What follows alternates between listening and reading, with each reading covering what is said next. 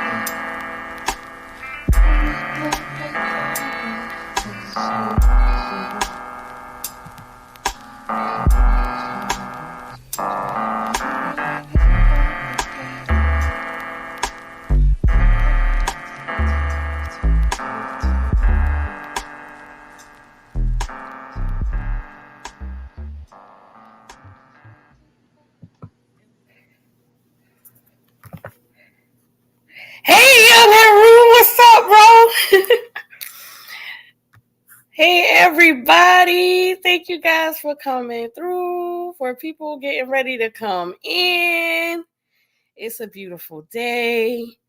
Well, of course, you already know a lot of the topics that I have been speaking on with the situation going on with Brother Kevin. Not only that, but it's kind of hard to get people to kind of see what's going on if they already have the understanding of certain rumors and things like that. So clearing his name to me can help to or elaborating on some of the things that were said about him beforehand, I think could help get everybody an opportunity to see things from a different perspective, and you know and see why his name should be cleared, why things need to be changed. So today I want to go over a video with Brother Aboriginal Power and Brother Chief Cali.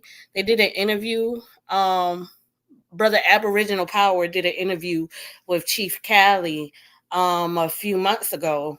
And I want to give a review. Shout out to Aboriginal Power. You guys, he has a platform and he speaks about a lot of topics. They have discussions and debates. And if you haven't checked this channel out, everybody, please go check him out. Check the brother out. He got some good content. Shout out to Aboriginal Power. Hey, yes, thanks. I am gonna go ahead and do a review of the interview that he had with Chief Cali, and just give my perception on it, observation on it, and if anybody have any questions or anything like that, feel free to ask, and we'll go from there. Okay, let me go ahead and get ready to share my screen.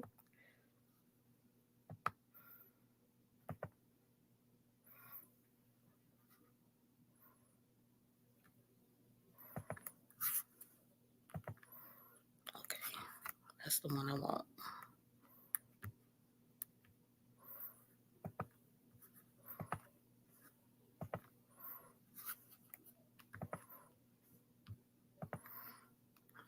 All right, and we're gonna go ahead and play. He dropped off. Let's see if we can get him to come back on. Uh-oh.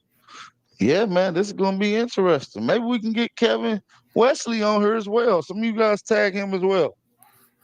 Let's hash this thing out once and for all. Leave it where it's at. With the hood journalist, man. Your brother, you watching BAP News, man, the Wake and Bake Show.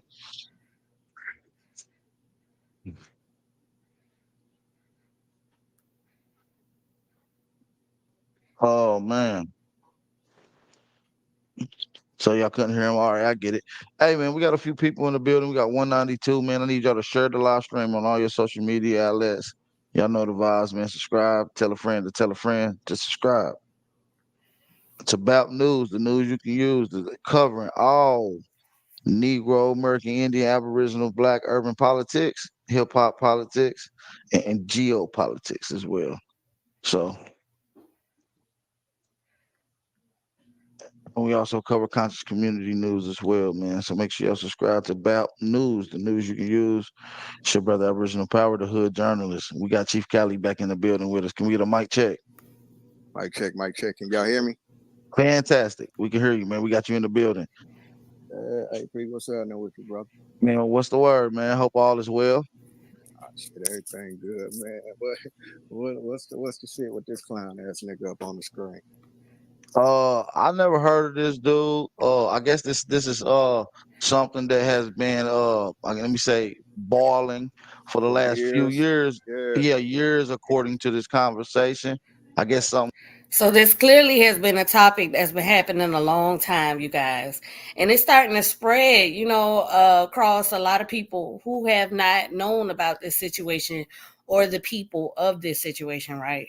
So it's becoming, when you place things on the internet, these things, they don't necessarily disappear, but new people come around and they find interest in it, right? So Something got brought up in a recent year or this year or so, Right. in this about this particular thing, and so we bringing it. If somebody's been bringing it to my attention a couple times, and I thought I'd address some of these things today, and maybe we can get to the bottom of what's going on. So I've heard quite a bit from both sides. I would like to hear more from you, because this guy got a 4-hour live stream. He's pretty Yeah, 4 lengthy. hours, nigga. 4 hours, nigga.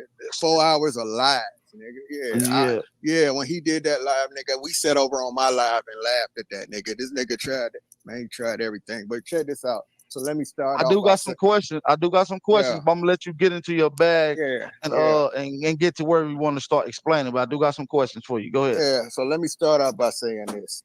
I ain't even tripping off these lame ass niggas in the chat. You feel what I'm saying? I know half these niggas don't like me no way. Yeah, They ain't never you gotta, liked you me. gotta, you gotta not watch the chat. The chat is brutal, Yeah, and yeah, yeah, yeah, some yeah. of them. I ain't even tripping on them niggas. They gonna say what they gonna say regardless, nigga. Niggas won't smut on my name so bad, nigga. Like from my own experience, the chat can be brutal, y'all. The chat is most definitely gonna give their opinions. Shout out to the subscribers for everybody's platform. That's what's up. I ain't even tripping on them niggas, so their opinion don't matter. But what you want to know, brother? Like, this shit been going on for fucking 4 years, nigga. This So, all nigga, right, he can't shake this shit. it's a lot to talk about, man. So Brother Haru, this is Aboriginal Power. He did a interview 4 months ago on Chief Cali, and Chief Cali is the guy that I did a review on some of his statements and claims towards Kevin yesterday, and basically, this is he's where a lot of the rumors came from about the mushroom ceremony, about Kevin possibly giving him fruit in a gay way, and talking about and then just recently, a few months ago, he brought up a situation where he made claims that Kevin was grooming a little girl, and basically stating that Kevin, I guess, was tickling or playing around a girl that made everybody feel weird or awkward. But shout out to Chief Cali, because he just gave an update and stated that he never said that Kevin Wesley was a molester or anything like that. I can accept that as a retract of his statement if anybody else wants to. So yes, that's what's happening. So let's just get a few basic things clear before we move on, because I've heard some things on both sides, and let's see if we can come to some basics with what's going on. You was invited. Hey, hold on. Did you get the video of that nigga waving the white flag on me, nigga? No, I ain't get that. You're gonna have to send I that sent to it. me I sent in you the the thing. video. And Like, this nigga, he won't be off his nigga. Like, that nigga waving the motherfucking white flag, nigga. He don't want me on. Yeah, I brought everybody out. Everybody came out. we're here to talk about it today. So, uh, Yeah, he what you want opened to this know? up. All right, let's start at the beginning. Can we start kind of at some beginning basis before all the issue between you guys? You guys actually had a good rapport, Right. correct? Yeah, man. Like, I really respected that nigga, right? Just on the level of, I was just coming into my awakening. I was really questioning religion at this time. And if y'all remember, this is during the time when that. Yes, he rule. He Chief Cali has been he over the years he has said a lot of different things towards Kevin about this mushroom ceremony night. Um to me, sometimes I feel like when it's being acknowledged or stated, there's a there's contradiction and retractment in the statements. You get what I'm saying? But we got to realize, with this experience, it has taken an effect, and I think that me personally, I feel like there's a lack of accountability of what the damage is caused. And not only that, but when moments of him being upset, or if somebody brings it up, he'll say things like, yeah, like hyping it, but if it wasn't sexual assault, then why was it, you're grooming? And if he's not gay, if you're saying that they never did anything gay around you, then why is it all of these taunts with gay jokes and gay names? You know, I haven't got to the scamming subject quite yet, but I'm definitely gonna take a dig in it. Hey sis, thank you for coming through. I know that we supposed to do some content together, and I trust me, I definitely got it in the making. I went ahead and did this, just so we can get some more, we can get the ball to continue to roll a little bit, just so we can get more clarity on everything. And that's what I'm doing this for. But if these statements aren't true, then why do we have different videos and different things insinuating something that he said he never said, right? So, let's continue on. When that nigga was just like, he was real viral everywhere because he had made the video in his car talking about the Bible wasn't real and all this shit. So he was real viral at this moment. You feel what I'm saying? So yeah, that was the start of me and that nigga. Like, even me and my dad had a talk with the nigga. Like, you know what I'm saying? Like, me and the nigga just became cool. So y'all had I'm a common y'all had common understanding, uh uh both being from Atlanta and both having certain views towards the Bible, correct? yeah. I mean, and the thing was this. I mean, the nigga, I give it to him. The nigga's a beast when it comes to dealing with that Bible and shit like that. And that's where I was at the time. I had my dad. My dad's a bishop. My mom's an elder. You feel what I'm saying? So they be on their Bible shit. And my thing was going up against my dad. You feel what I'm saying? And I mean, the nigga, he helped me in that situation. He schooled me to a lot of shit. So that's Right. where we And I started out at. and I even played a video earlier for those that didn't see of you and Kevin Wesley on a live stream building talking Yeah, about the Bible and this particular topic. It was how homosexuality or something right. like that. And so we're gonna Yeah, get to that part of the conversation later on, how that plays a part into this whole ordeal. Now, fast forward a little bit. Uh, Obviously you don't got acquainted, y'all good, y'all got a good rapport.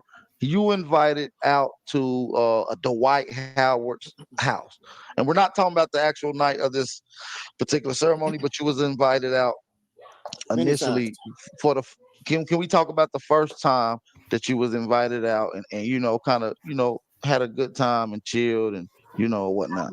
Yeah. So Dwight Kev was like the mutual friend between me and Dwight. You feel what I'm saying? Like that was Dwight's nigga. Like I remember when the nigga told me he had met Dwight and all this shit. You know what I'm saying? Like, yeah, that's cool, my nigga. Like, all right. Nigga flew him out. She was a whole lot of shit with that shit too, though. That now that I look back on shit, you know what I'm saying? Um, but yeah, man, it's a whole lot now that's coming out, man, about that nigga and the basketball player nigga and all this shit. Now that I see now, like, this is what that was with y'all, nigga. um, yeah, so that was our, that was our little relationship at that point. You know what I'm saying? We was cool as fuck. Like I really So respected how that. was Dwight Howard? Was he a cool dude? Did he ever put off any strange things at this first contact? And what did you mean when you said somebody got flew out? What can you explain that part a little bit? I love the fact that Aboriginal Power, when he asked the questions and things like that in the interview, he didn't give any favoritism. He wanted to get details. He wanted to get clarity. Shout out to this brother. He asked honest questions that one would probably want to know, right? So when he told me so I guess he said Dwight Howard had hit him. I'm gonna say the basketball player. I don't even be wanting to say that nigga name because I don't know what these niggas be on legally and shit. But so the basketball player, he had hit me up and was like, "Yo, man, guess who hit me up? The basketball player." Woo woo woo. Now at this time, the nigga was he had a bad ass toothache. He had a bad ass toothache at this time. So the nigga had hit me and was like, "Man, me and the dude been talking and shit, and he said he gonna, he got his own personal dentist and shit, you know what I'm saying? And he'll bring me out, so I can see his dentist and shit." So I guess, Dwight was supposed to, the basketball player, he was supposed to have been like this real Christian-y nigga in the league, you know what I'm saying? So who had a toothache? My bad. Who had a toothache at this point? The rapping genie nigga, Tootie. The nigga on the Tootie. screen. Yeah, Okay. Mr. Wesley. All right. He had a toothache. All right. And yeah, so he telling me this over the phone. Like he okay, telling cool. me this, like, yo, I met this nigga. Well, I guess they had talked a few times and the nigga told him he had his own personal dentist and he could bring him out, So basically what he was telling me was the nigga was intrigued by him because of the whole religion thing.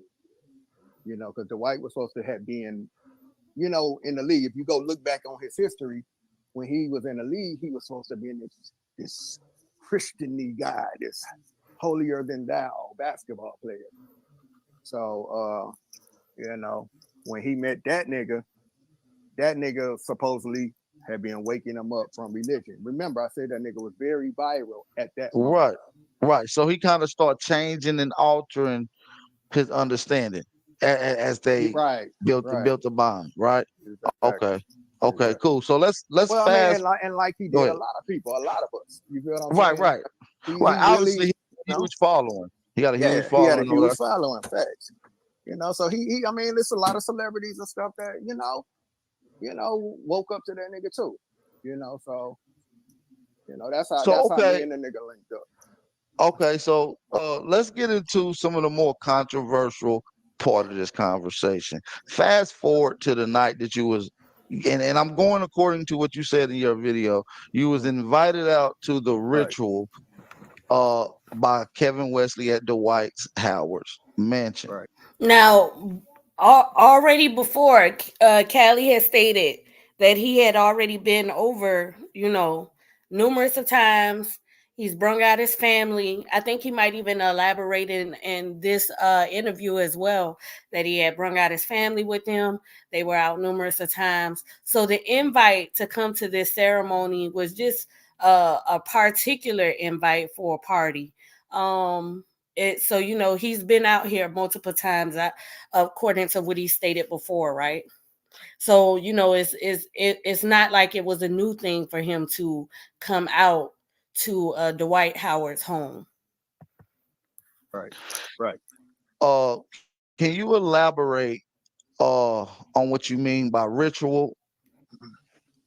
Yeah, so Oh, not ritual, excuse me. Ceremony. ceremony, Excuse me. yeah, yeah, Ceremony. ceremony. Yeah, so here's the thing, that wasn't my first time out there at the White House. You feel me? That wasn't my first time out there. My family, like our families was going out there a lot. Our kids was playing with each other and going out. So Hey, brother Divinely, thank you for coming through. I really appreciate it. All the love, you guys. Thank y'all for coming through.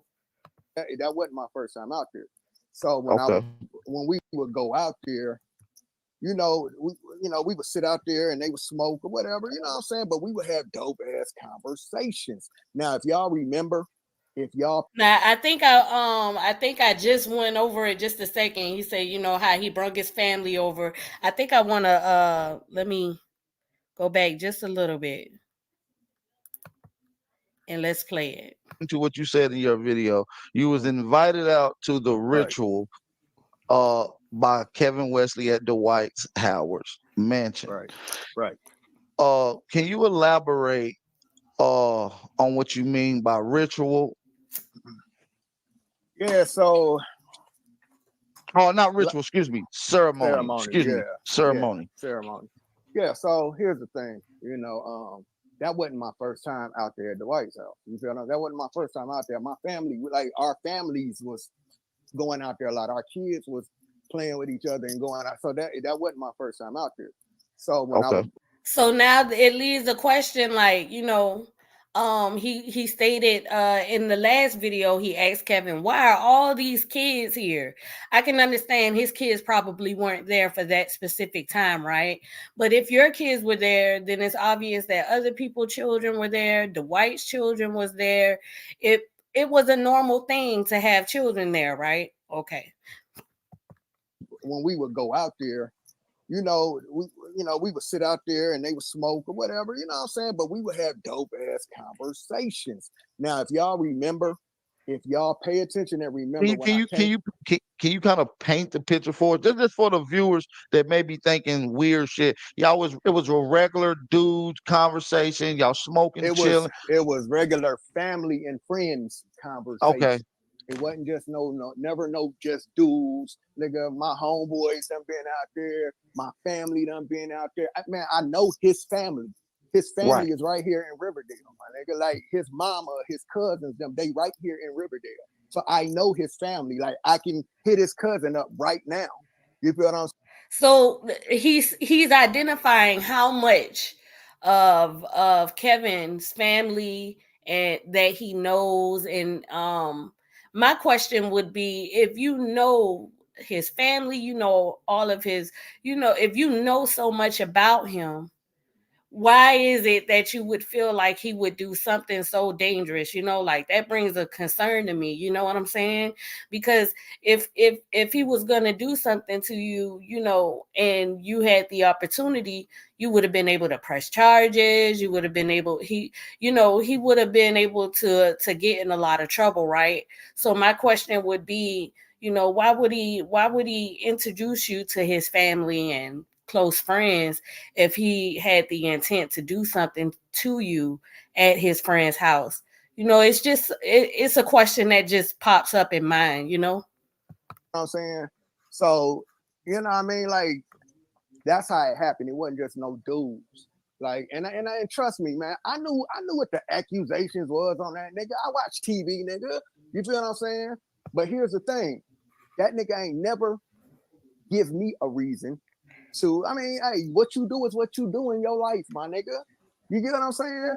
Like, even like I told that nigga Kev, like, nigga, if that's some shit you was on, bro, that's your life, my nigga. That ain't mine. Just as long as you don't ever cross my line with that shit, nigga, I wouldn't stop being your friend, my nigga. You know what I'm saying? I You wouldn't stop you being, you told the brother Kevin this? yeah. Like, but no, what I'm telling him is I'm telling him this about even Dwight. You feel what I'm saying? Okay. I seen TV. I seen the tranny act, all that. You feel what I'm saying? But this your homeboy, right? This your homeboy. You my homeboy.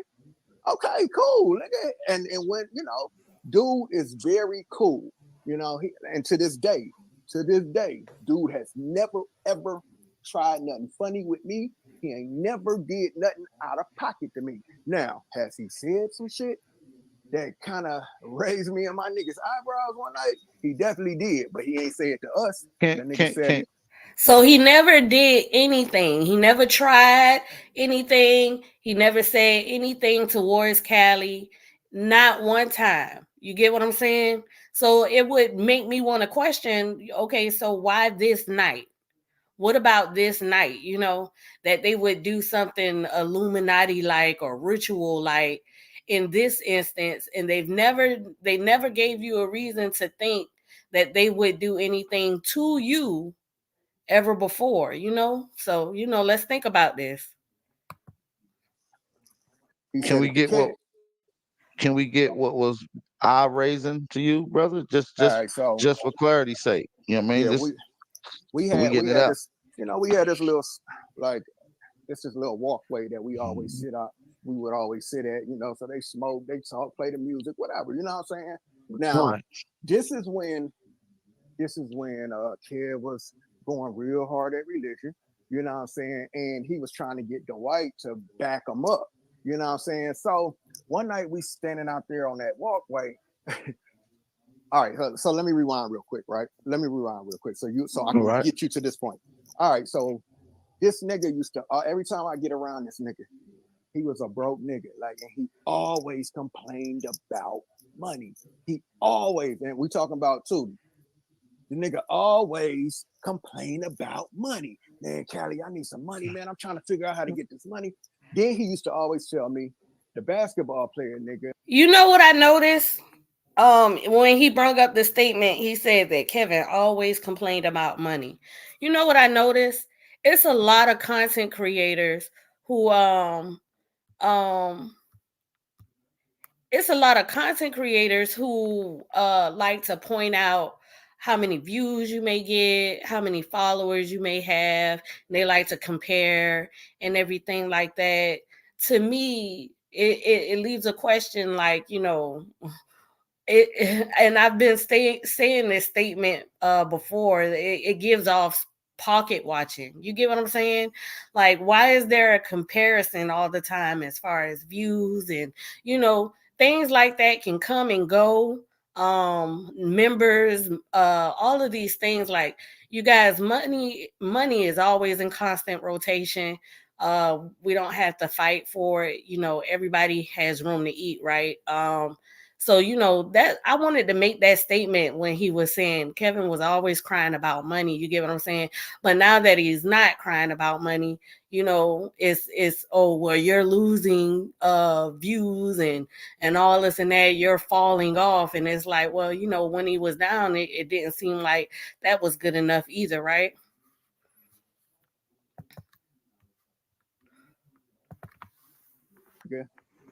Kept telling him he got this life-changing money.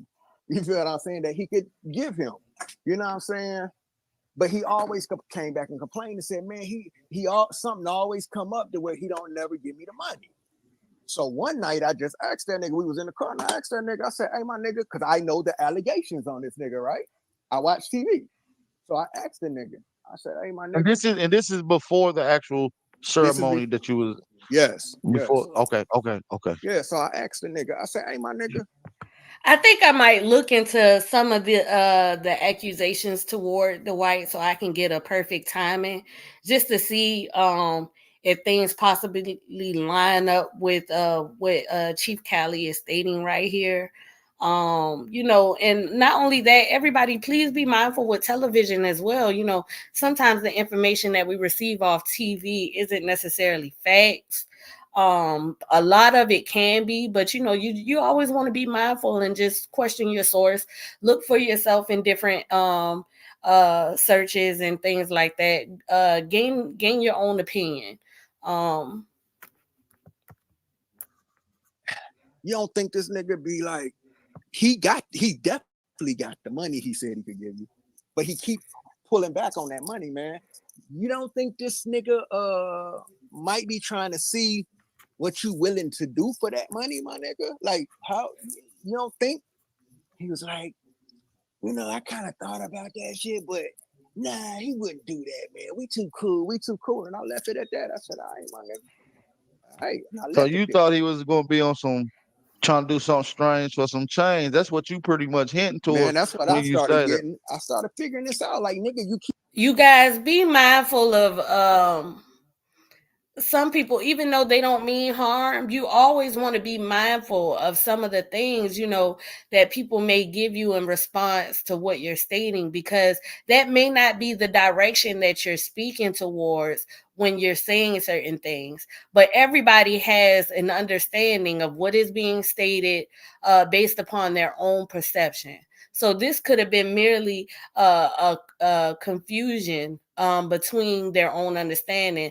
I don't know how much of that statement is true as far as Kevin making these statements towards Cali about Dwight, but according to Chief Cali, these statements were made, and the first thing that Chief Cali could think of was basically, he's trying to dangle it over your head. He's trying to see what you would do for it. You know what I'm saying? But here's the reality.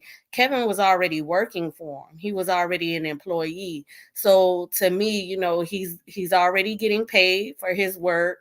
So my observation is I can doubt that this conversation was really made, and especially about the topic about Dwight giving him certain things. I'm not sure, but even if it was the topic of discussion, I don't think that Dwight was dingling anything over Kevin's head. I think that Callie coming over to the house, and you're basically seeing that Kevin is there. He has a place to stay, he has a job. So, I don't think nothing was being dingled over his head. I think that he was obviously getting the benefits for, his efforts, and that's just how I feel. you keep telling me how this nigga's supposed to give you this money, but he don't never come through with the money. You come back complaining like something came up. So I started thinking. I said, man, I kind of think that nigga dangling that money over your fucking head. And I asked the nigga, but I wasn't trying to put no accusations on my nigga. You know what I'm saying? So I say, you don't think that might be what he trying to do? And the nigga was like, I thought about that, but nah, I don't think he would do nothing like that. I said, all right, and I left it there. All right, fast forward, right? Now we on the back smoking this day, right? And we all chilling. All our family, all of us just sitting there. Now here's the thing. Now my homeboy. Okay, now he's admitted so many times in this interview already that they have done drugs together, clearly, right? Smoking, when somebody's saying smoking, they're clearly referencing to marijuana. So he's already stated that they have done drugs at the White's house already before. It's not anything new. It's something that he is used to. Now, he did acknowledge that when he took mushrooms, that was his first time. That was his first time taking mushrooms. So, my observation on this is that was your first kind of high off of a mushroom. It wasn't an experience that you were quite used to. And basically it was a bad trip. And this is where everything is stemming from, because you probably should have just stuck to the marijuana. From Cleveland, he out there with us too this night. You feel what I'm saying? And they got the music playing and shit. And then Kev said some shit like it was something about his. Young Heru says, if so, why Kevin speak on it and expose Howard Strange? He probably did speak on Howard. I'm not quite sure of it though. I try not to use the information that Kevin speaks on. I want to be able to, just show the inconsistencies of Chief Cali's words of himself. Just giving off my observation without taking a look at what Kevin might have stated, you know, it to me a lot of things wouldn't necessarily make sense as far as Kevin being employed, Kevin residing in one of the apartments there on Dwight's property. It's just my opinion, but we definitely could take a further look as well, just to just so we can see everything see everything all put together, right? It was something about religion, and he was trying to do a rap album and all of this shit, right? So the nigga he said something to Dwight about some religion shit. This nigga, the basketball player, said to that nigga, I'll never forget this shit. He leaned over, put his hands on his knees, and that nigga said, well, sometimes you got to give a little bit to get a little bit. So we heard this, like, I heard the shit, right? Your homies heard this shit, right? My nigga heard this shit too. And Tootie's girl at the time heard this shit too, right? But nobody said nothing. Like nobody said anything, right? So the next morning, your homie didn't say nothing? No. None of us said nothing. We just kept playing the music and got back into conversation. Anyway, so now the statement, sometimes you got to give a little to get a little. It doesn't have to be a derogatory format. It's all about your mind state and how you receive it. That statement it's been said plenty of times in different scenarios. So it's clear that he's insinuating something here, or he's just stating how he perceived it in his experience, right? Which was in a sexual format, or that's where he's drawing his conclusion of everything, that it was in a sexual format. Next day, I asked my nigga, I said, hey, my nigga, did you hear when that nigga said? He said, hell yeah, I heard that shit.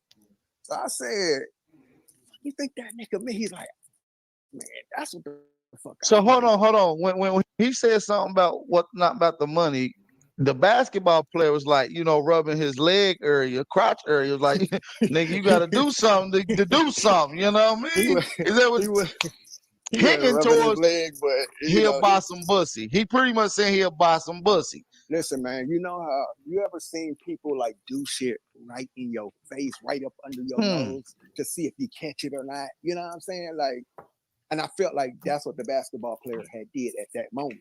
Like, he put some shit on the table right in front of our face. Because this is what I was telling my nigga from Cleveland, right? I said, see, nigga, like, when we come around, my nigga, he don't act like they say he do on TV. Like, he don't act like none of that.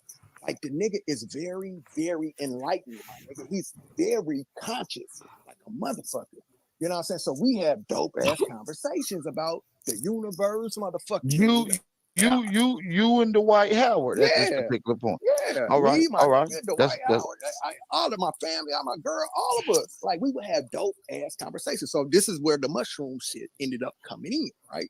All right. So now let's get back to that. So you're invited out to the ceremony. Now you done heard some slick shit at this particular point leading up to her.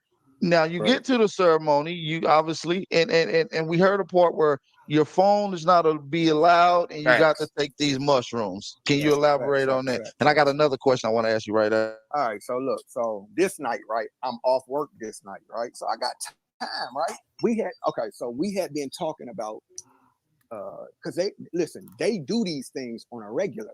You know what I'm saying? This was my first time, right? And I wanted to try it. Now, let me tell you why I wanted to try it. Because at this point in time, I was watching how they talk about how it psychologically helps people with ADHD and mental health, people in other. Right, Heru. Like, what part of the conversation that made him feel like it was gay? He slanted over.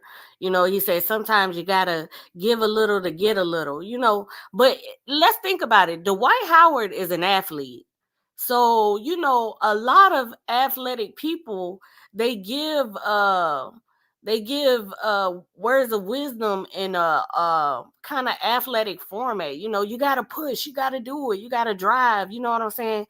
Not to take away from anything, but it's to me, it could have meant anything. It didn't have to be anything sexual. You know what I'm saying? But the insinuating that it was something sexual, it leads me to question, where is your mindset, or, what are you trying to get us to have a vibe on as far as this topic?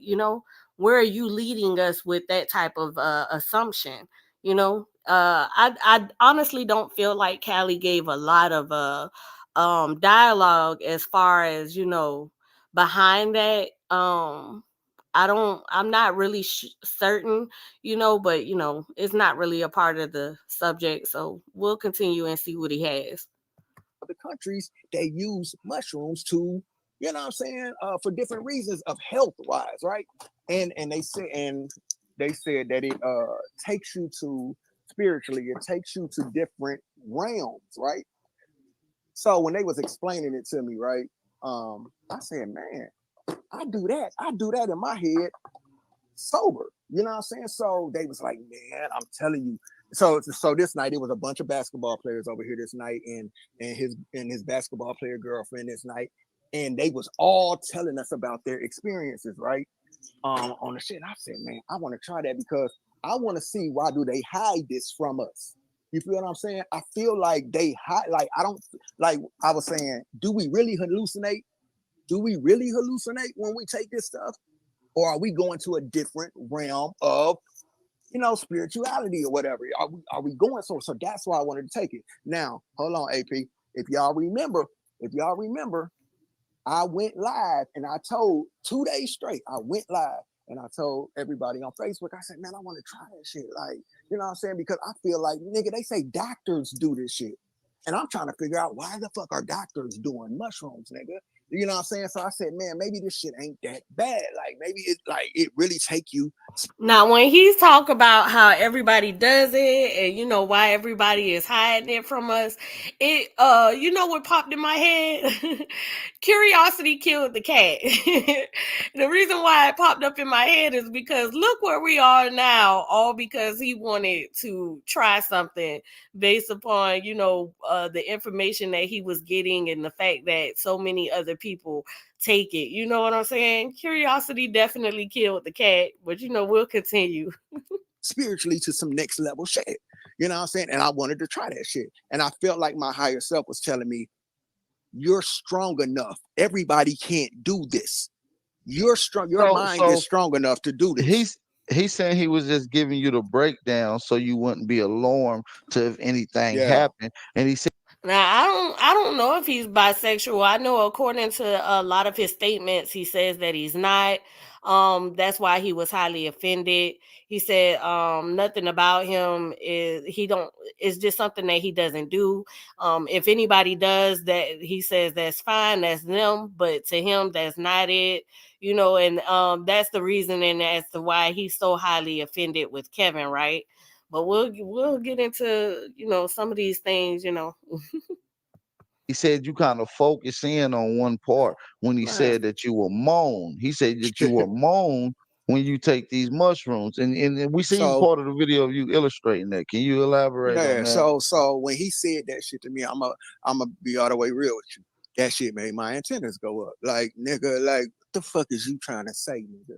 Like, talking about something. He said some shit like, yeah, sometimes, you know what I'm saying, when you take it, it'll put you in a state of mind to where you might end up doing some shit you wouldn't normally do and shit. I'm sitting there like, the fuck do that mean? He said, no, I'm just saying it's just like, you just go with the flow of whatever. And I said, yeah, whatever, nigga. Like, and I left it at that. But that shit did raise my antennas. Like, what this nigga talk about? Because I know where I'm at, nigga. I know. Well, see, that's the thing. It could have meant anything.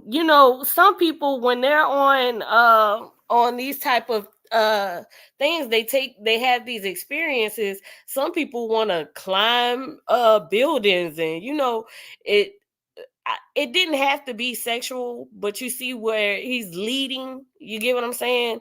And it could have been just his mind state. But me, honestly, I feel like we have to be cautious of those things. And I think that him mentioning things before, Kevin obviously has had this experience with taking mushrooms before, so he's giving you an understanding so that you can be prepared. You don't have to necessarily grow any assumptions of what he's saying, and you don't even have to make it in a derogatory format. Take it for the advice that he's giving before you take the shrooms, right? Anybody would want to know what these things can do to you before you take them, right? To me, somebody saying, you just go with the flow. It doesn't necessarily mean you accept, some gay stuff. You know what I'm saying? He basically just like, take it easy. You're going to have this experience. It's probably going to make you feel a certain type of ways. If you moan, of course, a moan is due to a response of what is happening within one's body. You get what I'm saying? So, that's I feel like he received it in a manner of where his mind state was at, and that's why we're having this problem. Know what basketball player house I'm at, nigga. So this was my thing, AP. I never went into this thing for entertainment. Unaware. Okay. Yeah, unaware and that's another thing. If you already felt some type of way about, the things that were leading up to this event, you get what I'm saying? You could have just said, no, I'm not going to participate.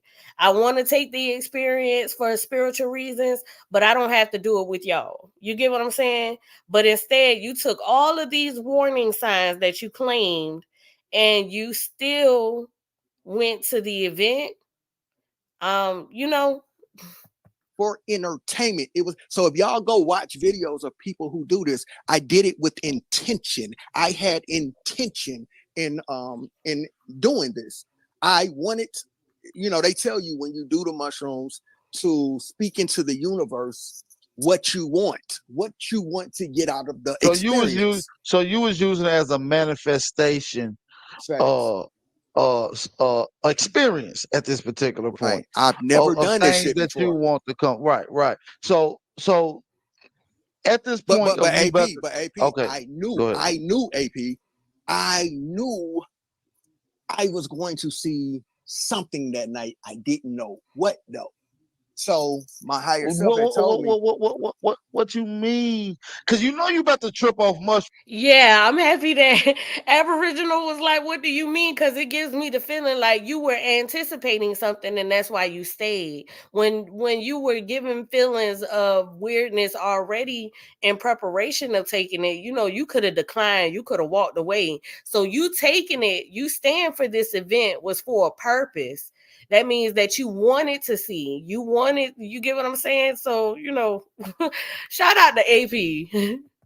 Mushroom, so you're going to see strange things. What do you mean about you knew you was going to see some things? Can you please elaborate on that? I spiritually had talked to my higher self, nigga, and my higher self said, I got to show you something, and you're going to see something. But my higher self told me, no matter what you see, ride the trip to the end. That's what I was told. No matter what you see, ride it to the end. You know what I'm saying? And that's exactly what I did. You feel what I'm saying? So I spoke into the universe. I took my mushrooms and I spoke into the universe. Before you get there, your cell phone is put away at this point. I just want to make sure we're clear here. Right. So you have to put away your cell phones. moments leading up to this event, they gave you uncomfortable moments where they were suggesting certain things that you would encounter if you take this mushroom. Dwight gave you an uncomfortable moment that you questioned when he says you got to give a little to get a little. All of these things leading up to the ceremony that was raising your eyebrows, but you still wanted to do it or participate because you knew you were going to see something, or you were intrigued or infatuated with the wonders in your own mind, that you felt like you were going to be able to see something that you never saw before, and it was going to give you some spiritual enlightenment. Yeah, okay. We'll continue. Yeah. So there's two parts. There's another part to the house, which was Tootie's area of the mansion, right? He had his own little like complex, right? So That's not true. He did not have his own little complex. And even months this interview was 4 months ago, right? Less than a couple of months after this, she stated how Royce Reed even had an apartment next to Kevin's. So trying to make it seem like Kevin had his own area, his own wing, or however you want to, display it, that's incorrect information. It's not factual whatsoever. nigga had his own whole little So let me complex so and let me everything. so let me ask you this. Describe the scene at the party. I know you're taking your All mushrooms. right. They haven't kicked in yet. You're just now trying to catch a vibe to make sure you're in a good vibration. Who's there? Is it just All mostly right. dudes? Is it All right. women? What is going Now, on? Is there any so why all right. on the street there's no women there? Can we get that Nah, insight, there please? was there Talk was definitely women there. So here's the thing: we started over in Tootie's side of the whatchamacallit because he said the basketball player didn't want us coming over in the main part until um we took ours, because this was the reason. He wanted everybody to be in the same, state of mind. You feel what I'm saying? Because they say, some people will look at people funny and stuff, because we might come over there and they might be tripping and shit. You feel what I'm saying? So I said, all right, I get that. But he said, no phones over there. Now, here's the crazy part, though. Normally, see, this is what I'm saying. I had been over there enough times that this time he ain't even, well, shit, I think I only signed them NDAs one time. I think that was our first time coming over there. After that shit, we kept coming over there. Like my family was over there so much. Like with that nigga, like nigga. Hold on. So you had to sign non-disclosures? When we first started coming over there, then we got cool. Like we Okay. was the mutual friend. So So he had built a bond. He had trusted you yeah, to somewhat. yeah, He know that you're not going to do no uh uh right. clout chasing ass shit. Let's just say. Right. So he didn't So he didn't he wasn't making us sign the shit no more. We ain't have to give up our phones or nothing no more. We would just come over. so you was good. So you didn't have Him to and give my up your girl phone was at this. cool. Yeah, all of that. You So feel you what didn't I'm have to give saying? up your phone at this ceremony, right? Nah, okay, so that was It's so crazy that he says that everybody was cool, but he's mad at Kevin, but this was all at the White's house. I'm not I'm not trying to say anything towards the White, but I am saying, it's the White's home. Nobody's in control of what goes on in the White's home except for Dwight. So why are you mad at Kevin for Dwight having a shroom ceremony, which he invited you to, but it wasn't his ceremony? Why are you upset that children were involved? If it's Dwight's home, why are you upset at Kevin? Kevin, when you go to somebody's house, you can't be mad at their neighbor for what's going on in that person's house. You know what I'm saying? And not only that, but all of these things that are leading up before you take this mushroom that was raising your eyebrow, that you're speaking of right now, you didn't have enough self-accountability to say, no, I don't think I want to participate. You didn't have that moment. You didn't think about that. But curiosity killed the cat, because you wanted to know what you knew something was going to happen and you wanted to see it. That was your understanding as to why you bypassed all of these so-called red flags moments. Okay. Was the rule. They said nobody is to have their phones at the ceremony. And I said, okay, I get it. I get it. You know, I can understand, right? Because he said the basketball player don't want nobody to possibly film somebody in an altered state of mind, and that type of thing. So I got it. So I left my phone in my bag. I left my phone in my bag over in Tootie's side of the mansion. Okay, his apartment. His little apartment, shit right? over there. Yeah. So I came over to the main part. So let me tell you this. So we took our mushrooms. It was me, Tootie, and some chick. We took ours over on Tootie's side before we came over. So I guess the basketball player had text Tootie and said, "Yeah, y'all can come over now." So at this point in time, it was about 15 minutes, and I started feeling that shit like kicking in. I could start feeling the difference in me and shit, right? So let me ask you this: Did you hit different? Did you moan on the mushrooms like you said? No. So here's the thing: me and the chick was tripping off of that. We was tripping off of that. I can predict that if he did, he probably wouldn't mention it, especially if they say, you can have stomach aches or it could give you moments of uncomfort. Discomfort, you can, or even if you have like a sexual urge, you might, you get what I'm saying? So, if he did, he probably won't admit it.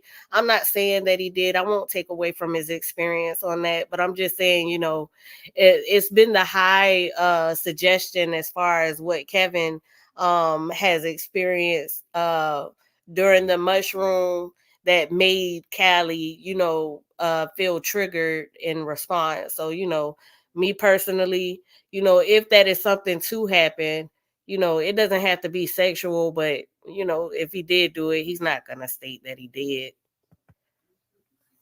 Because this is our first time, right? And we never did none of that shit. But these niggas was doing that shit. That shit was weird. Okay, so there was a whole bunch of people there. Okay, so when he brought us over to the main part, right? We coming down the walkway. We leaving Tootie's side.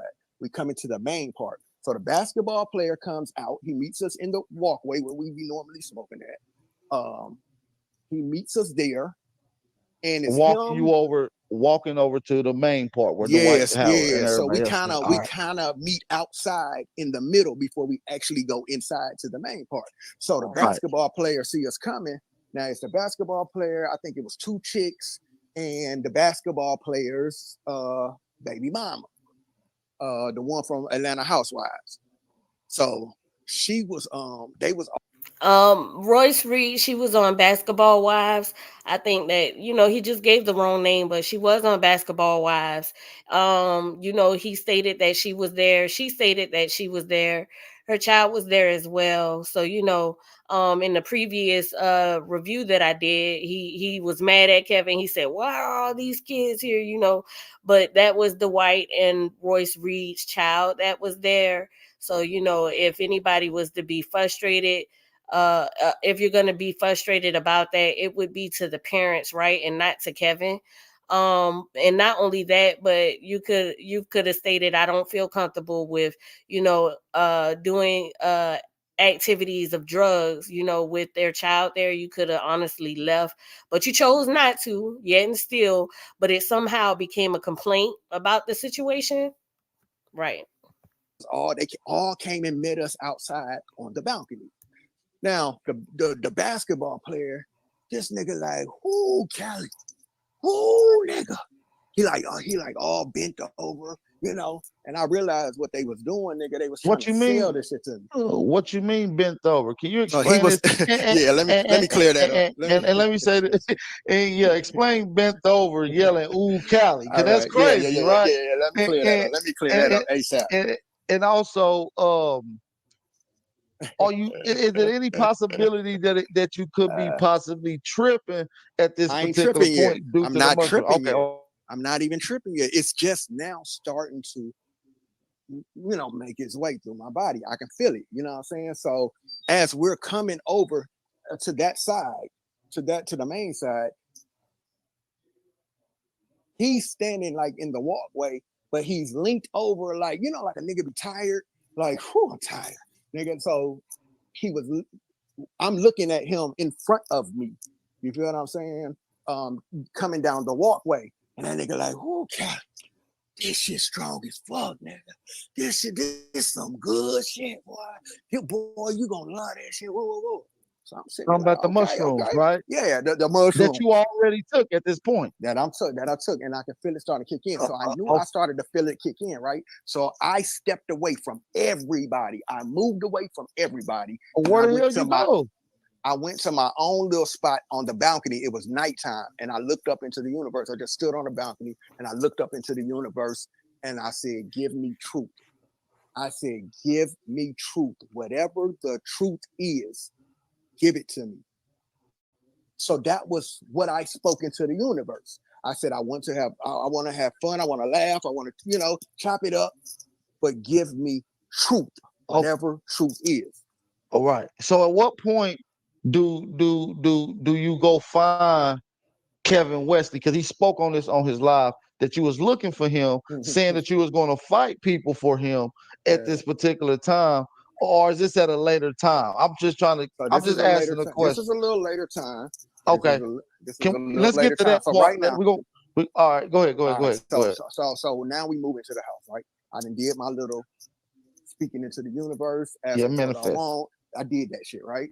So now we go into the house. Now we all in, we all sitting at the table. Now it's a whole nother group of people in that bitch. So where I sit at the table. Hey, Phoenix Rising, thank you for coming through.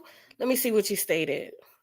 I can't. It says anyone using the N-word as often as he does. Yeah. he uses it quite often, right? It's like every other word. And I noticed that in a lot of his videos. It's like every other word. I never thought about it in that manner. I think I might look into that. You might be on to something. Table is me, the girl, and it's like two other girls sitting at the table with us, and some nigga from New York or some shit, tattoo nigga. He's sitting at the table. Now I'm gonna be counting every time he say it. Table with us. The basketball. What you mean? Tattooed on his face or tattooed on his arms? Everywhere. I think he was a tattoo dude or some shit. But okay. He was sitting on the other side of the table. So we all just sitting at the table. Now, across the basketball player got like two living rooms. One of the living rooms is like a snake room full of snakes. Okay. So like real snakes, like real big reptiles? Big ass pythons and shit. He got like a whole living room full of these motherfuckers in glass containers. So it's a bunch of them in there. Now you can tell that they are geeked in there. Like these niggas is laughing, they clowning. So the basketball player, So the basketball player came by me. This is what that nigga said to me. That nigga said, Cali, he said, man, you tripping, nigga. He said, you holding back, nigga. You holding back. You trying to hold back. I said, nah, nigga, I just don't feel like y'all niggas feel. Not yet. Yeah, so me and the girl, because what did you get out of him coming up on you? While you're in your own chilling, you looking at he was just coming by the table, but he was talking to me. You at the table at this point? Okay, yeah, you at the table. Me and the girl, like this is our first time meeting, so we kind of just linked up and we chopping at the it table. up, yeah. right? This is our first time doing this shit, but we watching everybody else. You feel what I'm saying? And the basketball player, he coming by me. He's coming by the table. He like, Cali, I don't know, you tripping, nigga. This some good shit. You trying to hold back, nigga. You trying to hold back. He's like, hey, man, you better let that shit go, whatever. And me and the girl looking at each other like, nah, nigga, we just ain't where y'all niggas at. You know what I'm saying? And I never got there, nigga. Never. Type shit, Like right? never all night long. Never got to the point you niggas was claiming to be at. Now he claimed he never got to that point, but y'all please listen to some of his testimony as far as the story. You know, the deeper we go into the story, because I feel like he most definitely probably surpassed everyone in my own observation. You get what I'm saying? Based upon his own testimony, he felt like they were gonna attack Kevin. Kevin was missing for 2 hours. How would you know? You didn't even have a phone. Then he said they were trying to do some Illuminati ritual stuff to him. You know, all of these reasonings and everything like that. We'll get into it. He definitely is gonna highlight some things that will make you feel like, yeah, you might have been higher than high. But you was in the universe somewhere in the galaxy. You definitely wasn't on planet Earth. But that's just my opinion. Anyway, so it's a whole living room full of other motherfuckers, niggas and women in the living room. So they, they in there doing their own thing. Me and old girl sat at the table all night. Now my shit's starting to kick in though, right? Like I can really feel that shit kicking in. So I go in the bathroom, nigga. And this is where I had to deal with myself. Now, what I was trying to tell everybody was on this night, the mushroom trip was not a bad trip. Not dealing with myself. So that night I had to deal with two things. I dealt with myself on who I was, and I also dealt with them niggas. Okay, so these were Now this is the part that is kind of when you're having a high experience. You know, where does he get I don't know how he got to a point where he felt like he could divide the high. In one instance he's not that high, and then another instance he is high. And one instance it was spiritual, and then the other instance it was attacks. I think that if he, sit back and actually look and listen to what he was stating, he might be able to see that, you were high in both situations, and the whole time. Like, you got to combine it. But, these were two different moments of the night. So now you ask, so after I come out, all right, so I'm in the bathroom. This is where I see my face morph and shit, like, my face, like, my face talking to me like real reckless, like, what I'm saying? Like, Well, like, can you explain this? Because this sounds crazy, and I know yeah, you're in your trip right now, and it's kind of hard to yeah, explain to someone that's never tripped before that you're seeing your face talk shit to you. Can you explain this, please? X. So I'm sitting on the toilet, nigga, and I see the motherfucking walls fucking moving, like everything's moving, everything's coming alive in that bitch, in the bathroom. But So it's not coming alive. It's just a yeah, trip right now. it's just a trip. It's just a trip. Right. But you gotta remember, this is my first time doing this shit. I see shit moving, nigga. Shit's moving around, nigga. Anyway, so this is where I go to the sink and I stare in. he just admitted this is his first time doing it. So his experience in the bathroom with the mirror and him being on the toilet, he acknowledges this is his first time. So what he's seeing is new, but somehow it doesn't seem to connect that what he was perceiving as far as Kevin and everyone else is concerned. He doesn't see how, this is new. He's experiencing the same thing, just in a different form of scenario. I don't. We'll continue. There in the mirror, and I lift my head up and I look myself in the mirror, and like my face started morphing, like What you mean morphing? Can you please explain this? that This bitch is started crazy. spinning and shit. Like, it was my face, but that bitch started spinning and shit. And I was seeing like different types of my face. And one of them bitches was like a beast, nigga. Like, he was like a monster ass nigga. And that monster ass nigga was talking reckless as fuck to me. Like, you know what I'm saying? The motherfucker Can you kept give me a asking me. few things that he said? This beast that's manifesting in the reflection in the mirror. Yeah, the motherfucker said, "Who the fuck is Cali?" The motherfucker kept asking me that. Who the fuck are you, nigga? And I look at this motherfucker in his face. Now, remember, I told you I had already talked to my higher self, and my higher self told me I was fin to deal with something. But my higher self told me, you're strong enough. Your mind is strong enough to deal with it. So deal with it. You're gonna make it through. Deal with it. Okay. So I see this motherfucker, Now, and I now, tell this now motherfucker, let me ask you this. My bad. Go ahead and finish that, and I'm gonna ask you a question just so we can yeah. add clarity for some of the So other I stuff that we have. so I tell this motherfucker in the mirror, that nigga, I told this motherfucker in the mirror, I said, let's go, motherfucker. You know what I'm saying? So that motherfucker looked at me and started fucking laughing, nigga. That He motherfucker, didn't believe you. He that didn't nigga believe you. laughed at me. So that motherfucker in the mirror told me, he said, nigga, he said, what the fuck that nigga say? He said, you know I'll pull your bitch ass in here anytime I get ready to, nigga. You not ready to come in here, nigga.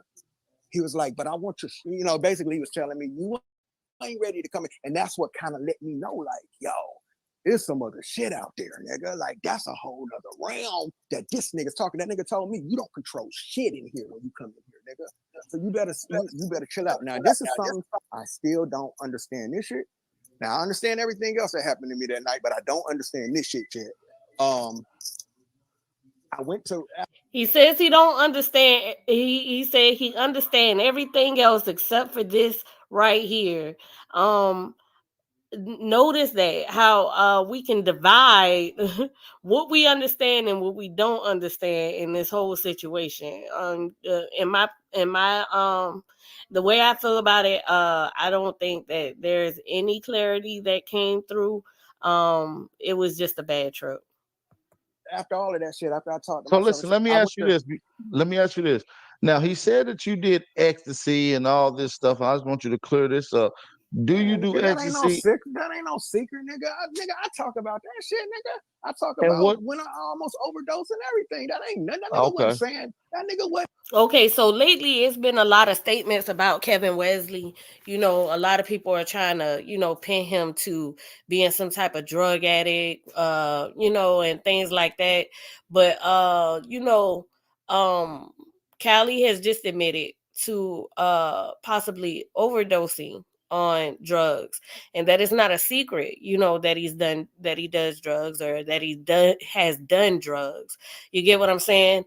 I want everybody to know that if you ever get to an extent where you're doing drugs and you have a possible overdose, that is a form of addiction problem.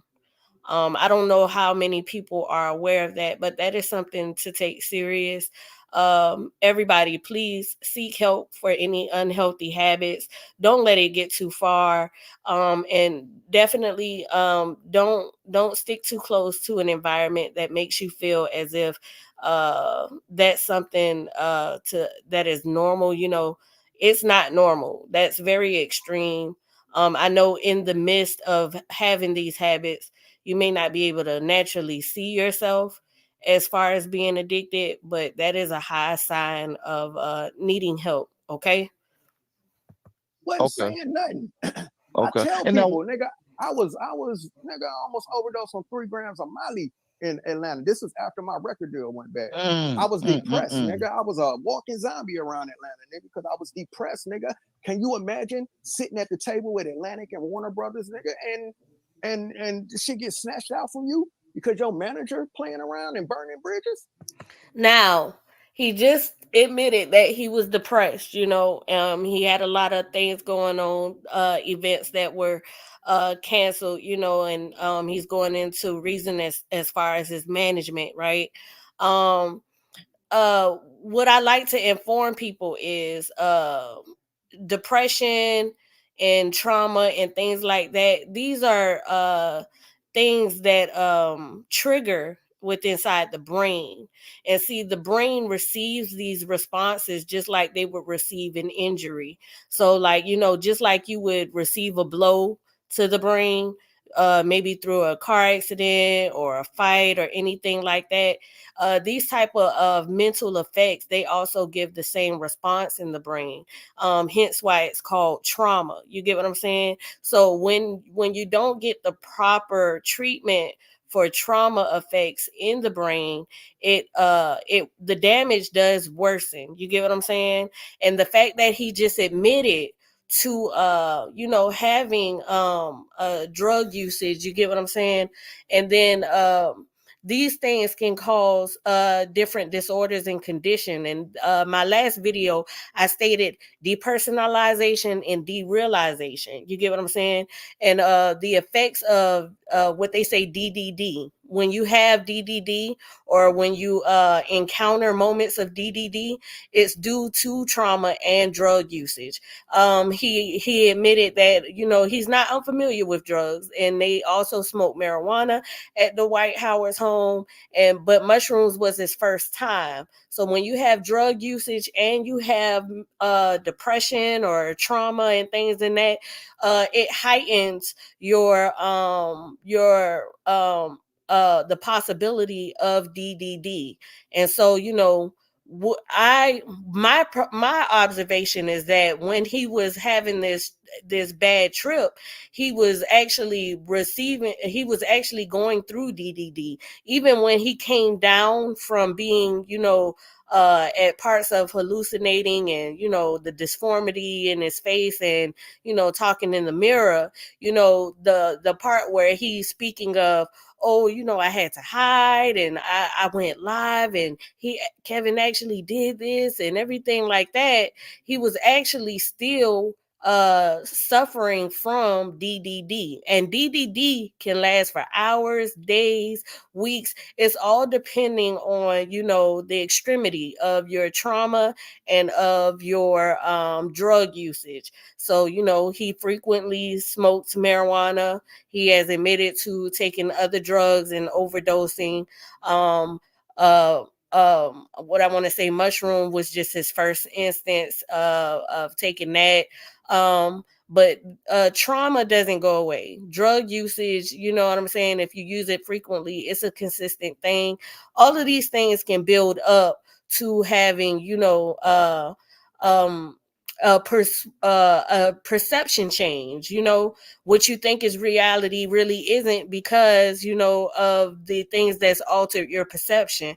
And that's why it's always important to stay aware of what you're doing and of yourself, so that if you have any moments that aren't natural to reality, you can seek help, or you can at the least be aware of what is going on with yourself, and not necessarily paint it off to be somebody else's problem when it's just yours.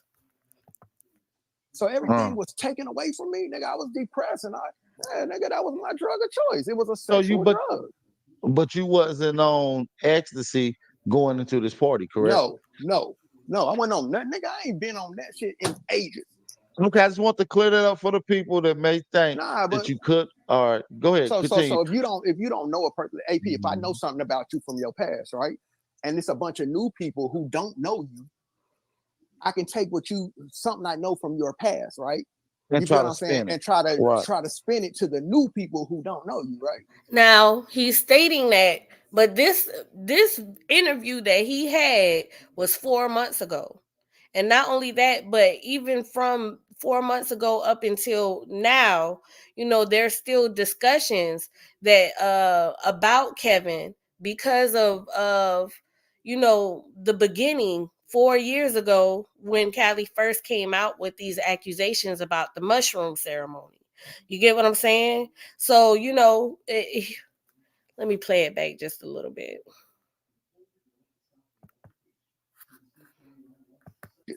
Okay, I just want to clear that up for the people that may think that you could. All right, go ahead. So continue.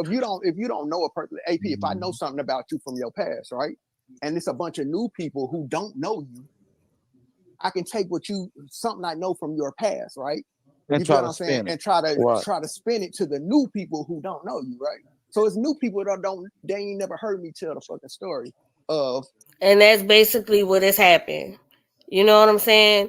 And a lot, and even though it is Cali's experience, right? Because a lot of people say you can't deny people of their experience, and that's why I like to be informative of certain things that people may not be aware of, within their own experience that they can start to see a little bit clearly, um, so that they can understand, the things that were stated are an effect to Kevin. You get what I'm saying? So when Kevin is trying to dispute, or if anybody is trying to dispute or rebuttal some of these things, showing inconsistencies or things like that, it's clearly because it's causing an effect on somebody else's life.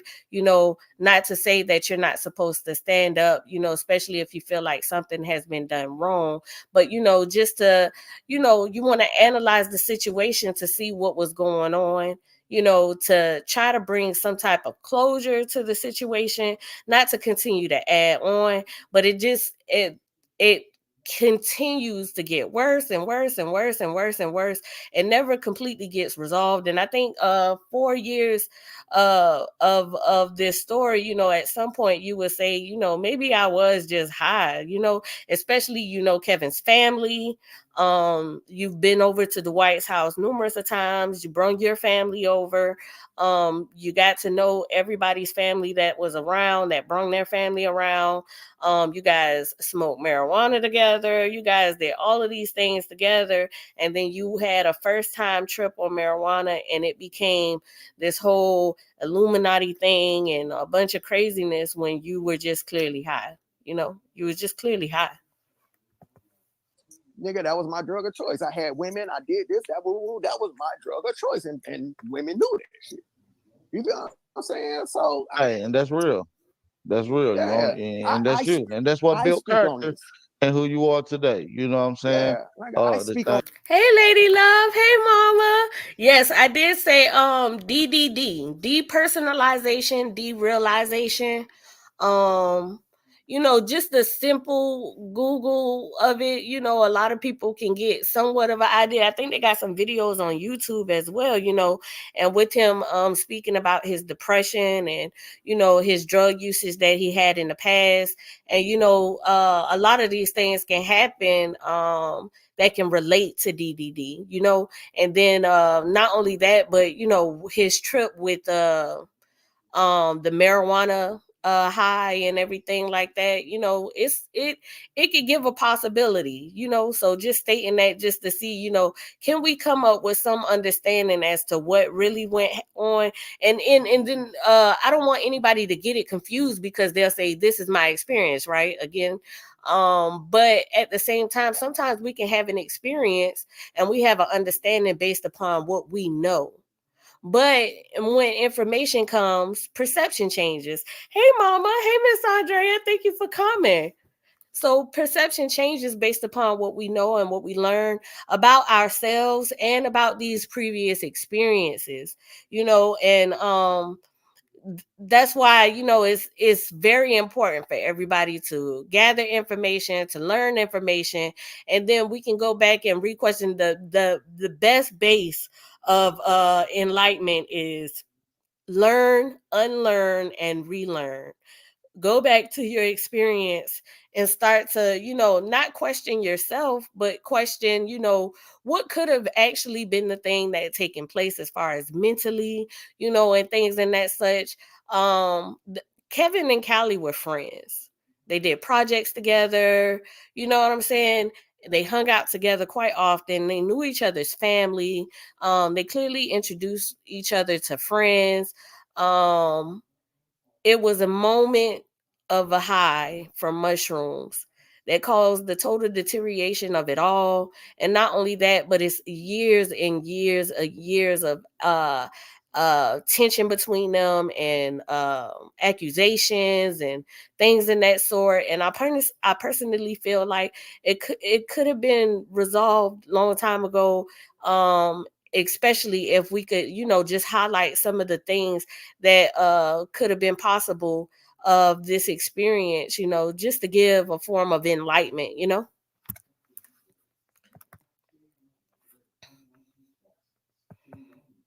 Speak on my own situation. Nothing that nigga said on that live, I hadn't already said, and everything else he fucking made up. The nigga, All right, so he made shit up. I never made nothing up on that nigga. okay, so let's get to the part where Were you looking for Kevin All Wesley right. outside the door, talking about you was fighting?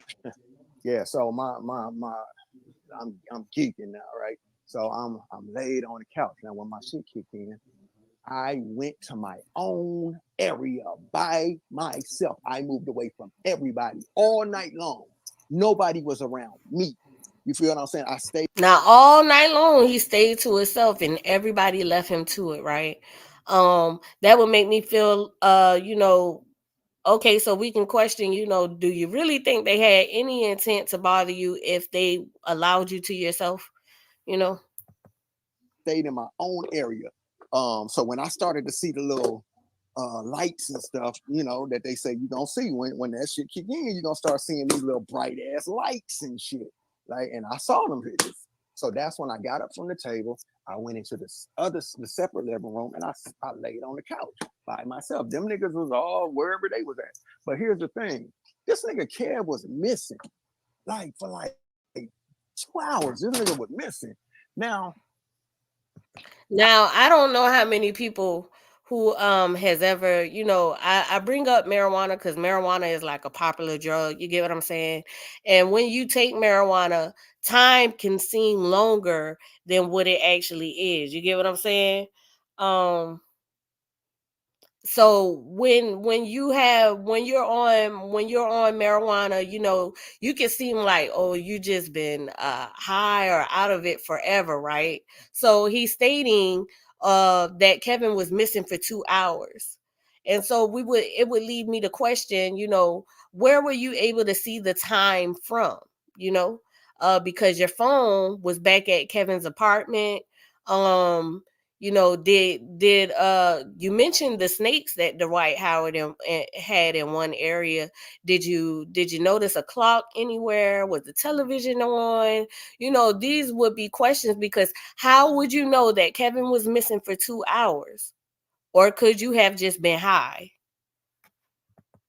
I had to shake up out of that shit, right? Because I said, shit, my homeboy missing this shit. And I'm in this strange ass house and my nigga ain't nowhere around. Now I started to think back and I remember this bitch had her phone. The bitch at the table had her You fucking phone. could you be tripping at this particular point? Do you think that it No, could be So now the female has her phone. So is that where you got the time from, where you continuing to ask her of the time? And that's probably what gave you the 2 hours, and not only that, but the whole thing was they were trying to get you.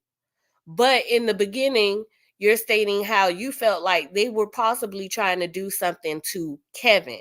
So this should even further let everybody know, you might have been high. You think they was trying to come for Kevin, but then Kevin pops up. So now all of a sudden it's reversed from Kevin to you, to where that now they're trying to do something to you.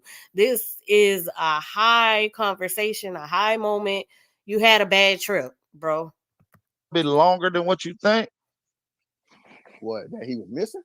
Yeah, the time. You said 2 hours. Maybe could have been No, shorter than no, what no, no, no, no, no. It was 2 hours. Listen, bro, this is what I was telling them motherfuckers. I'm not that fucking high. I'm geeking.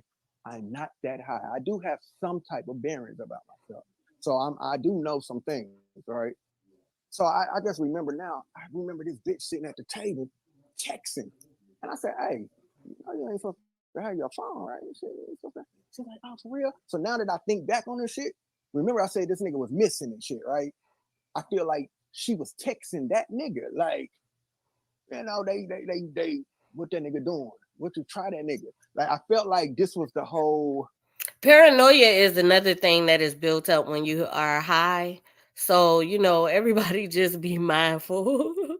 Paranoia is most definitely a thing. Lady Love says, absolutely, you might want to clarify which DDD you're referring to, because DDD could be misunderstood. Oh, that's right. Depersonalization and derealization. Yes, Lady Love.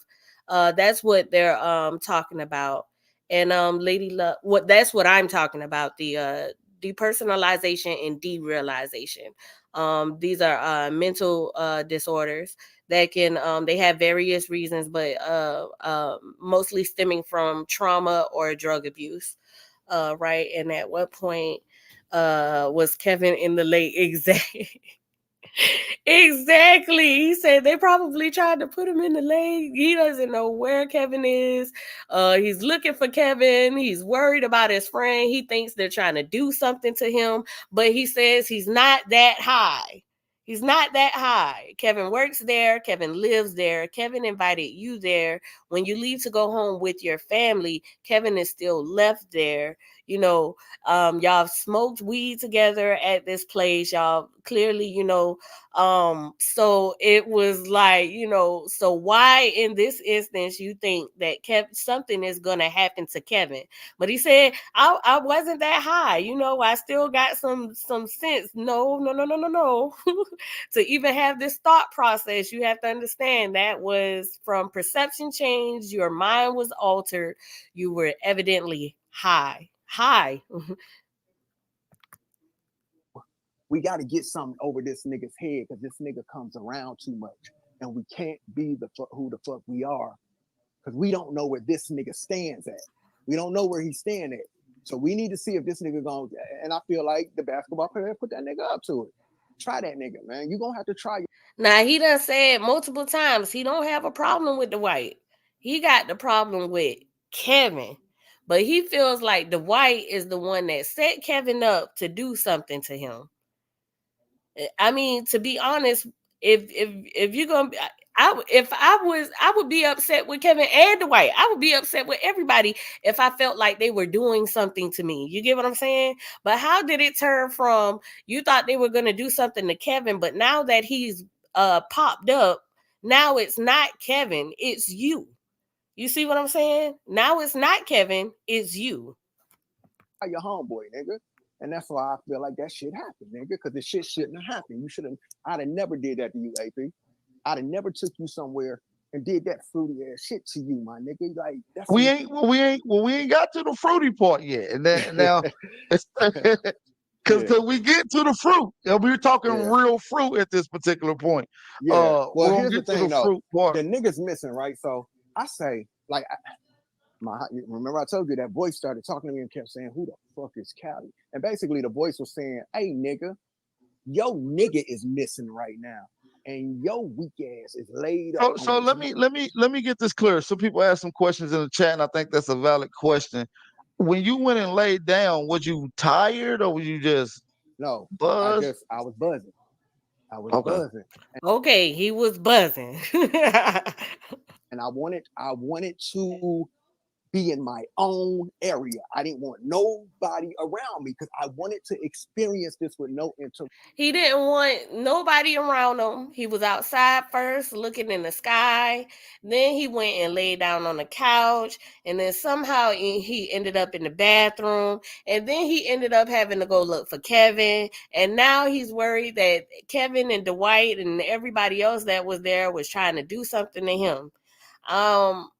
I don't know. How long were you on the couch before you realized that Kevin was missing for 2 hours? And then you say the girl had her phone and you felt like she was texting Kevin and did you ask?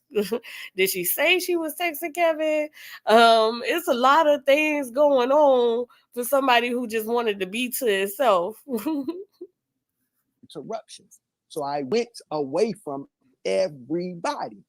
You feel what I'm saying? I was by myself all night long. That's what I'm telling y'all. Nigga, I pretty much was by myself all night long. So I started realizing this nigga was missing. But the voice is saying to me, "Hey nigga, yo nigga is missing, nigga. This a big ass mountain. This a big ass lake out there in that motherfucking back. Where's your nigga at, nigga?" So basically, I'm dealing with myself right now. The voice is saying, "You a weak ass nigga. You sitting up here high as fuck, nigga, laid up on the couch, nigga. Yo, nigga missing, nigga. Type of nigga is you." So I had to shake up. So all of this is going on in his own mind. His mind is telling him that Kevin is missing and how he got to get up and go find him. Nobody gave him any suggestion that Kevin might be missing. Nobody did anything in this point to make him feel like something was wrong. Anything. He was laid on the couch to himself, and in his mind, he was high, and it was stating to him that Kevin was missing and that he needed to get up and go find his homeboy. That was his thought process. At some point, we got to take accountability. When you're stating these things, you have to hear what you're saying so you can be like, oh, man, I was tripping. I was evidently higher than I thought I was, because that doesn't make any natural sense in reality. Like, nobody gave you any feeling that this man was missing. It popped up in your head that he was while you were laying on the couch.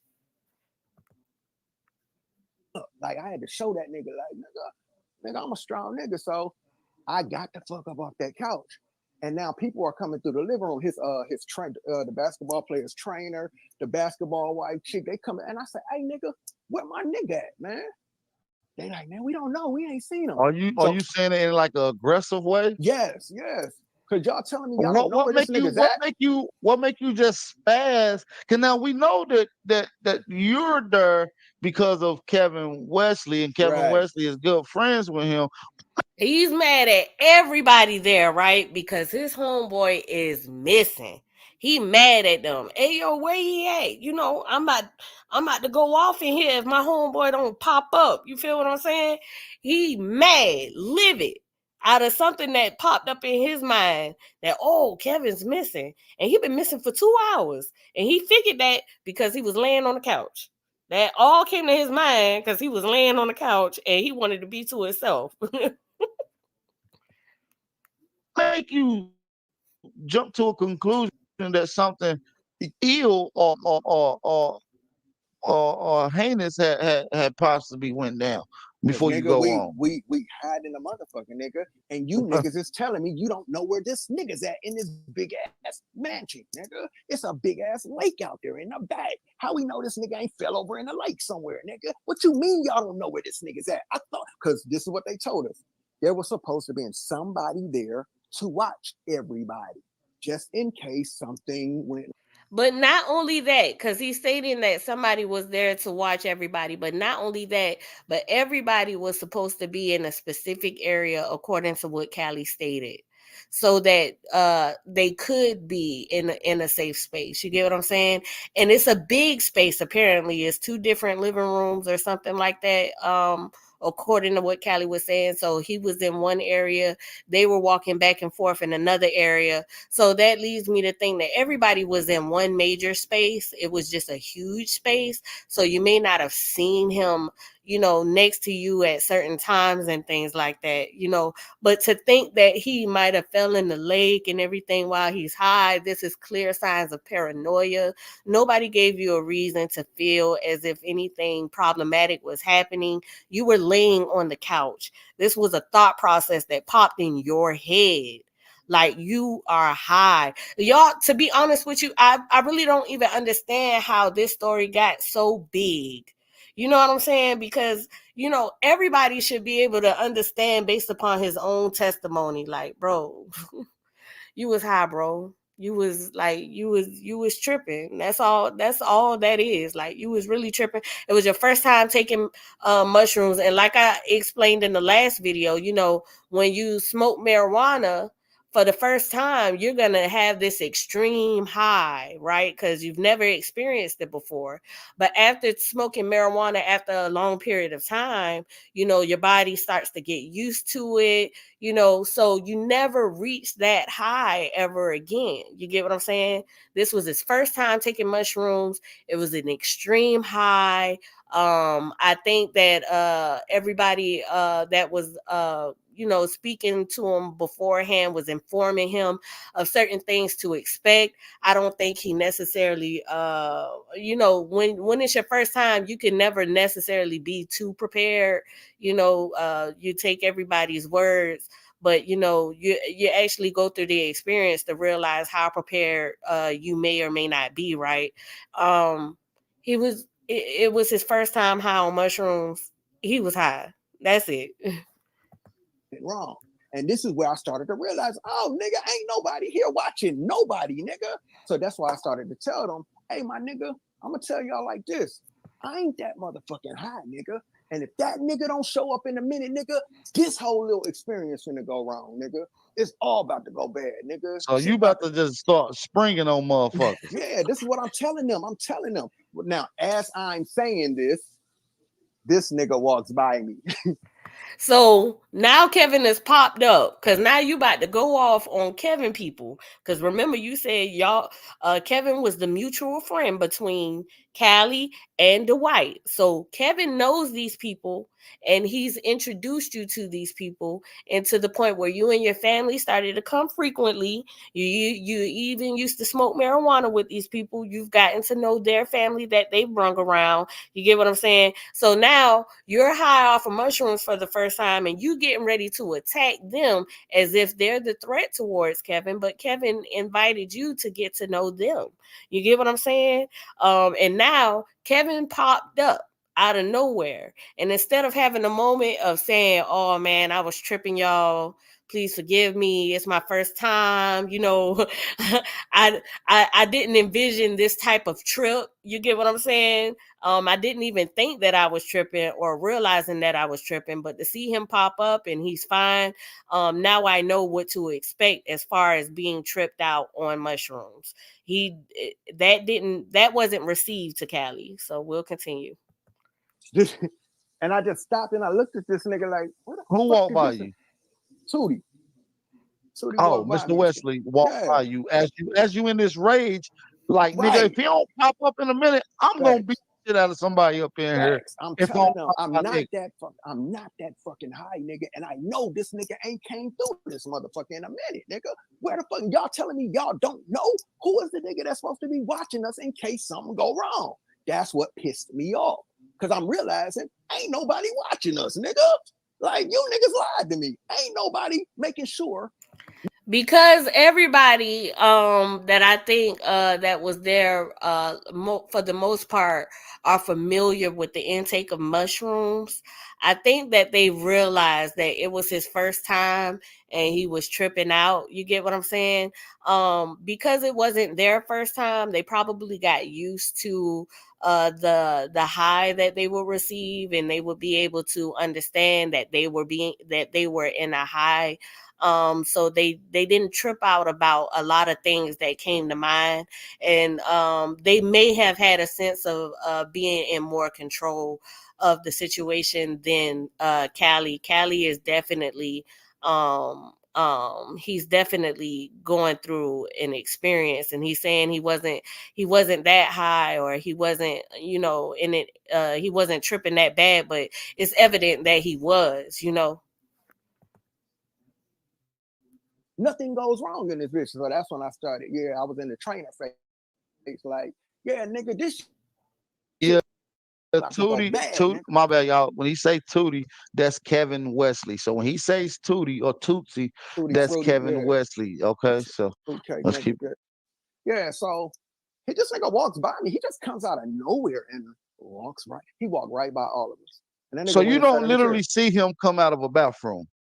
No, no. He just pops up in the hallway or in the room next to you, So pretty much. we was almost by the hallway. We're in the living room still, but we're kind of by the doorway. And he just comes through the doorway. Like nothing ever happened. I'm telling these niggas, y'all better find this nigga because shit finna go bad. This nigga walks by like this nigga walked by like a fucking zombie, nigga. He didn't say nothing to nobody. The nigga had that hat pulled down over his eyes. Nigga went and sat in a chair. So I looked at this nigga like, what the fuck? Where this nigga just pop up from? So when he sat down in the chair, like I'm in this nigga face, like Like nigga. so you're really shocked, like with the bug eyes, and now Facts. you're at this point confused, and you're in his Facts. face, I'm in confronting his him face. on where the And, fuck he's been. yeah, so I'm like in this nigga face. So this nigga looking up at me like, Charlie, what you talking about? What you mean? I'm like, nigga, you been gone for a mother. Like, I'm going in on this nigga. Then I just say, man, fuck this shit. This nigga fucking up my trip. So Nobody messed up his trip. He literally messed up his own trip. Kevin came by and sat down, and he's upset. He like, bro, like, where you been at? You been missing and all this going on. And I'm pretty sure Kevin was like, what? I've been missing. I wasn't going nowhere for 2 hours. 2 hours. What are you talking about? You know, Kevin is probably lost. Like, what is this man talking about? You know what I'm saying? And then he's saying, you know, Callie's getting further offended. Like, what you mean? You know what I'm saying? He's upset. And so he's like, forget it. I'm going to sit down. You know what I'm saying? You messing up my trip. And it's like, you know, this your first time having this kind of trip. You never took mushrooms before. And it's evident because, you know, you are upset. You were upset at everybody else first for me being missing. But now you're mad. You're upset with me now for popping up and the fact that you thought I was missing. So I told that nigga, walk me down to the bathroom, nigga, because somebody was in the other bathroom. Walk me down to the other bathroom, wherever that motherfucker at. Cause it's a big ass mansion, nigga. Like, Miss Lady Love, this is Aboriginal Power. He has a platform. Shout out to Aboriginal Power. He has a lot of discussions on his channel, politics, things with the community. He has debates, you guys. I think I'll try to put a link out for you guys if you guys are interested in going to look at his channel, support the brother. He has good insight on a lot of things, you know. And he did the interview with Cali 4 months ago about this mushroom ceremony. So I get in the bathroom, but I'm watching this nigga walk, right? And I say, who the fuck is this nigga right here? Like, this ain't my nigga. Like, this nigga looks soulless, nigga. Like, fucking soulless. And that nigga, he is like, what do you mean right soulless? Did he ever look up to you?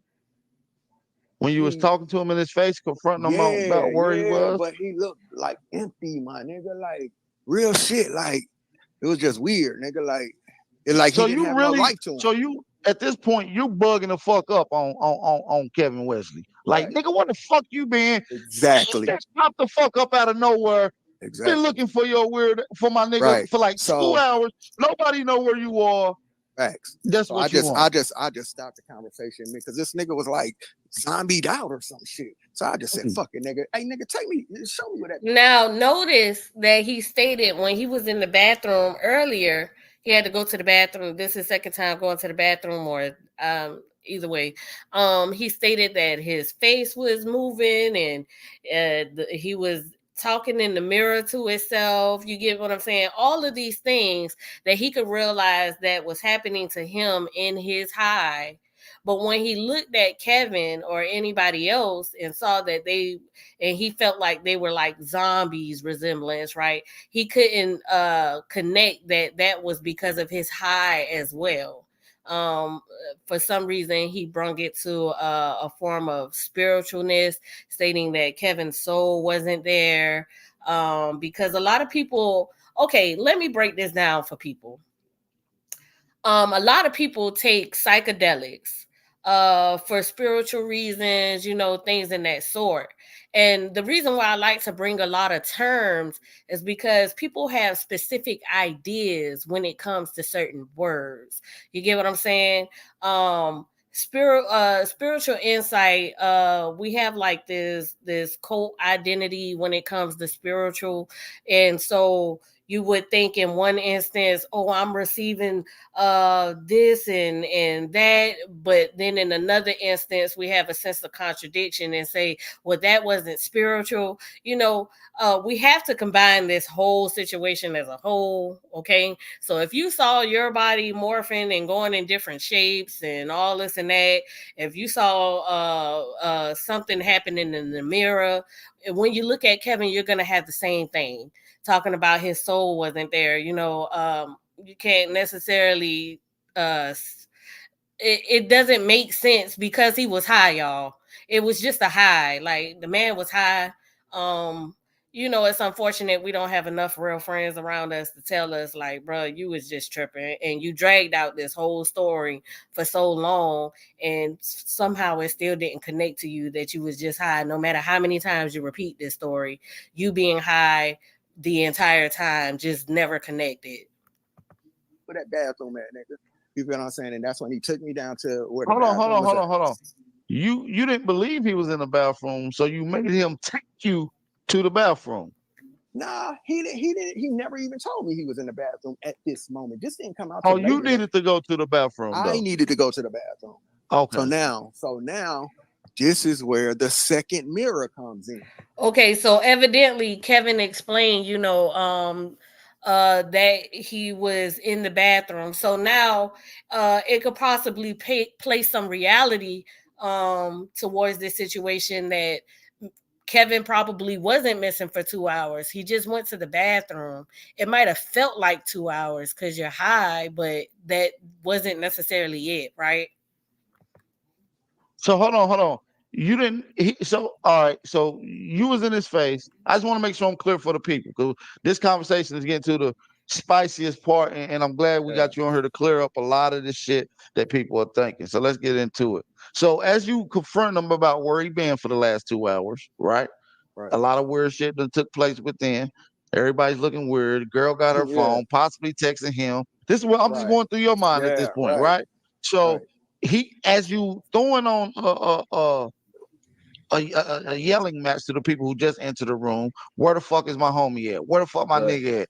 And he pops up. You confront Right. him, and now you like fuck it. I'm done talking. Where the bathroom at, Where the fam? bathroom at, nigga? Like, man, like fuck this nigga. He fucking up my trip, And then nigga. what he say? Did he say the bathroom down the hallway to the He right, to just the left? he walked in front of me, and he walked down. He was like the bathroom right there, man.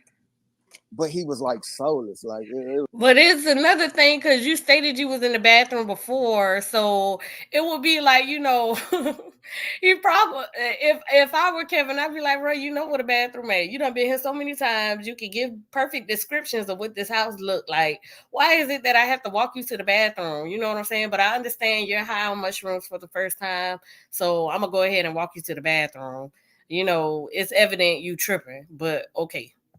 was like that nigga was like he wasn't the nigga that y'all looking at today.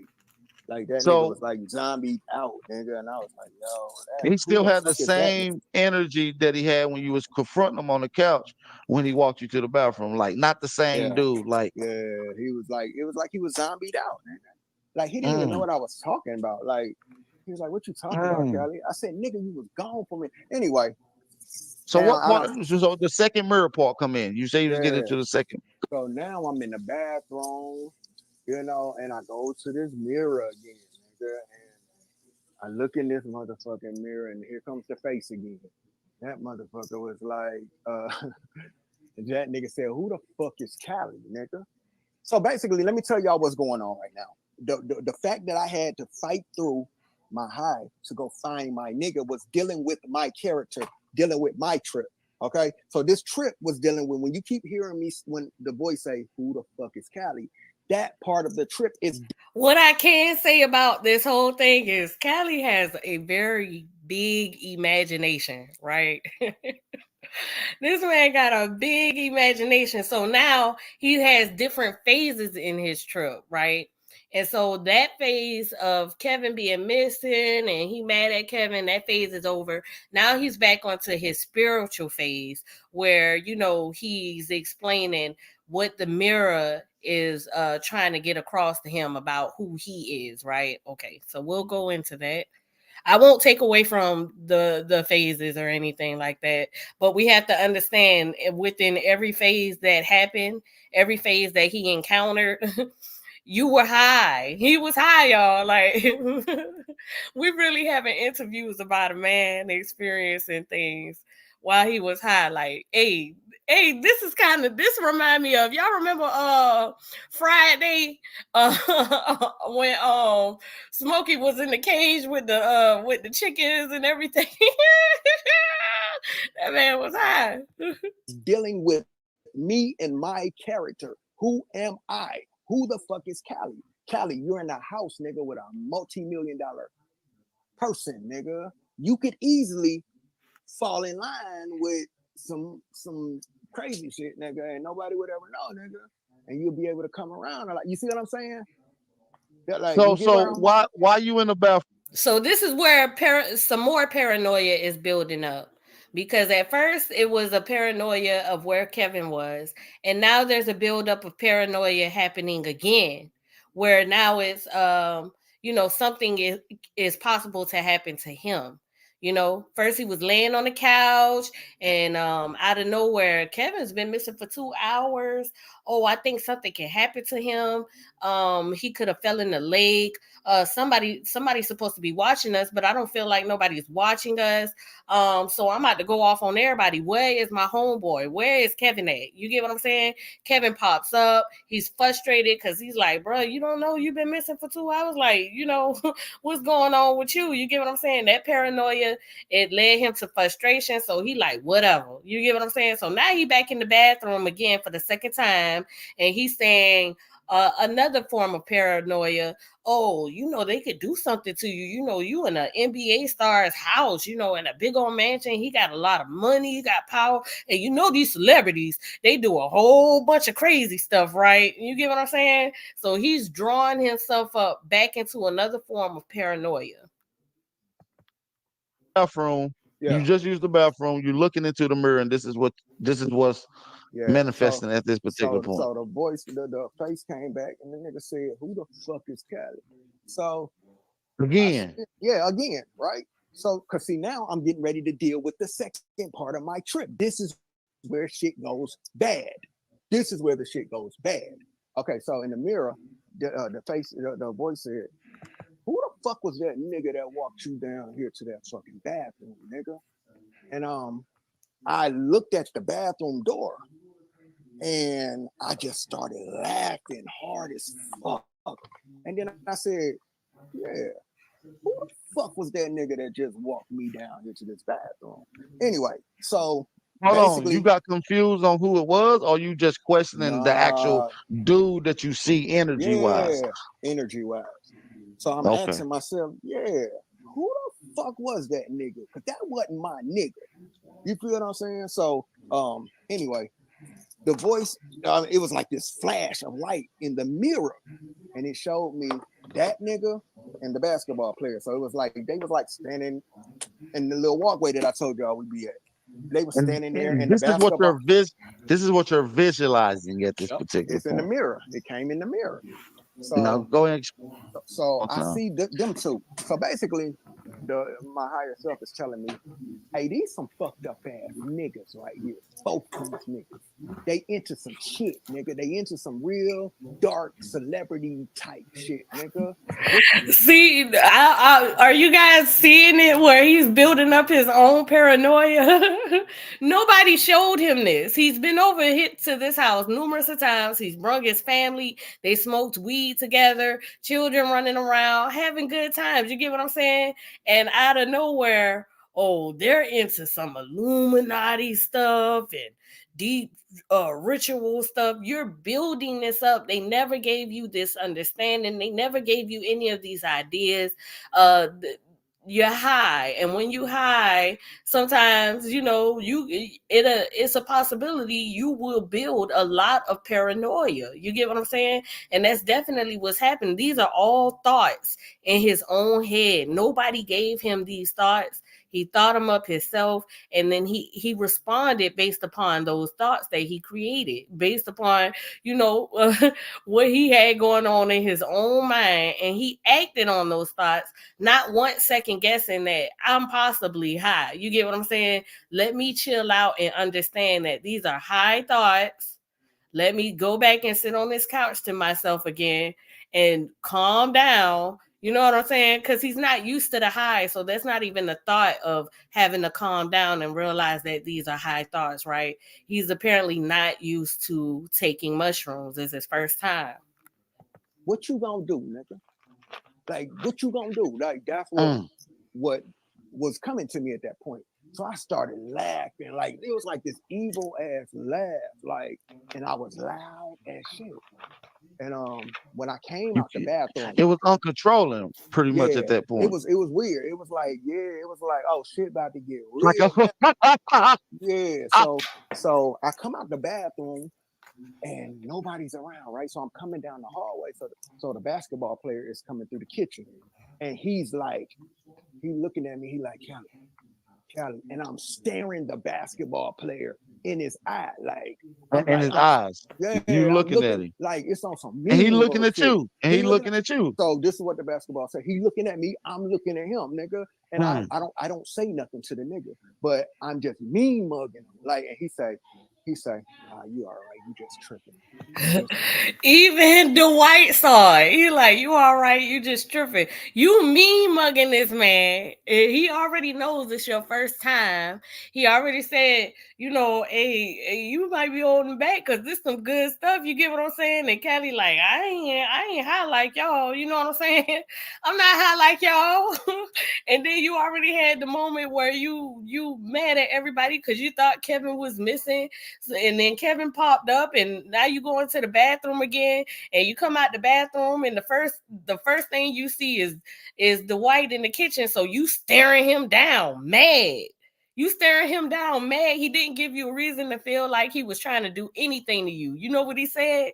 Are you all right? You just tripping. You just tripping. It's the high, man. It's just a high.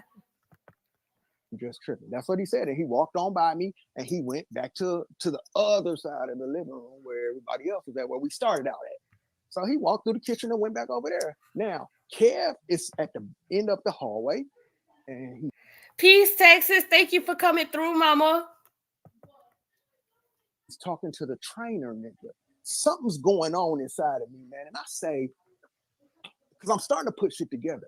First of all, nigga, this nigga was missing for a minute and nobody knew where this nigga was at. Y'all told me it was going to be somebody here watching everybody. Nigga, ain't nobody here watching it. That pissed me off. That let me know this some other shit. So he's talking to the trainer, nigga.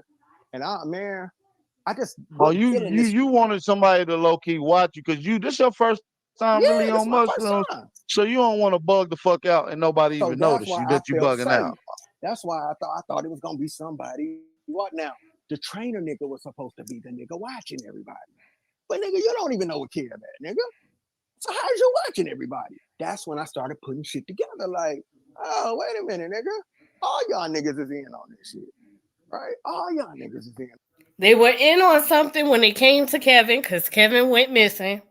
And now they're in on something to you from a thought process that you gathered in the mirror, thinking, oh, they gonna do something to me because Dwight is a NBA player, and he probably a part of some Illuminati ritual stuff, so he could do something to me while I'm high. You get what I'm saying? These are thoughts that you brought up to yourself. They never even gave you a feeling of that in reality. As much as you've been over there, you smoked marijuana with them, you brought your family over there. You get what I'm saying? When you looked at him in the kitchen and you stared him down, he said, oh, you all right. And then he walked past you.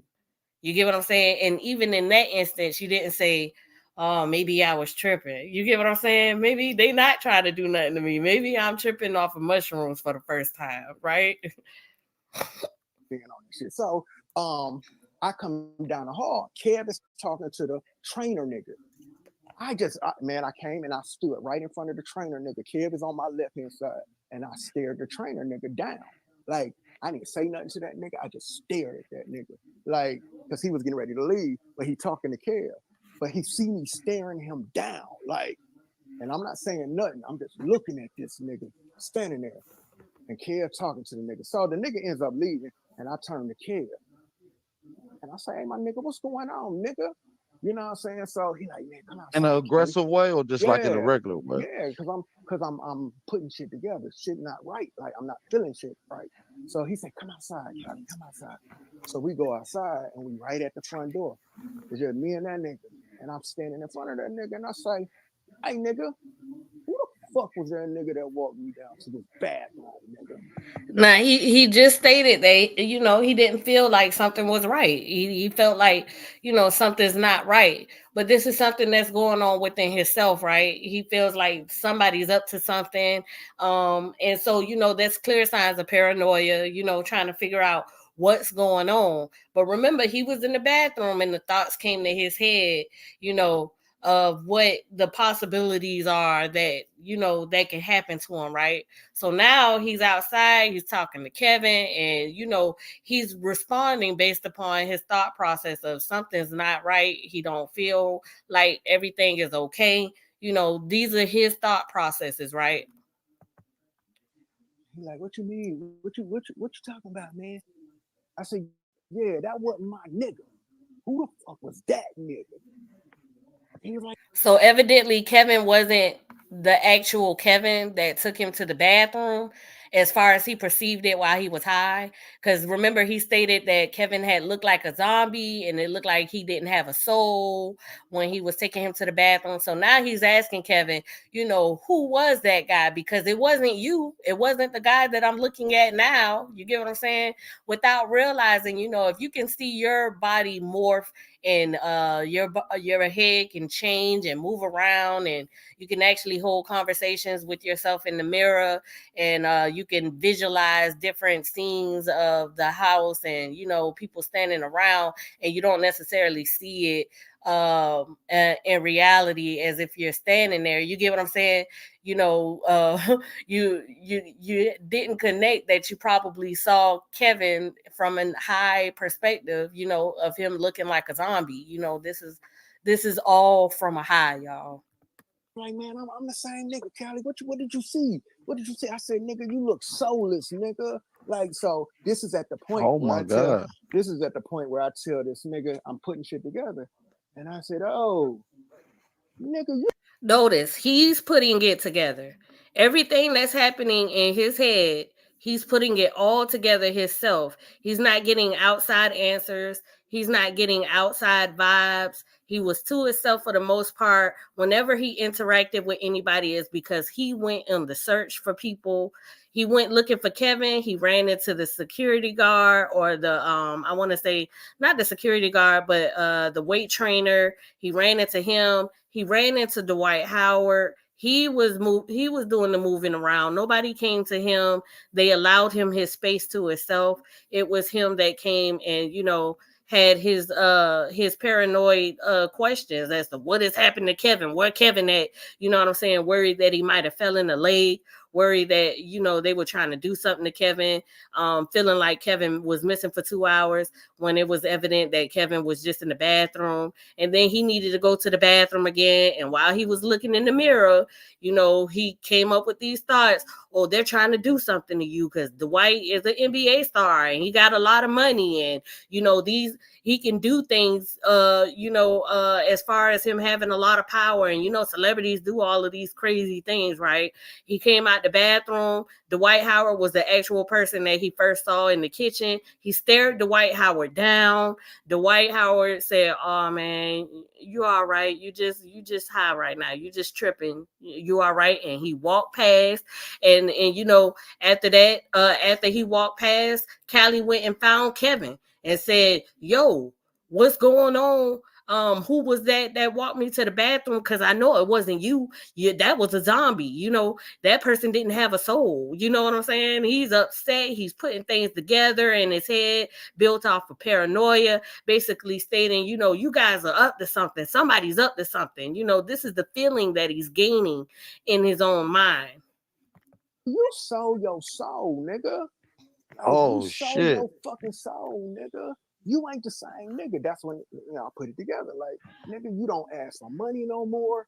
You dressing all, you dressing all nice now, nigga. You used to always be So what do crying you about mean by money. soulless soul? What do you mean by that? Can you So explain? he, all right. So he, all of a sudden, stopped asking for money. Like, and he dressing nice. The basketball player, and I bought the nigga a car, nigga, a little BMW with the red seats and shit. Um, I just noticed shit. Then okay, so So you think he done sold that bussy finally that he been trying to get that money? that nigga, he got that money, nigga. Hey, But this is important to always ask questions. We got to remember Kevin was an employee there. He was actually working. So, money being saved up is a possibility. You get what I'm saying? I always tell people don't pocket watch, because one day, you could see somebody who you see they go they always around the corner looking like they down and out, and then before you know it, they look like they got their life coming together. You know what I'm saying? You don't want to automatically assume the negatives unless you have grounding facts and evidence. You get what I'm saying? Right here is just an assumption. I know that Mama Texas, she did ask a question yesterday about the car and everything like that. I have yet to got the answers to give an explanation of that. But again, I don't necessarily want to give the perspective of Kevin right now, because I want to be able to, just give a dialogue on what Brother Chief Cali has been stating within his testimony about the shroom ceremony. You get what I'm saying? Just to give, my observation, my perception, and basically, try to bring a different perspective.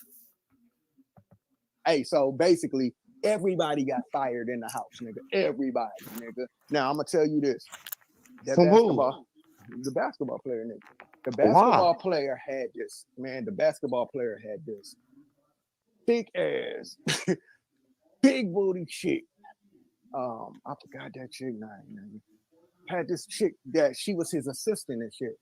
All of a sudden, when this nigga comes around, everybody started getting fired, nigga. Everybody. This nigga fired the whole staff, nigga. The whole staff. And I'll never forget that shit, because this was hold on. Kobe died. Before we get to the staff getting fired. Yeah. When do you feel like you get tried? Because I heard in a video that you felt like Kevin Wesley tried you on some homosexuality. So how did he try you? And when did the fruit?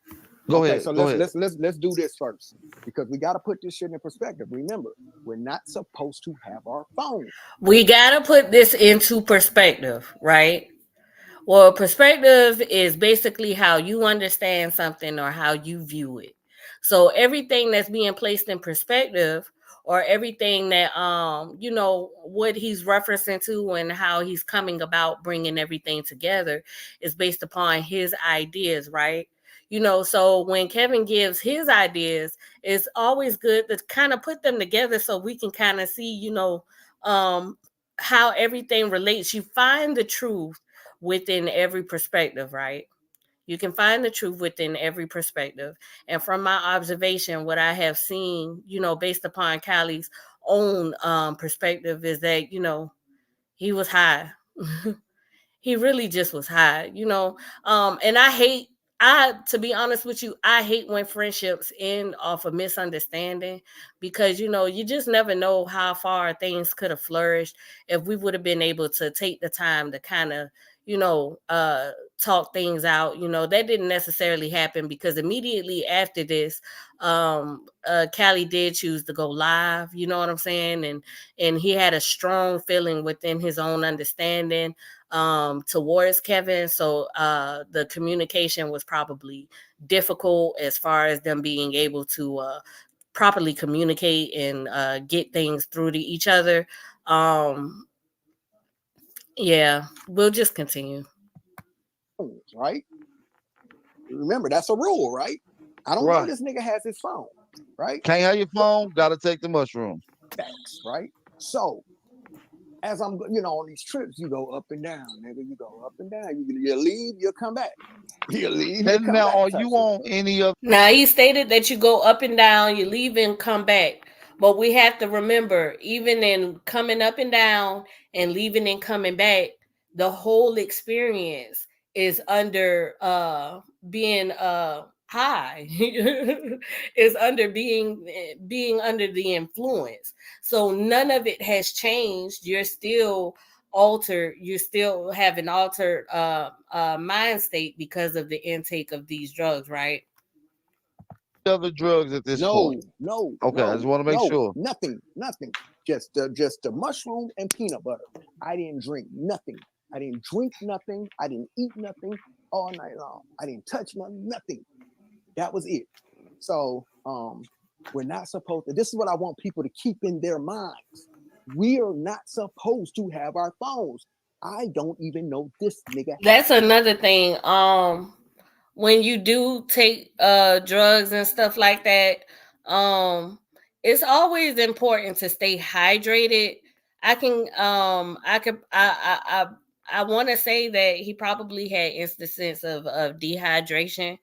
But if he would have probably taken some water or the fruit that was offered to him, it probably would have gave him a feeling of ease within the system, his body system.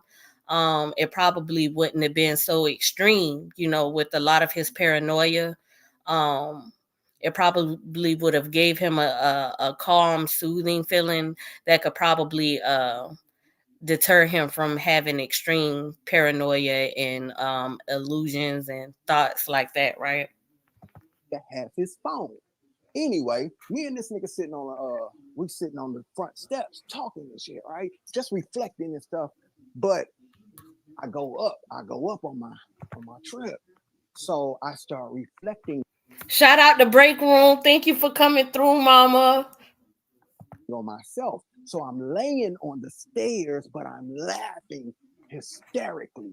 And I keep saying, who the fuck is Cali? Who the fuck is Cali? But I'm laughing hard as fuck. Now, I knew there would be a video of me on them stairs, right? I knew it would be because that nigga has cameras all over the place, right? So I thought it would have been a Right. surveillance camera. I Mhm. never knew this nigga actually had his cell phone secretly filming me in a altered state of mind, nigga. Why would you do that? We're not even supposed to. Why would you film your nigga? Ain't that the rule, nigga? We're not. That's some snake ass shit. That further let me know, nigga, you had an agenda, nigga. You were gonna use that fucking footage So what for was you when the doing? fruit shit. And what was you doing in your altered state when I was allegedly laughing. you're getting videotaped? I was laughing. I was laying on the stairs, laughing hysterically. Like, and I just kept saying, Now, when it comes to this moment where he's talking about how he was laughing and he was recorded that he was laughing, and he's trying and he feels as if this moment was taken advantage of because it could possibly be something used against him. But when he identifies what he was doing while he was being recorded, he states that he didn't know he was being recorded, but even identifying what was being done while he was being recorded, it was obviously nothing to shame him. I in my own observation, it was nothing to shame him. And I don't he didn't do anything obviously that would be a possibility to hold over his head. That's just my assumption. I don't know if he gathered that from the video. I don't think he even watched the video, but he does state that his wife did watch the video. And he was just laughing. He was on the stairs, he was outside, he was fully clothed. He wasn't interfering with anyone in an inappropriate manner. I don't think that video would have been anything to hold over Callie's head. That doesn't make sense to me. who the fuck is At what Cali? exactly, if you don't mind me Huh? asking? At What you what say? was you laughing? At what was you laughing at, if you don't Just mind me asking? just myself, just who I am, Mm. just my character. Like it was a bunch of stuff coming to me, like, and I was just laughing like on this trip. Anyway, the nigga left me out there on the stairs, right? I find my way back into the house later because I remember you go up and down on this trip. I All right, so he said that Kevin left him on the stairs. So it's obvious he wasn't recording long. So he wasn't recording long enough to even wait for Callie to do something inappropriate. He just recorded you laughing, having a laughter experience while you was high, um, based upon Callie's own testament. So I don't necessarily feel like that could have been something to be highly offended over. I think Kevin was being a true friend in that moment, and I don't think that Kevin uh, would have recorded anything that would have been shameful to Callie, given that he did have the opportunity and he didn't. And not only that, but that video has never surfaced. Callie goes on to say that's why it didn't surface because he called it out. But even if it did surface, just to see you laughing on mushrooms, it's not necessarily anything to be ashamed of or embarrassing. Yeah. I'm out there, nigga left me outside on the stairs. Anyway, we get so fast forward. I get back in the house. And if you listen to the nigga, he'll tell you, man, that nigga Cali was talking to me. He was talking to me bad. Like, you know what I'm saying? Like the nigga was really talking to me bad as fuck that night. You know what I'm saying? And Who I was? was. This is if you listen to Kevin Wesley tell the story, like, yeah, he's telling you, Cali was talking to me real aggressive that night, like bad as fuck that night, because I'm at the second part of my trip. And I'm dealing with who these niggas are, who the mirror showed me these niggas are. So I'm The mirror showed him who they are. Nobody else showed him. Nobody gave him any realistic ideas of what they might have been up to. He just admitted that the mirror showed him who they were. This is a moment of being high. You had high paranoia, you had thoughts within your own mind, and you perceived it through the mirror, and then you responded based upon your own thoughts. That's basically what happened. We'll continue. I'm not Which feeling is these niggas. evil people, Some evil people, some old dark gay people. celebrity. Excuse me. It didn't even really show me no gay shit. It just showed me like some dark celebrity Demon shit. ring. I can envision why a lot of celebrities probably don't come out that often and around a lot of people, because instances like this, you get what I'm saying? Or they got a lot of money, they have power, they're very known around television world and everything like that, magazines and different stuff like that. And then you have instances of people who gather their own thoughts and then they turn around and they'll taint your character with it. You get what I'm saying? Not to take away from whatever accusations the Dwight Howard may be going through, but in this instance, it just shows, why a lot of people might stick to themselves, especially if they have a lot of money or if they have a lot of fame, because you just never know how people may receive information within their own mind and then go out into the world and respond and act on that. It's very, it's something.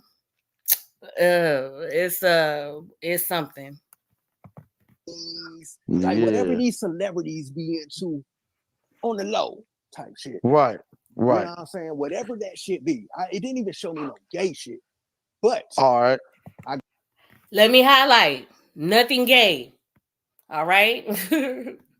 So they gave him nothing gay. So we can kind of dead a lot of these rumors and accusations, that were gained through Callie's story, right? Because even him is stating that that's not what he's been saying the whole time. So I go inside, right? And I walk right past that nigga. And I go lay on the couch. So him and Dwight, and it's a chick in there. So it's him, Dwight, a chick, and a dark skinned nigga, all sitting in the living room at this time. I walk right past So these niggas. four dudes, one girl. Yeah. So I walk All right. right past these niggas. Remember, I said I was by myself all night. So I went back to my spot on that couch. Like I walked right here trying to talk to me, and I walked right by this nigga, like me mugging this nigga, like shut the fuck up, nigga, like you know what I'm saying. And I go lay back down on the couch because I want to see what else is about to come to me, right?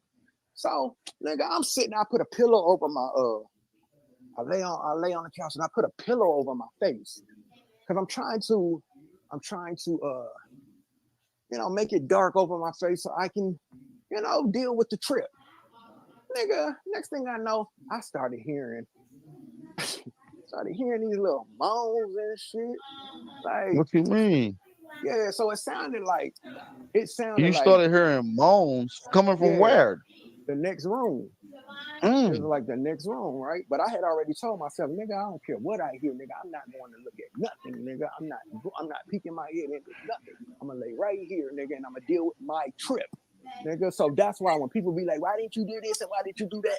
I knew what my higher self told me to do. This is why didn't nobody get beat up in there that night, nigga, because I knew my higher self told me ride the fucking trip to the end. Like, so these niggas talking about that, nigga, I seen them niggas in the chat talking that whole shit, nigga. But anyway, So you hearing the moans. Yeah, Your trip is going up and going down at yeah. this particular point. So I'm laying on the couch, right? and I hear the little malls and shit. So basically, I said, Mm. they tossing no girl up in there. Like, you know what I mean? I was like, they in there tossing no Because you girl. don't Now, this is an assumption that he placed in his own head. I don't understand. I don't really know why everything that he assumes is it's kind of like it's either sexual or it's a form of an attack. It's all negative, which is high forms of paranoia. He assumes that they're all in there. Now, here's the thing, he says that they're in there having a sexual encounter with this young female, but Royce Reed had acknowledged that she was there. And it would make me wonder, would Royce Reed be okay with Dwight having a sexual encounter with another female while she is there? I would have questions about that. That would lead me to question, what's going on with that?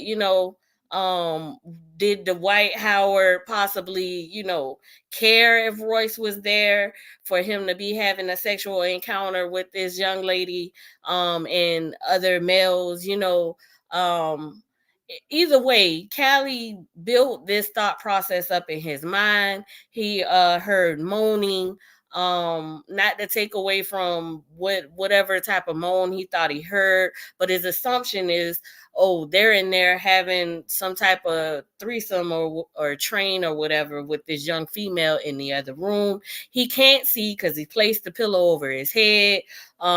He's not in the same room with them apparently, so he doesn't necessarily know. This is a thought process in his mind while he's high off of shrooms for the first time.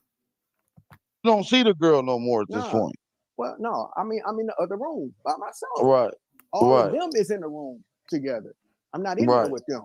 The, But the I the can, three dudes and the girl. right. So I can hear, like, it sounded like she was moaning, my nigga. And so I said, Oh, okay, so it don't sound like a dude moaning. It sound like a female this sounded like moaning a at bitch. this point. So I figured, I said, okay, they in there tossing old girl up and shit. Whatever, nigga. I kind of figured some shit might like that might jump off. I don't know how this could be the thought process of anything jumping off when every time before, the gatherings were always family oriented. When you guys smoked weed together, you guys had your family over there, you had children over there. It was children over here this night. You get what I'm saying? But somehow taking mushrooms made the entire environment all of a sudden different. But this was your first time taking mushrooms. It wasn't their first time taking mushrooms. So one could assume that it possibly was not that at all, right? You know?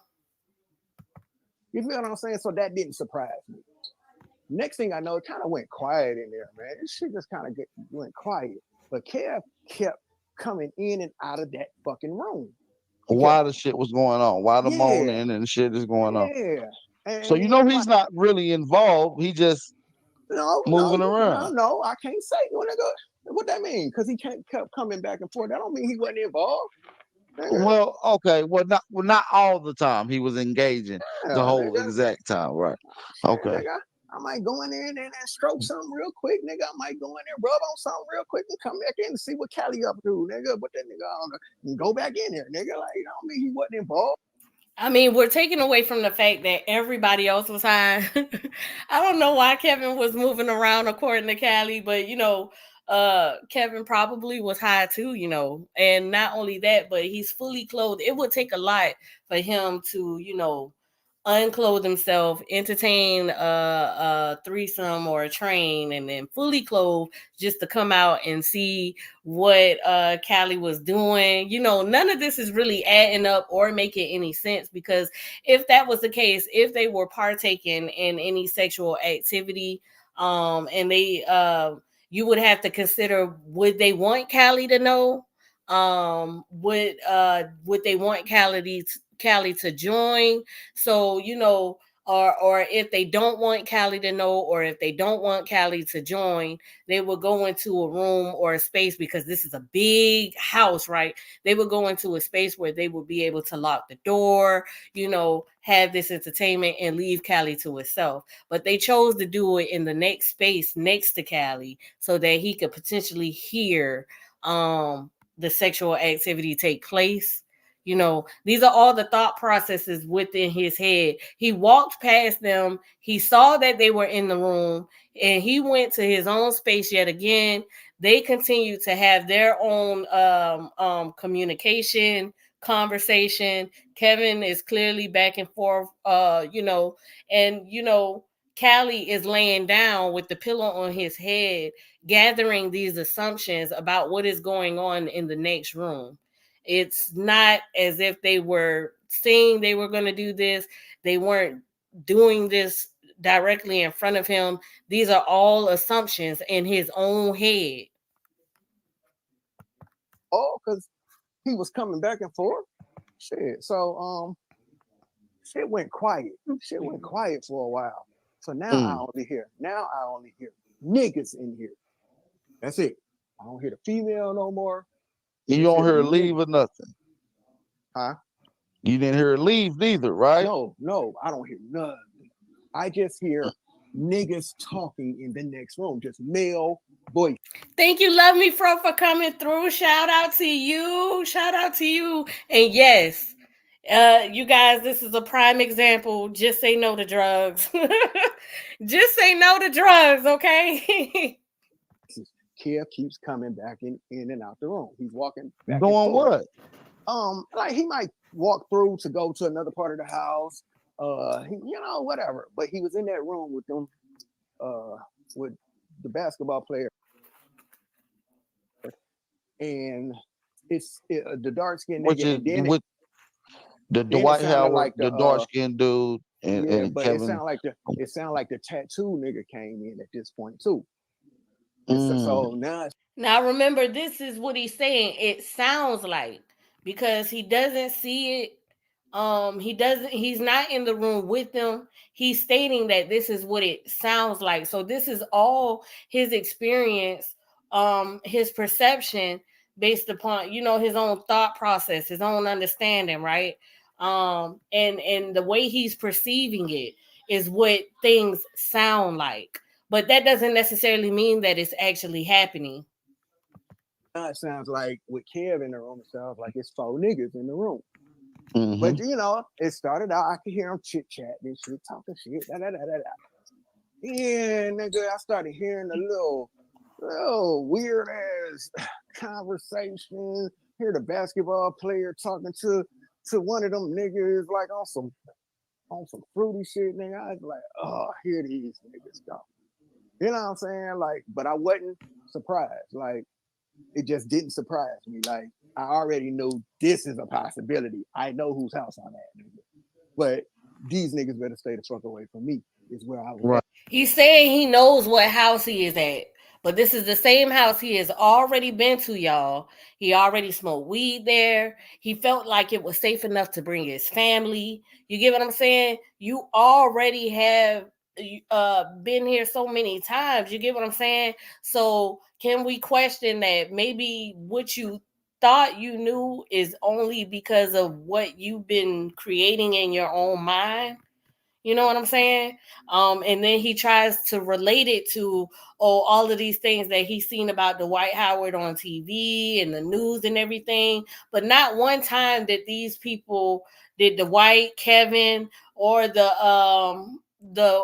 weight trainer, not one time did any of these people ever gave you anything to go on based upon your own perception. Not even when you were high. Right. So notice, I'm always by myself. I'm not with none of them niggas. So, I'm gonna just fast forward. I started hearing some fucking niggas moaning. It sounded like the basketball player nigga was moaning and shit. Dwight Howard was moaning. I'm like, oh.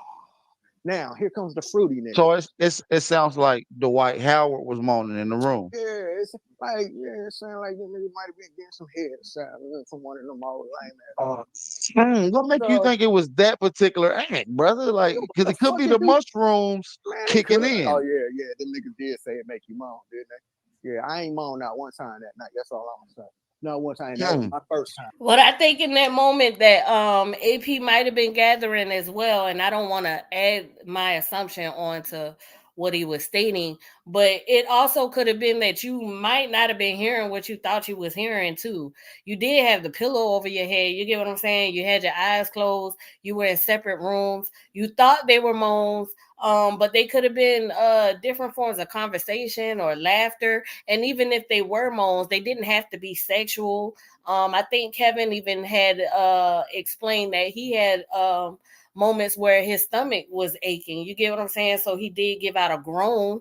You get what I'm saying? But it doesn't have to be what you perceived it. You get what I'm saying? And I think that's what AP might have been trying to get out to. That's just my assumption. It's definitely what I'm trying to get out. So I'll take the assumption as my own. So yeah, them niggas talk. Nah, I think them niggas was. I mean, I can't say they was, but shit. But you speculate under good. It's a Okay. fucking room full of niggas, and niggas is moaning, nigga. Niggas is And Dwight moaning. Howard is who you speculate that you hear Yeah, that moaning sounded. in this room. Yeah, so I heard that nigga talking about some. You ever let a nigga do something? I said, Anyway, so here come the fruity nigga. Like, here come Tootie. Kevin Wesley, right? Kevin Wesley. Yeah, I so just want to make sure I'm gauging for the people that's listening in. That's Kevin yeah, Wesley. so I'm already hearing this. So this is what pissed me off, okay? Because remember, we on a trip, right? So what I'm hearing sexual noises, and then here comes this tutti fruity ass nigga. We on a trip. You want to remember that we on a trip. But when it comes to anything that everybody else is doing, you're in enough self-awareness to know that that's what they're doing, right? So you're disconnecting your knowledge of what they're doing from being on the trip. When you just stated that you guys were on the trip of the high. So, everything that you're perceiving can definitely be because you're on a trip. With a fucking bowl of fruit. He enters the room with a fucking bowl of fruit. And he like, I mean, is he at least dressed? Yeah, he dressed like, nigga dressed and shit. So Okay. The nigga comes and so I'm laying on one side of the couch and he said, hey, Cali, he said, hey, the best way to deal with this shit sometimes is to eat some cold fruit, you know what I'm saying, when you on these trips, my nigga. So psychologically, the shit pissed me off because I'm hearing fruity ass noise in the other room, nigga, and this fruity ass nigga come bring me some fucking fruit, nigga. Okay, so now we're getting to it. It offended him because of his own paranoia. And it wasn't as if Kevin doesn't know what's going on in your mind. Kevin doesn't know that you felt like you heard sexual moaning. Kevin doesn't know that you felt like they were having sexual encounters in the other room. Kevin doesn't know any of these things. He just came to offer you some fruit, and we have to disconnect fruit from being homosexual. It was an offering of food. You get what I'm saying? Fruit is food, y'all. Like, let's normalize eating fruit when we have gatherings anyway, because it's better than a bunch of chips and popcorn, right? You get what I'm saying? So he just came to simply offer you some fruit to help with possible dehydration. He stated himself that he didn't drink any water. He didn't eat anything. So, Kevin in this moment was possibly just being considerate and just offering some fruit. You get what I'm saying? So in the paranoia that was being built up in Cali's mind, everything was gathering to be in a sexual manner. So it was strengthening his offense toward anything that was happening to him. Just like he was offended when he felt like Kevin was missing, and just like he was offended with Dwight because he felt like Dwight was capable of doing some ritual Illuminati stuff to him, so now in this moment he built up the paranoia that they was doing something sexual, and so anything after that, Kevin asked offering fruit was his assumption that this was sexual when he was just high, y'all. He was just high. nigga. So Hold I on. So you at this particular point, you think you heard Dwight Howard moaning. Minutes later, he's out and he's bringing you fruit, saying, "Listen, bro, you could dehydrate, and some of the best ways right, to help with right, this is, eat some of this cold fruit." So right. you speculate the dude that you heard moaning, doing homosexuality, is coming to you with fruit as a metaphor for Yeah, yeah, homosexuality. yeah, exactly. Okay. That's what I Right. He said it. He assumed it was like a metaphor. Um. Lovely Me Fro said, who was sober? I think Callie said that somebody was supposed to be sober to be watching over them. He identified that he felt like nobody was watching him. I think it was the weight trainer that was supposed to be watching them. And so I think that's who might have been it. According to Callie, he didn't feel that way in his own experience, right? what I felt like. Like that's why I flipped out on him when I said it the first time. I was like, nigga, get the fuck out of here with that fucking fruit, nigga. Like, so that's what I said to the nigga. So the nigga started laughing and shit. He like, Kelly, what? Nigga, why you? I'm just saying, like, you might want to eat some fruit. And I was like, man, get the Now, in this moment, they're both high. They both are perceiving things. So, Kevin is like, okay, what's going on? And of course, Callie, he's stating, in this moment, because I was having my own envision of these things, I was highly offended. You get what I'm saying? So he's acknowledged that, and big ups to that. You get what I'm saying? A lot of rumors can come from hearing stories and things like that. It's good to get a lot of just take a deeper look into some of these situations so that we can get a full understanding. Callie did just state, it was all based upon his mind frame at that point that made him offended, right? fuck out of here, nigga. You know what I'm saying? So he leaves out for a minute. You say it just like that, and he leaves. Yes, He don't say yes. nothing. He don't raise an eyebrow Fuck or no, nigga. nothing. That nigga's a hoe ass nigga. Nigga, no, he ain't say shit, nigga. Now Uh, let's be clear. Who's bringing you the fruit? Dwight Howard or no, Wesley? the truly nigga. Wesley is bringing you the Yeah, fruit. You like, get the fuck away. I don't want no goddamn fruit. yeah. Like I flipped out on that nigga. Like get the fuck out of here, nigga. So he laughed. Like it's like he knew. Like he knew. Yeah, you laugh, nigga. Again, AP. I'm telling you, if you my homeboy, me and you somewhere, I would never do no shit to my nigga. Like I would never do no hoe shit like that to my nigga. Like, I mean, it's evident that Kevin didn't do anything wrong. Callie even admitted just now, Kevin possibly didn't do anything wrong. That was just my thought process at the time. That's why I got offended, right?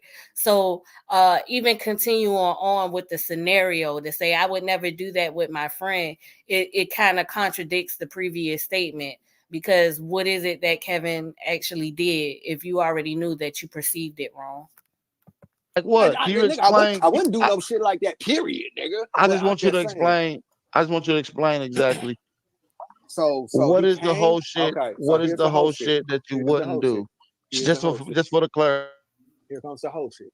Here it comes. So he comes out. He comes back in the room. I didn't move to the other side of the couch. This nigga brings the fruit back in. Now he's not standing like real close to me, but he's in eye view. You know what I'm saying? Like he's not standing like in arms reaching me or nothing, but he's like standing by the table, like, in the living room. And the nigga say, Cali, he put the fruit down between, like he in front of his crotch area. I moved the pillow, right? So because the So nigga where called my was it name. at? Where was it at first? Where was the fruit bowl He just at in his first? hand and like in his hand by, just like a Up to regular. his chest? Yeah, like he was just trying to offer a bowl of fruit. So the nigga comes back in. He leaves out the room, but he comes back. And then the nigga like with this little sing song shit, Cali. Cali, you sure you don't want no fruit, Cali? But the nigga like got the That's how fruit he's down. talking. Yeah. So Mm. the nigga like got the fruit though, like down by his crotch area and shit. Like lowered the fruit, like So I he's look at moved this the nigga fruit like, from his yeah, chest. So he's moved the fruit from his chest, and he's now singing, "Cali, yeah, do yeah, you on some want fruity shit, fruit?" nigga. Right. Like, nigga, Okay. what the Now we gotta remember when we gotta okay, let's do the timeline. In the mirror, his face was deformed. Um Kevin at one time looked like a zombie and his soul was missing. So now we can understand, even in this instance right here, that the way he's perceiving Kevin offering him any food was probably from a high point of view or a high perspective as well, right? Because you're high, so everything seems tainted, everything seems, different. You're perceiving it from a high point of view. So, him offering you the fruit didn't necessarily mean that he was, even singing his words or, lowering the fruit down to his groin area. This is all from your own perception. And it was a thought process within your own mind because of it being tampered with. You were altered, you were high. fuck is you on, nigga? Like I'm like, nigga, Damn. get the fuck out of here, nigga. So he left. He left and went back He in there just with the leave. he just He didn't left, raise right? an eyebrow or nothing. That shit hit different. No, he left. He left the fuck out that room, nigga. And I Mm. went So at this back. point, Callie, let me ask you this: Do you feel violated at this I point? feel violated, right? But Like he here's tried you? yeah, like he tried me. But here's the Okay. thing. Here's the thing. This is what I keep trying to tell y'all. First of all, my higher self told me just go to the end. He never touched me. Nigga never touched me. The nigga ain't never like I didn't get violated physically. You feel what I'm saying? I just didn't like that whole shit, nigga. Like that was some sassy ass shit, nigga. That was some real zesty ass shit to do to a nigga, any nigga, nigga, any nigga. You You know, think if it was a test? yes, yeah, Test nigga, to go to the dark side. Which you talked to yeah, your mushroom who said, "I right. can bring you to the dark side." That's right, right. You think that was a test? So the test was, I feel like the basketball player put him up to that. Now, these are all assumption in his head. Even the test is an assumption. None of this was stated to him, not even when he was sober. It wasn't stated to him when he was high. Nothing. These are all assumptions that he had in his head, that there was a test, that they were going to do something to him. It was a thought process in his head in the mirror that Dwight Howard, because he's a celebrity and he has a lot of money, he could be able to possibly do something to him. And even when he saw Dwight Howard in the kitchen after leaving out the bathroom, he stared Dwight Howard down. He was mad. He was aggressive, right? And Dwight Howard just stated, "Oh man, you just high, you'll be all right." And then he walked past him and let him go. You get what I'm saying? So even in that instance, we could have been like, well, maybe you were tripping, maybe you were high. And then he went on to Kevin and was mad at Kevin because Kevin looked like a zombie while taking him to the bathroom and his soul was gone. And he was trying to connect that to, Dwight Howard possibly wanted to I guess make Kevin a part of the Illuminati, so he would have to sacrifice Cali or, things like that. All of this is thought processes from Cali being high off of shrooms for the first time. His first time high. I feel like the What make you basketball think that? player, What make you think the basketball player did that? because he's not no dummy. The Tutti Frutti nigga, not no fucking dummy. He been around me long enough to know don't play with me, nigga. He know that. But I feel like the Kevin knows not to play with you, but in this instance, he was gonna do it for Dwight Howard. If Kevin knows not to try you, If Kevin knows that you don't play all kinds of stuff, you get what I'm saying? And obviously from what Cali is trying to give off, that a form of intimidation, you get what I'm saying? And Kevin should know better, you get what I'm saying? In other words, uh it to me it just wouldn't make sense that he would want to do this in reference for Dwight, when Dwight, if he had so much money and so much power, he could obviously do it without Kevin, right? When it comes to physical strength and everything like that and body features, Kevin is the smaller person of all of these people. So I don't think Dwight would necessarily need Kevin at all if that was the case to do anything to Cali. That's just my opinion. I don't mean to offend anyone with that, but I just gotta, keep it real. The basketball player told that nigga, hey, my nigga, you gonna have to do something. This nigga comes around here too much, nigga. He come around here too much. And I mean, that's So how them you feel like celebrities do. so you felt like Dwight Howard try to use Kevin Wesley to Yeah. get you involved in some type of Well, sexual acts. just to see what we can do and what we can't do around this nigga. Is he gonna fall in place? Is he not? Like, and if he don't fall in place, nigga, we gotta have something to hang over this nigga's head in case something goes wrong with this nigga. So apparently he feels like they would have drugged him. And this way it would be like a double whammy where they can try to see, how far he would be willing to go, I guess, under the influence. Or if not, they have him under the influence of shrooms and they can basically just take advantage and force him into something. I guess that's what he's trying to get at. So I'm gonna tell you this, man. So I'm at my job and shit one night, and I'm telling my supervisor who's a alphabet nigga, you know what I'm saying? And I'm telling him about this shit, right? And the nigga told me, he said, man, listen here. I'm gonna tell you the type of games they play here in Atlanta, nigga. He said, I'm I think I glad. played that video. I think I played that video too. Yeah, that nigga told me, he said, nigga, I'm glad you didn't take that fruit, nigga. He said, because I got a feeling they were gonna knock you out, nigga. Like, and they were gonna violate you. Like they was gonna buy. I said, what? He was like, yo. Now, to be honest with y'all, to be real with y'all, Dwight Howard is a big guy.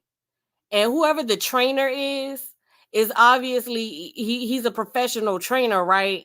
And he's training Dwight Howard. These are big guys. If they wanted to knock Cali out, they wouldn't have to do it while he was high. If they wanted to do anything to Cali, they didn't have to do it while he was high. They wouldn't even need the shrooms. So, we have to consider that as well, to be honest with you, because his assumption is they needed him to get high or they was going to knock him out. And it's like, if that was the case, that could have been happened. They didn't have to wait for a shroom ceremony. Not only that, but Dwight Howard's child was there. His son was there. You get what I'm saying?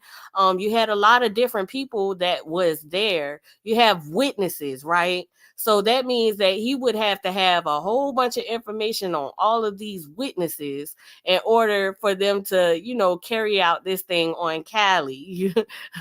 And that's a lot of work. So, I don't know, like me, honestly, it just wouldn't make sense. I'm not saying that celebrities don't do a lot of crazy things or whatever, but in this instance, he was befriended. Cali was befriended. He was welcomed into Dwight's home. They smoked marijuana quite often. He brought his family there. They had Dwight had his family there. Kevin had his family and friends there. Obviously, it seemed like it was a family oriented thing. They had a lot of topics and discussions that he felt like were great conversations. You know what I'm saying? In this instance, I really feel like it was the paranoia that was built up. It was his first time taking mushrooms, so he obviously wasn't used to taking mushrooms. he smoked marijuana with them before. And Cali even stated before that he's done other drugs and even had overdoses. So in this instance, I really think yeah, Cali was high. You know, I don't know how many times I could say that, you know, he was high. I'm telling you the games, nigga, these alphabet niggas will play in Atlanta, nigga. I'm telling you the games they will play on straight niggas. I was like, yo, I'm glad I didn't fucking take that food. So at this point, now we about to get ready to wrap it up because you cleared up a Yeah. lot. So now at this point, when did you go live to tell the world uh about this? It was right when I threatened that nigga to open that fucking gate, nigga. Keep that fucking gate open, nigga, because we finna make the news, nigga. And What gate? Now something has been skipped in this moment. Cause he said he had threatened to do this, right? And he said you need to open up the gate. But the thing is, did you feel safe enough to go to Kevin's apartment and get your phone? You had to get your phone because you stated that you didn't have your phone. And so you couldn't call anybody for help during the time of you being high or first taking the mushrooms and having these experiences. So now you have your phone, but you're still upset, you're still highly paranoid, and you're saying open up the gate. You get what I'm saying? If they were going to do anything to you, I don't think you would have even reached the moment to be able to access your phone, because that would just take away from their opportunity, right? the front gate, like the basketball player got this big ass You Cinderella say gate. you say you was gonna come to his house and make the news. Yeah, I told that nigga, we finna make the news, nigga, because this is Why? now I realize that I'm back on Earth, nigga. Like I really realize, like How you many know, days was it that you realized? Can we get a time frame from the time you left the ceremonial party that you was invited to that you felt violated at, compared to when you realized that you was gonna make these initial moves of exposing him? I did that shit right, and I did that shit right in the moment. As soon as the gate opened, I went live. Now he's stating that he's not high anymore. I honestly feel like he's possibly still high. You get what I'm saying? He gave it no time to ask questions or to take an observation of his experience. He just went right into his paranoia. Um, I mean, if you would have just stopped and think, well, you know, I was able to get my phone, even though I was angry when I said open up the gate, you know, they still opened up the gate. You know what I'm saying? They were, this whole night had went through, and actually and truthfully, nothing even happened to me at all. I was able to walk away. You get what I'm saying? Um, I think he was still high. He might have been coming down a little bit after some time, but you know, everybody knows when you have a change within the nervatic system, it takes time for everything to come back together. So even though you might have a clearance from a little bit of fog within your perception, you know, your body is still going through the high process. It hasn't completely come out of your system. So you're not done being high, bro.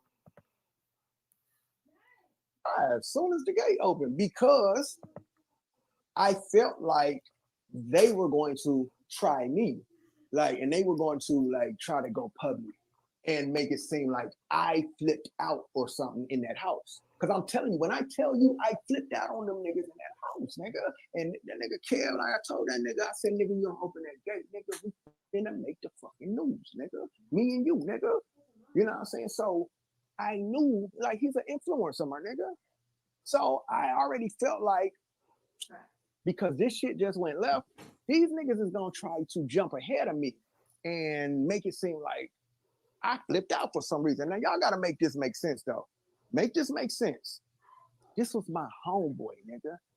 We wasn't on no bad terms. We wasn't at each other's throat. I ain't had no reason to flip on this nigga. I respected that nigga up So until did that you point. talk to him behind the scenes about you going public, about you feeling like a zesty homosexual act was tried on you? Did What you you talk talking to him about? behind the scenes about it? Like him, do you be like, yo, bro, I felt like you tried me the other night. Did you Nah, ever? we can't say we talked behind the scenes, but he came on my lives a couple times. He came over to my lives and shit and tried and to what did he explain and what himself and shit. This nigga showed a whole video of him in the bathroom on like talking about, man, Cali, I was in the bathroom. I just want to come on and show you this video. This is where I was. Now Kevin even tried to explain to Callie, you get what I'm saying?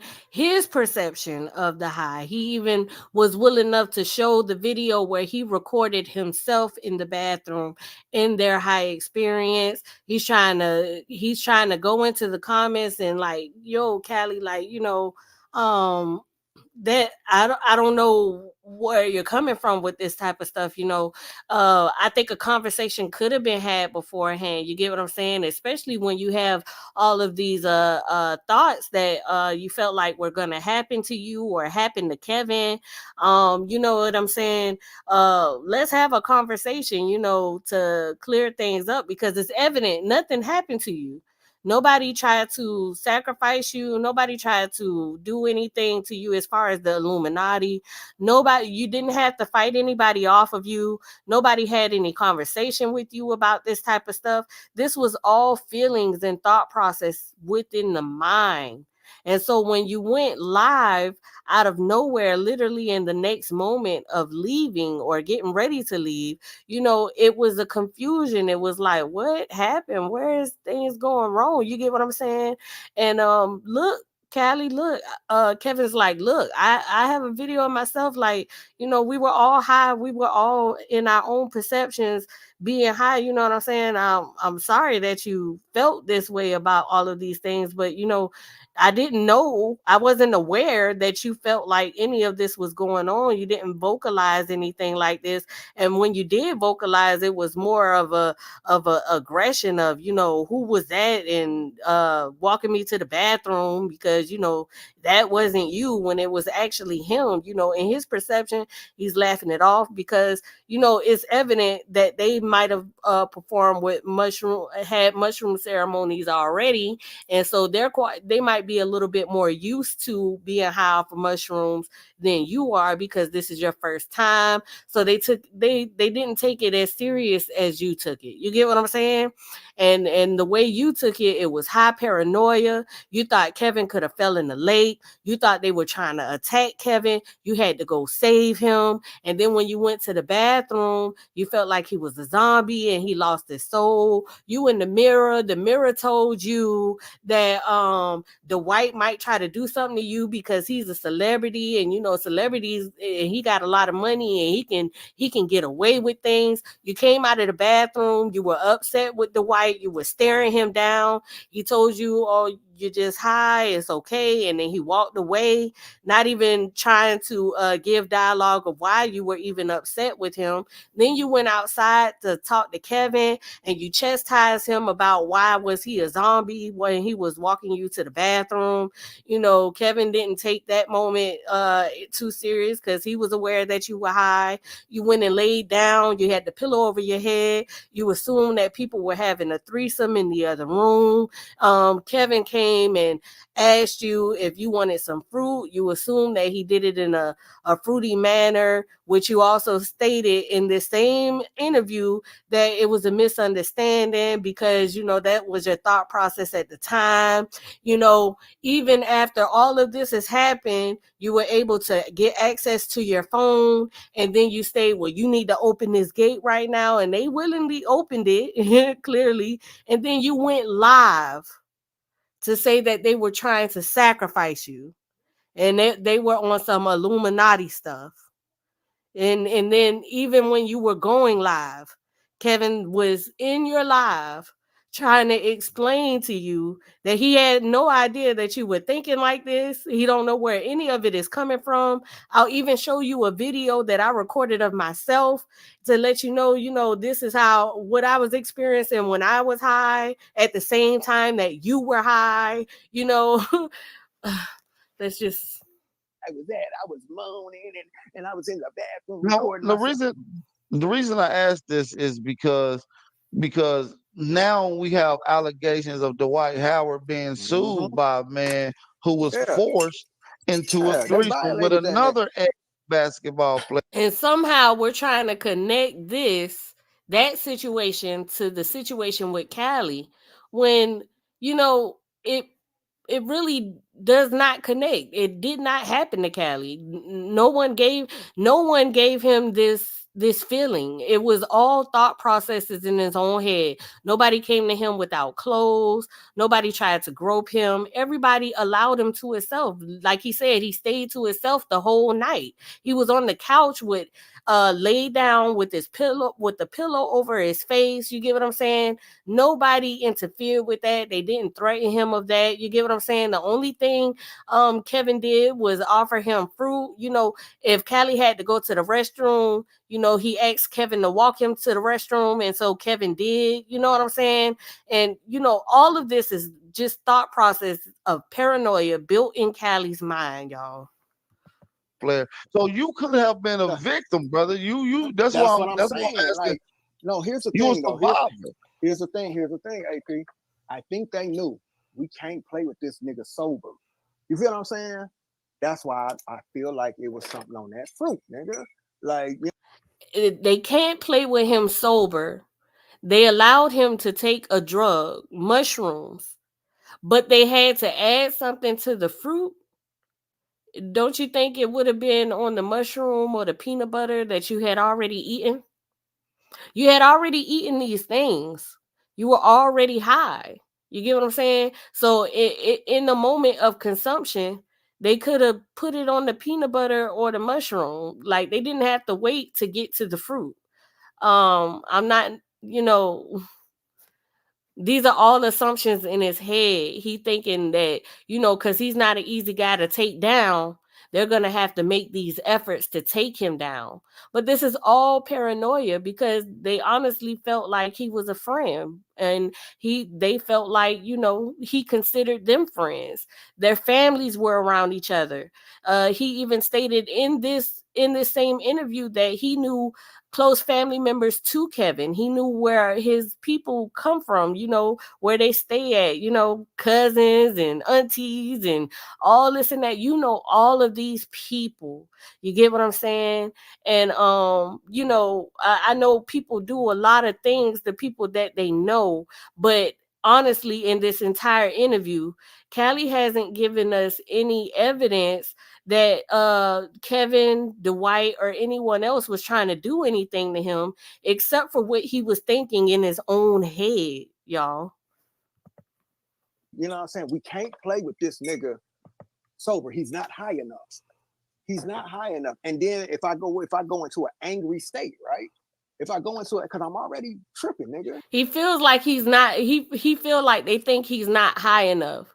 But to be honest with you, he walked up to them and asked where his homeboy was at. And he felt like they were trying to do something to Kevin. So I'm pretty sure they knew spot on in that moment that you were extremely high. And not only that, when you went to the bathroom and you came out staring at Dwight as if he knew what was going on in your head, that you felt like he was trying to do some Illuminati ritual towards you, he knew how high you were. And just like when you were chastising Kevin about him looking like a zombie when he walked you to the bathroom, they knew how high you were. They knew that you were extremely high. Like they knew you was tripping. Yeah. So I'm in a bad state on these niggas right now. And when I tell you I was very aggressive in my talking, like that nigga, yeah, I was very aggressive in the way I was talking. And I told that nigga, nigga, you finna, boy, I'm finna do you, nigga. You pause, nigga, you finna be up out of here, nigga. I really said I'm gonna kill your ass. I told that nigga I would kill everybody in this motherfucking house, nigga. You better open that fucking gate, nigga. Yeah, I told that nigga that to his face. Nigga, you better open that. And I think in this moment is where I would have regretted ever letting my friend take mushrooms for the first time. I would have been like, man, I'm so sorry, man.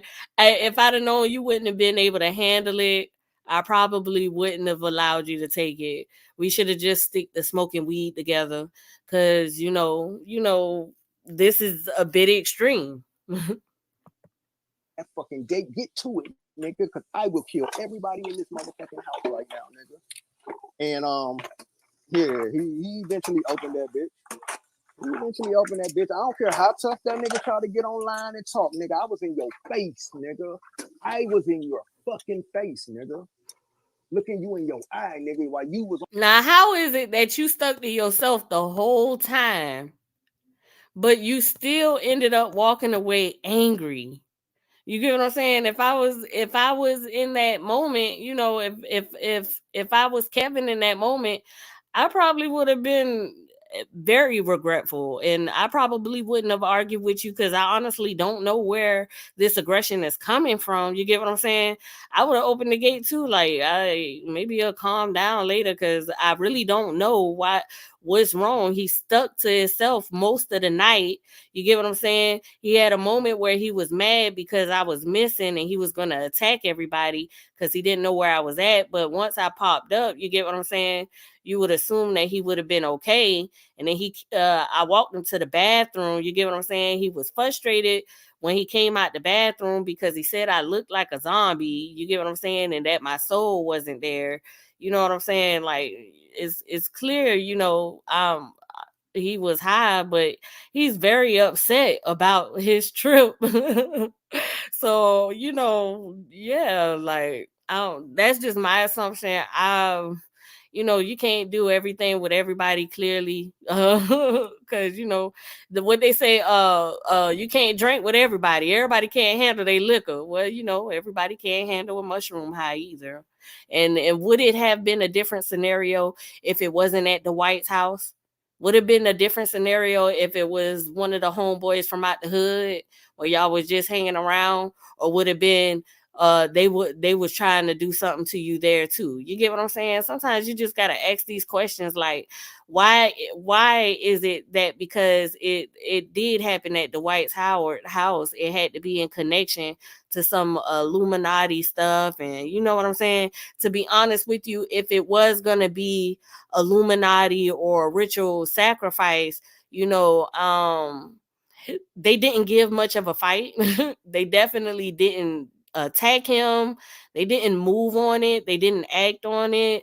I think that they if it was gonna happen, it was if Dwight has as much power and as much money, you know, like Cali is stating, they definitely would have had things taking place or in position to definitely make that happen out of Cali's control. So, you know, we got to consider that too, right? Since we're considering the possibility of Illuminati and stuff like that. And here's the thing about Illuminati.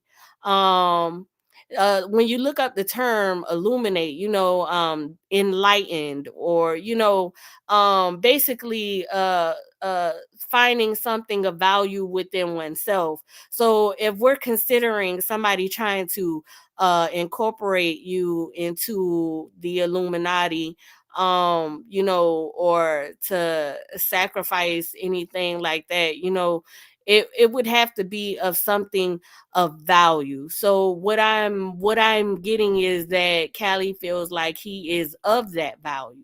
But what would be the guidelines to consider if Cali is of that value to be sacrificed or anything like that, you know? Because like he said, he knows Kevin's family and stuff like that. So it's evident that Kevin has closer family members that could have been of sacrifice. And it wouldn't have been that much of a challenge, right? Specifically because Cali, you know, he's stating that, you know, he's strong, you know, he's capable to defend himself.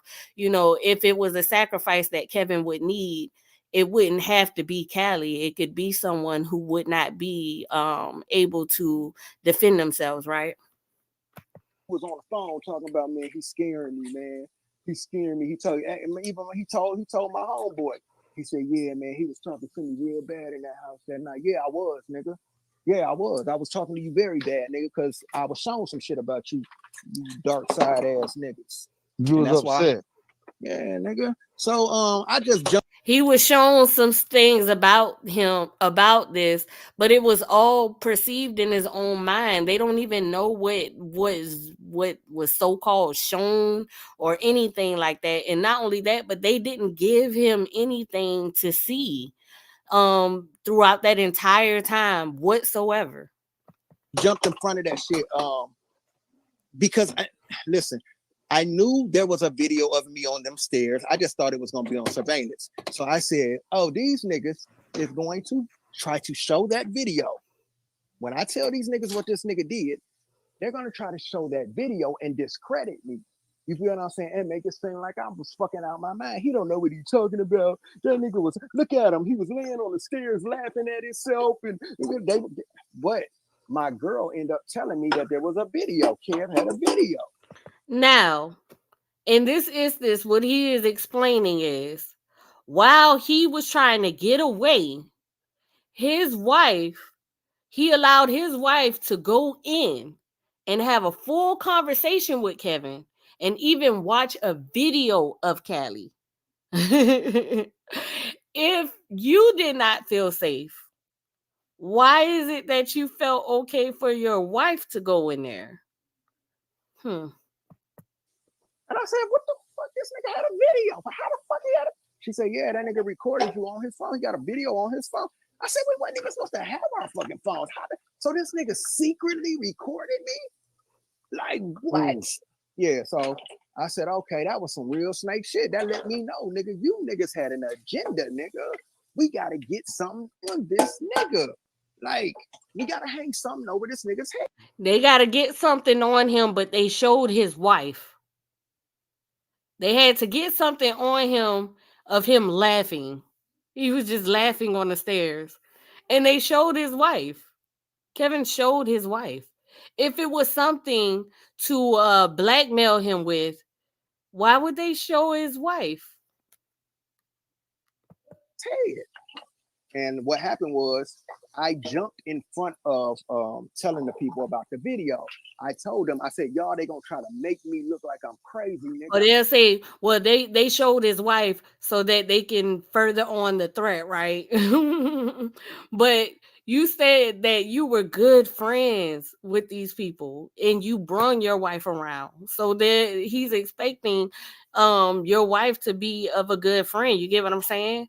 And how you guys are familiar with Dwight's baby mamas and everything like that. You guys were a small network of friends that hung around each other, that came across each other within Dwight's facility. You get what I'm saying?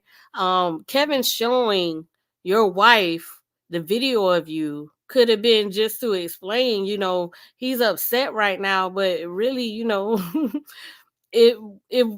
it's not the experience that I received. I would have never thought that Cali would have been this upset. I'm not crazy, nigga. I know what the fuck happened in that house, nigga. And I told them, I said, they got a video of me. They got a video. They got a video of me sitting on the stairs laughing at myself that they're going to try to put out because they didn't have nothing else on me. They didn't have nothing. Oh, okay. So he was trying to say that he knows Dwight's whole family. I'm sorry. That makes it even worse because Dwight's entire family. Either way, whether it was Kevin or Dwight's family, if you knew all of these people, you get what I'm saying? It really doesn't take away from anything. If he felt like he was a threat and that he was able to defend himself, it's so many people in the world. I'm trying to understand why in particular would he feel like he would need it to be a sacrifice. Not only that, but even in when you're going through this high in the entire night, you never had a struggle. They never forced themselves around you. They allowed you to yourself. They went on with the entire ceremony of hanging out with each other. They didn't bother you. If you needed to go to the restroom, Kevin took you. You get what I'm saying? You were upset the whole time because you had different reasons as to why. you stated you stated that you thought they was trying to do something to Kevin, or Kevin could have fell in the lake, and you were very upset because you felt like nobody was watching y'all and your homeboy missing. So you got to be brave enough to come and find him and save him. And then when he pops up, you're still mad at him because it's like, well, where you been at? And then he takes you to the bathroom and you in the mirror and you say, you know, Dwight could do a lot of things and he's a celebrity and he got a lot of money, and you know, all this Illuminati stuff can go on and rituals can go on. You come from out the bathroom and you decided, I'm going to face Dwight right now. And I'm staring him down with this aggression. And then Dwight is looking like, or you just high, it's okay. And he walks past you. You didn't think to calm down from that. You go and find Kevin and you talking to Kevin outside and you're like, who was that walked me to the bathroom? Because that was a zombie and they didn't have a soul. And I know that wasn't my homeboy. And so Kevin is like, okay, you know what I'm saying? So now you decide to go lay back down on the couch. You laying on the couch, you got the pillow over your head, and I hear sexual activities going on in the other room. I think they had a threesome with the girl, and then all of a sudden I heard men moaning like they was having sex or getting oral and all this and that. And then Kevin comes, he's going back and forth, but you got the pillow over your head, but Kevin's going back and forth, right? And you see these things because you got the pillow over your head. And then you say, and then he comes and offered me some fruit, and he did it in a sexual manner. And at the time, that's how I perceived it. So it was clearly a misunderstanding. But yeah, it was still fruity. It was still wrong. And I would have never did that to my friend. Like, y'all, when I tell you, like the internet is undefeated. Like these type of conversations, these type of stories, it's just like, you know, it's real. It's like a bittersweet thing. Like it's real sad because people actually take these accusations. They take it so far to attack somebody with. And but when you actually listen to it, it's kind of like everybody who heard it should have been like, bruh, this don't make no sense whatsoever. And all you did was explain what you was thinking in your head and how you acted on it. And nobody gave you any feelings that this would even happen. You know what I'm saying? Nobody said anything to lead up to it or nothing. They tried to forewarn you about some of the effects while you were high off of mushrooms. You took that as a red flag. Anything they did warming up to this situation, you took it as a red flag, and you still chose to partake because you wanted to know. And then so when you took it, you got aggressive because of all the thoughts that was building up in your head. You know what I'm saying? Like at some point as adults, we really gotta, like, when you look at us as a whole, this whole situation is kind of sad that we even have to entertain something like this as a whole. You know what I'm saying? Because there's so many other things that is going on in the world, but we're actually watching in real time somebody's character being attacked with most of the statements from this situation that was evidently high paranoia from being high off of shrooms. Nothing else. So that was the only thing they could have used, but I jumped in front of it. I jumped in front of it before they could use it. So if they would have tried to put it out, right, the people would have been like, you know what? Hi, Mama Lakeisha. Thank you for coming through, Mama. I think I don't know if I said this to you the last video, but I think I added some moderators and everything like that. I wanted to add some moderators because I don't want anybody attacking any like how they did Kevin. You guys, so I appreciate you guys for being here to help with that, you know, trying to, you know, keep everything cordial because it's a lot of childish antics going on with adults, and I you know, you can't save the world. Not saying that I'm trying to save the world, but I just feel like, you know, us adults should be able to behave in a certain manner, and it's evident that a lot of us hasn't reached that point yet. So I do want to have some moderators on to kind of, help me out. And I really appreciate you guys for coming through and supporting my channel too. That nigga Cali did say y'all was gonna try to put this video out about them. So I killed that. Like, if you put that video out, it's gonna make me look right, nigga. You see that video never surfaced, nigga. It never surfaced because I was about to just now ask: is the video of you hallucinating never surfaced? Okay, never okay, surfaced because I jumped in front. Okay. Yeah, them well, niggas man, listen, they was on some other shit that night. I felt like you cleared up a lot of shit that I had. That I had to ask and what maybe the people in the chat wanted to know. And this is some crazy shit. And that you was in the mix. And right, you right, Ashley D, because he did state that he called the police.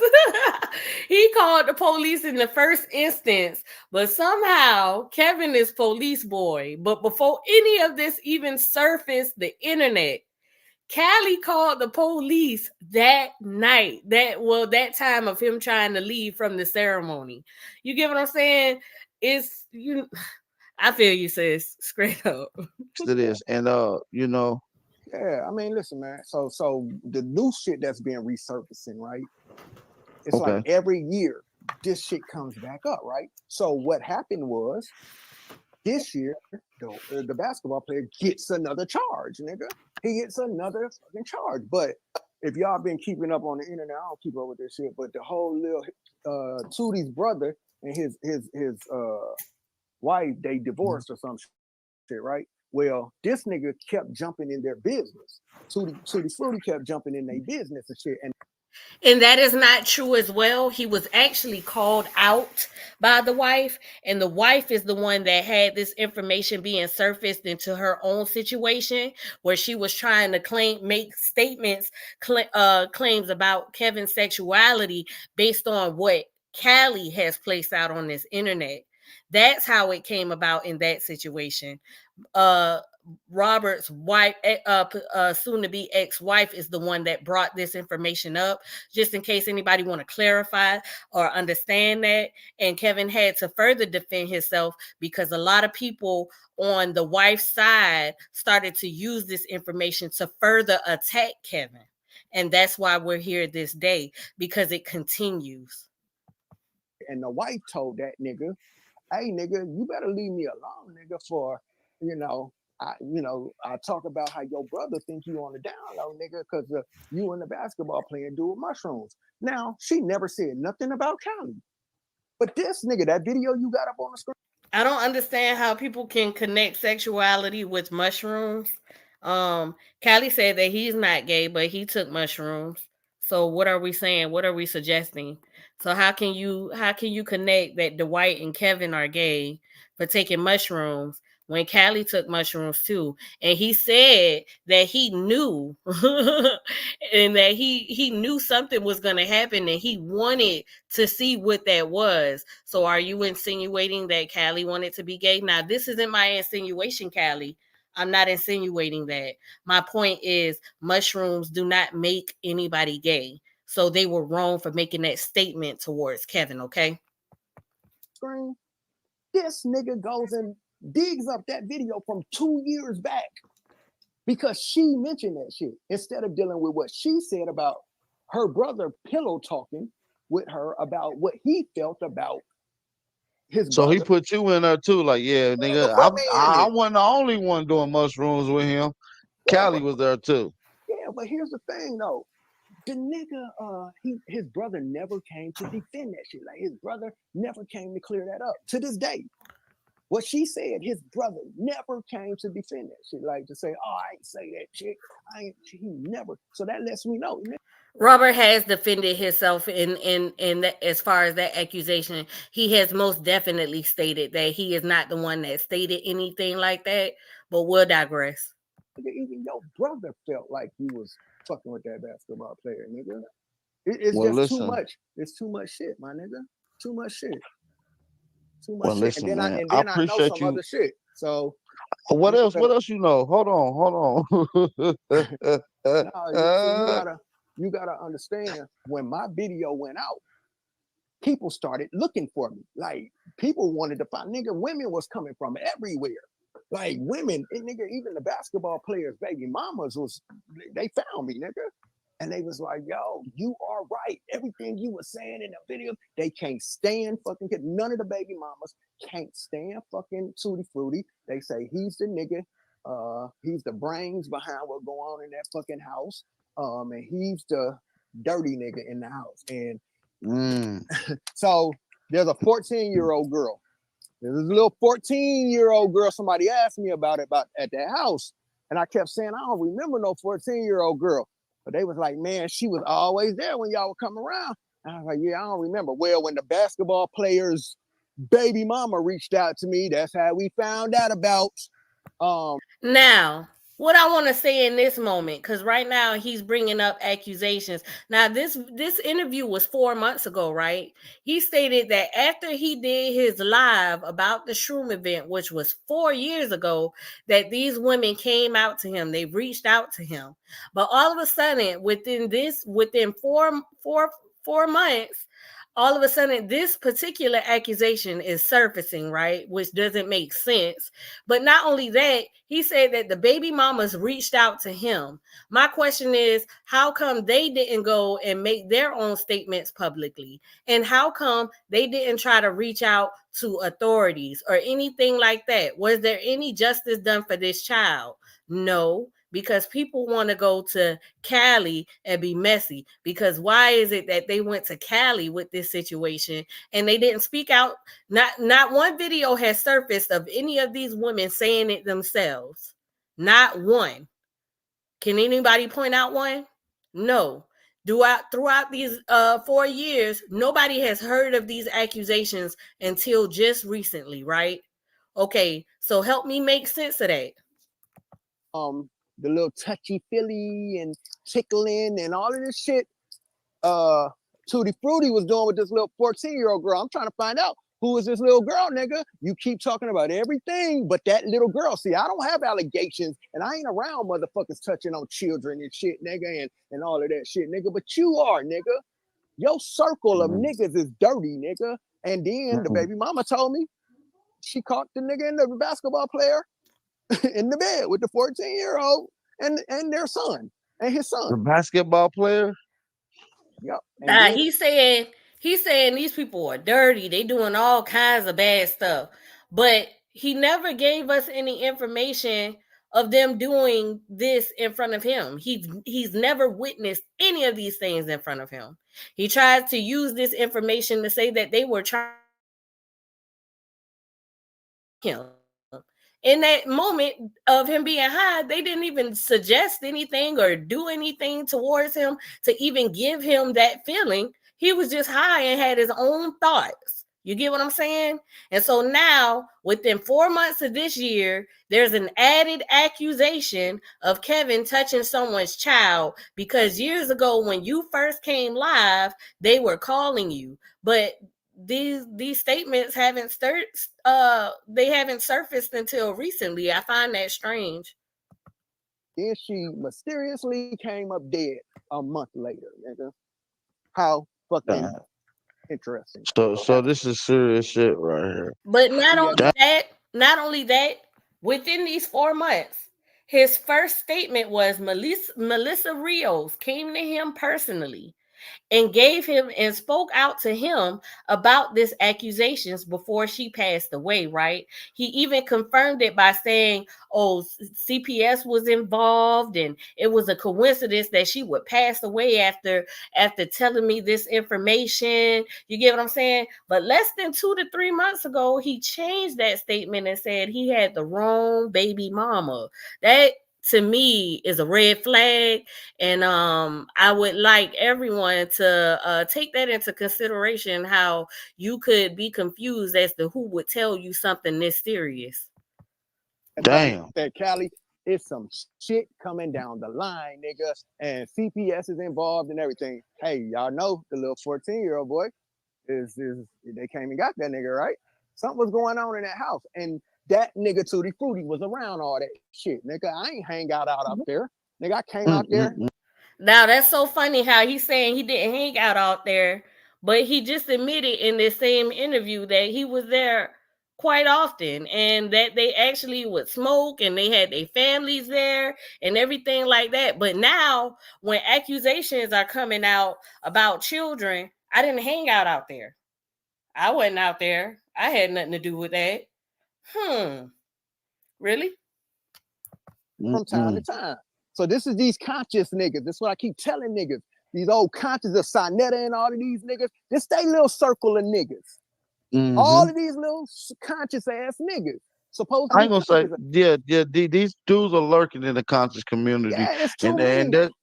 that's You why got we need a true conscious community news, man, and that's why they call me the hood journalist, cause we covering the conscious I can community dig it. I news, can man. dig it. You got to look at this though, bro. Shout out to AP. Thank you for covering the news, my brother. R. Kelly, man. You think R. Kelly was doing that shit by himself, nigga? You don't think it was niggas around that nigga that had to get their hands dirty too to be around that nigga? You think that When did you? basketball player didn't make What, that nigga Tutti Frutti do some shit, nigga? Get the fuck out of here. That do you want to answer soft some ass nigga. questions from the chat, or not? We can move on, but I Okay, got one more question for you. go ahead.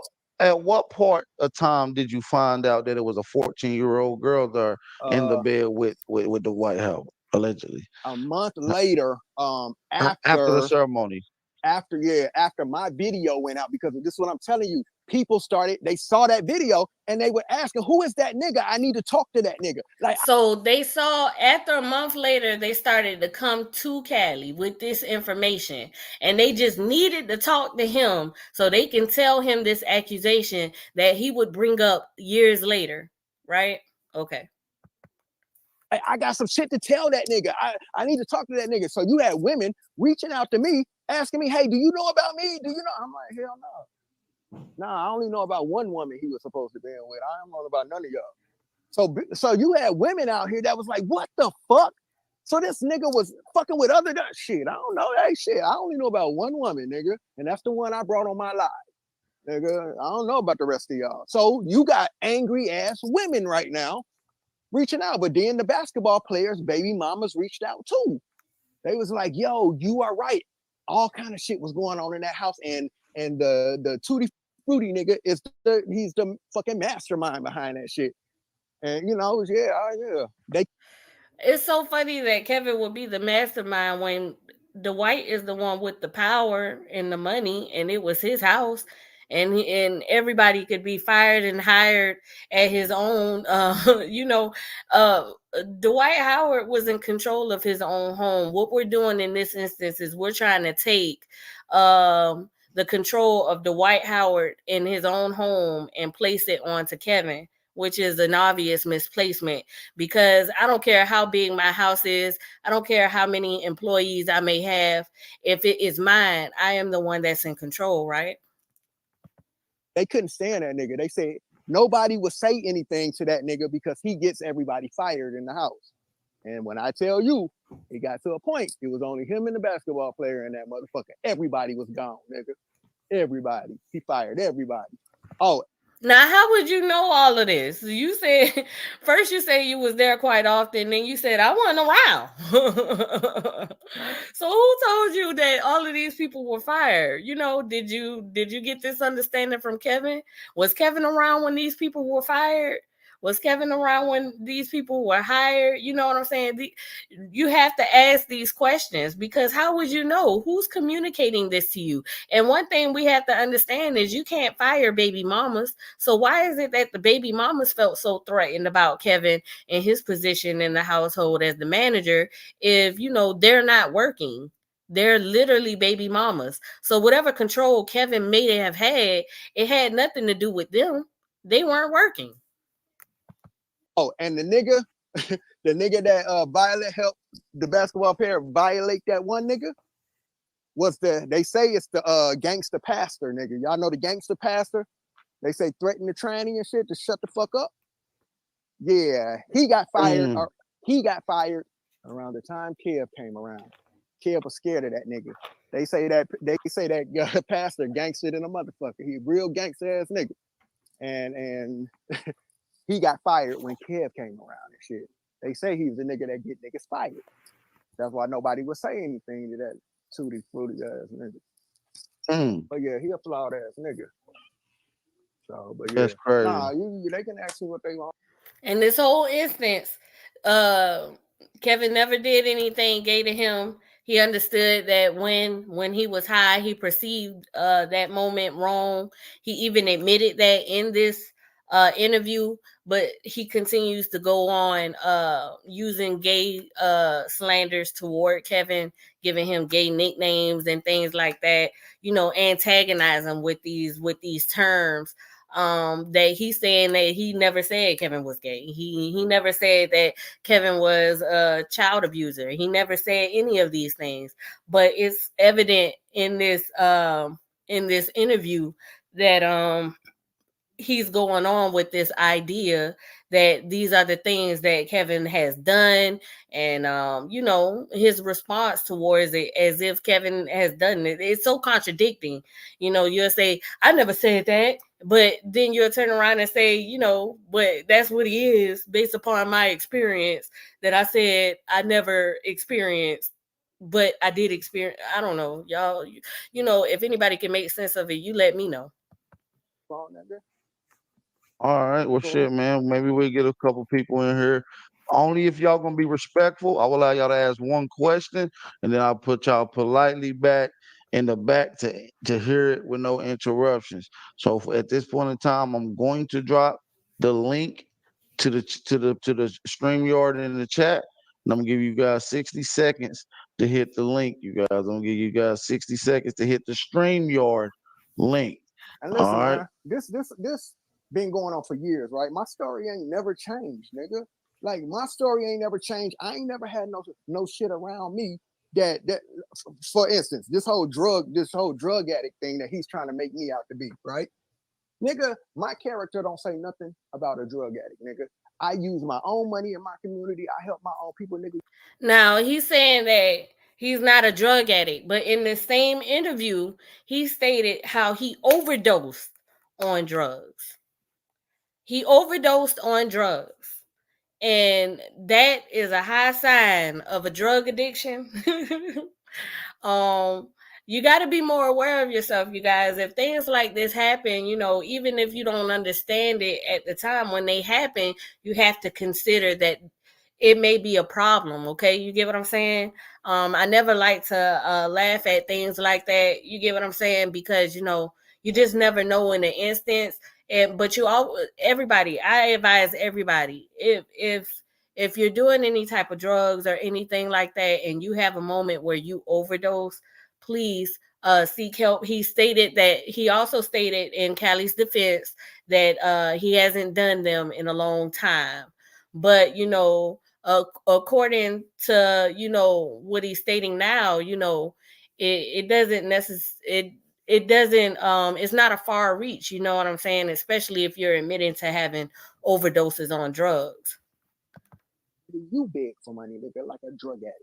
You're online begging for money. That's what drug addicts do. They beg, nigga. So You he's saying in order to be considered a drug addict, you would have to be begging for money. And that's not necessarily in every case. There's a lot of rich drug addicts. So, you know, you're never outside, nigga. You know what I'm saying, nigga? I'm outside. You see what I'm saying? because he's never outside, it should be discredited that you're not a possible drug addict. It doesn't necessarily make sense. And this whole thing of, you know, doing for the community and everything like that, you get what I'm saying? It doesn't discredit anything. If you're doing for the community, great. Are you a good person for doing that? Sure, why not? But if nobody, and I'm not saying that Kevin hasn't done for the community, but you know, there's a lot of people in this world that probably hasn't done for the community as much as others, and you wouldn't want to consider them to be less than anybody because of that. You know, you can't discredit anybody because of that, but you know, that's just my thought process. And like, nigga, I go to work, nigga. I have two jobs, nigga. I put back into my community. You take from the community like a drug addict, nigga. You feel what I'm saying? So, nigga, don't project on me, nigga, because I'm tired because I work two jobs, nigga.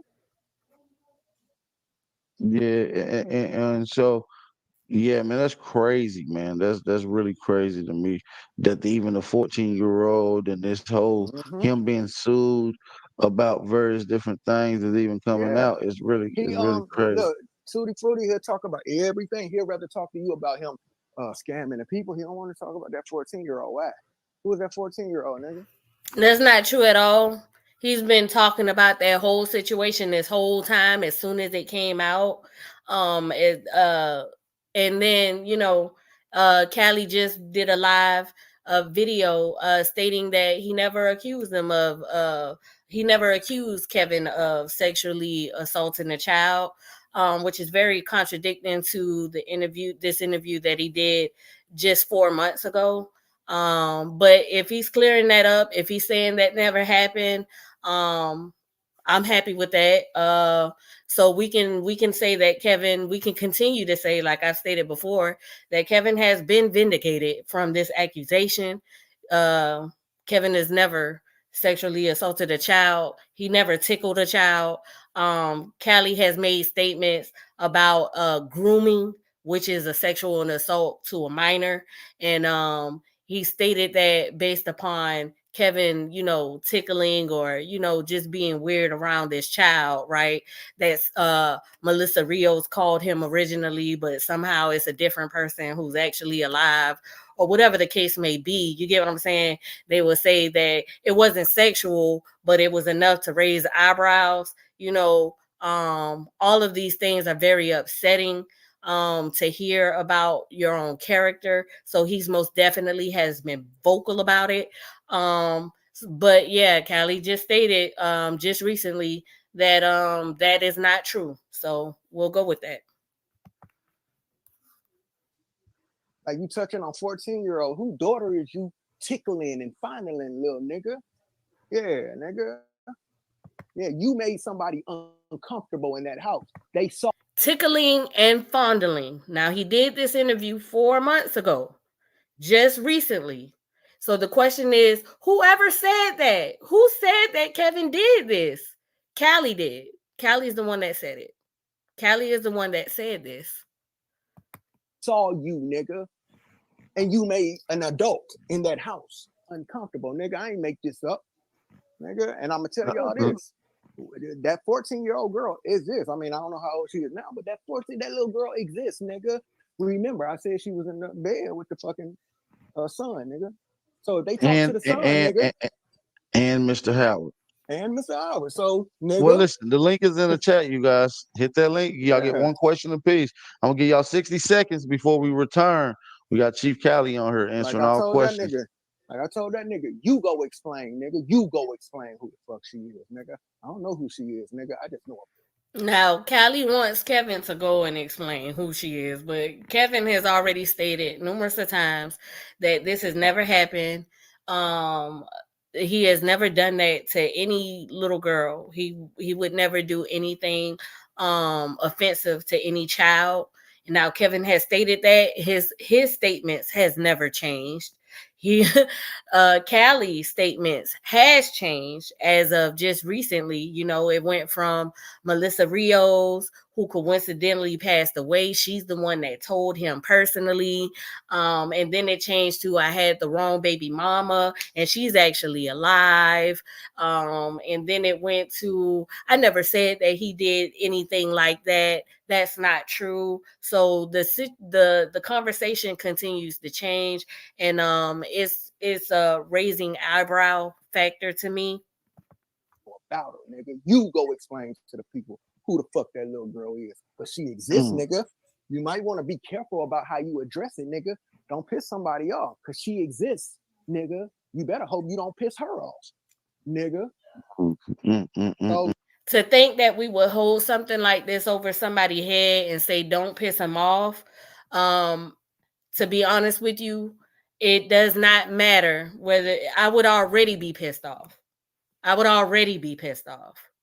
So that's not even a threat. You get what I'm saying? You guys, if something happens to children, we have to move in a manner to protect them and to also give them mental understanding of setting boundaries. I'll continue to say that it's not okay for, these women to get in contact with Cali to say these things. They haven't spoke out vocally themselves.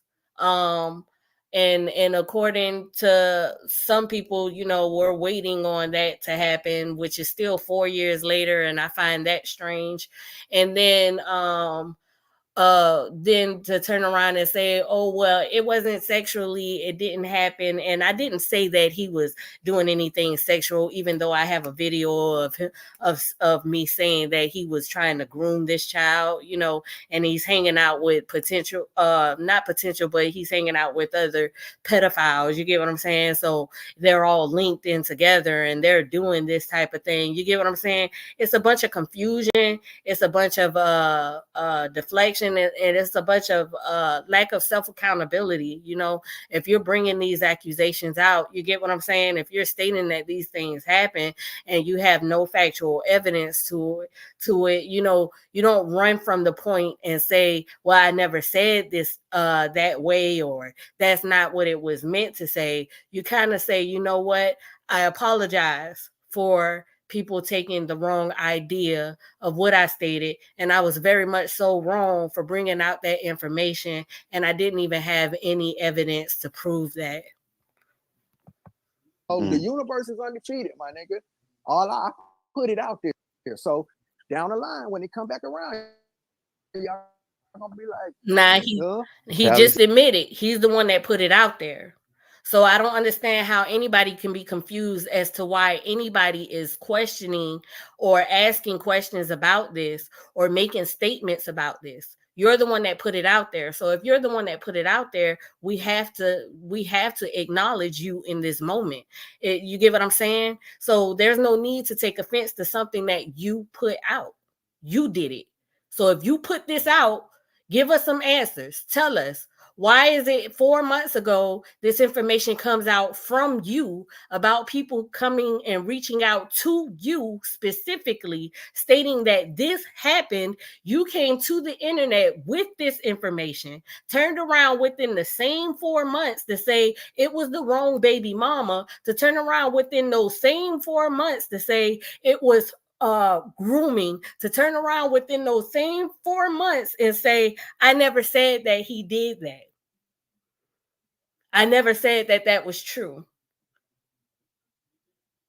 It raises eyebrows to me. He said it first. Cali said that shit. Cali said it was a 14-year-old girl at the house, nigga. And just for clarity with the people, how long was you friends with Kevin Wesley before being invited to Dwight Howard's house?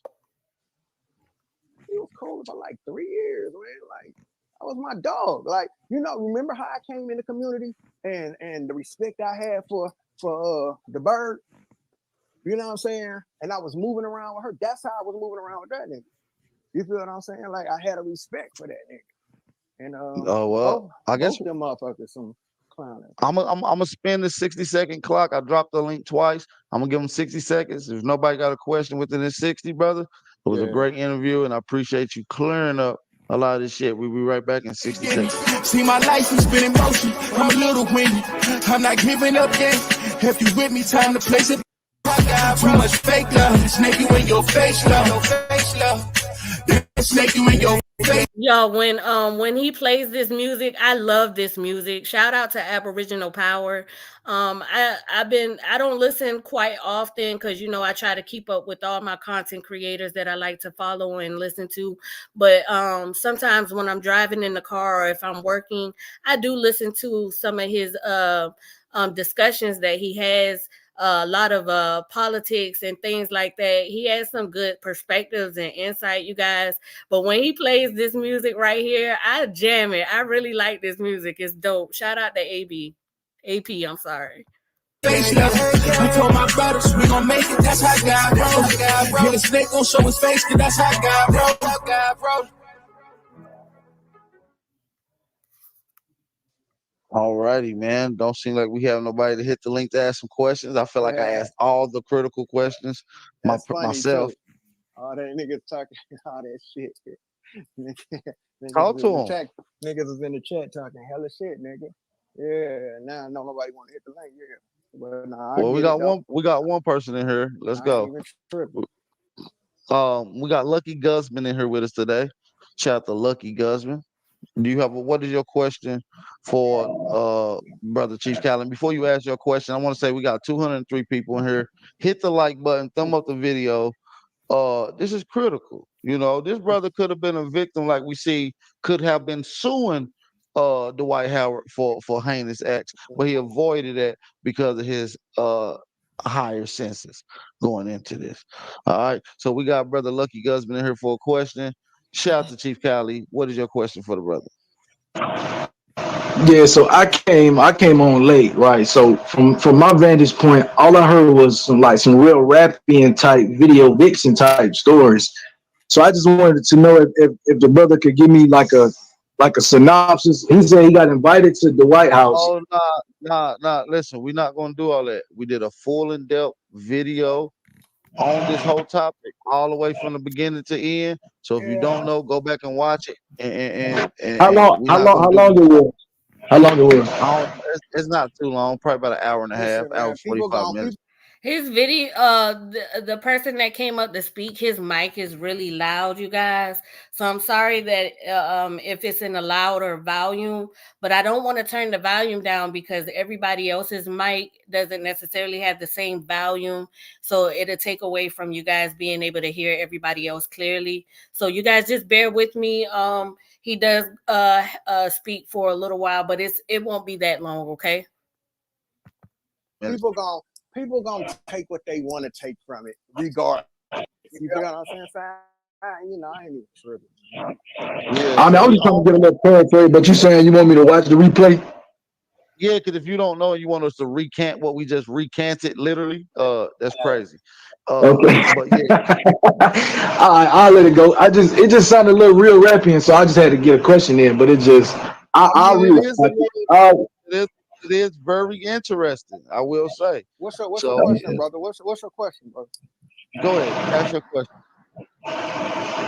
I mean, I just wanted to kind of like you said, a recap. I caught the part about him going to or him getting invited by the brother Kevin, who I don't even know who that nigga is, but I know who Dwight Howard is.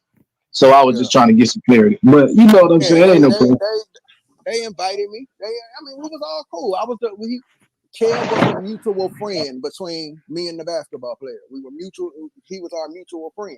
You know, and But Cali, it's Wolf. Hey, niggas, they trying to compress a whole timeline into one little event, my nigga. No, I Cali, mean, talk I felt about how like you we was did. like they I feel was like we teaching. did You a. know how that's like I feel like A1 we and did a Bap good going. job, kind of Yeah, compressing it to the main topic. no But it facts. is a lot to break down within this whole thing, and yeah, it it is is. Yeah, good. It's a but let whole me say lot to break this.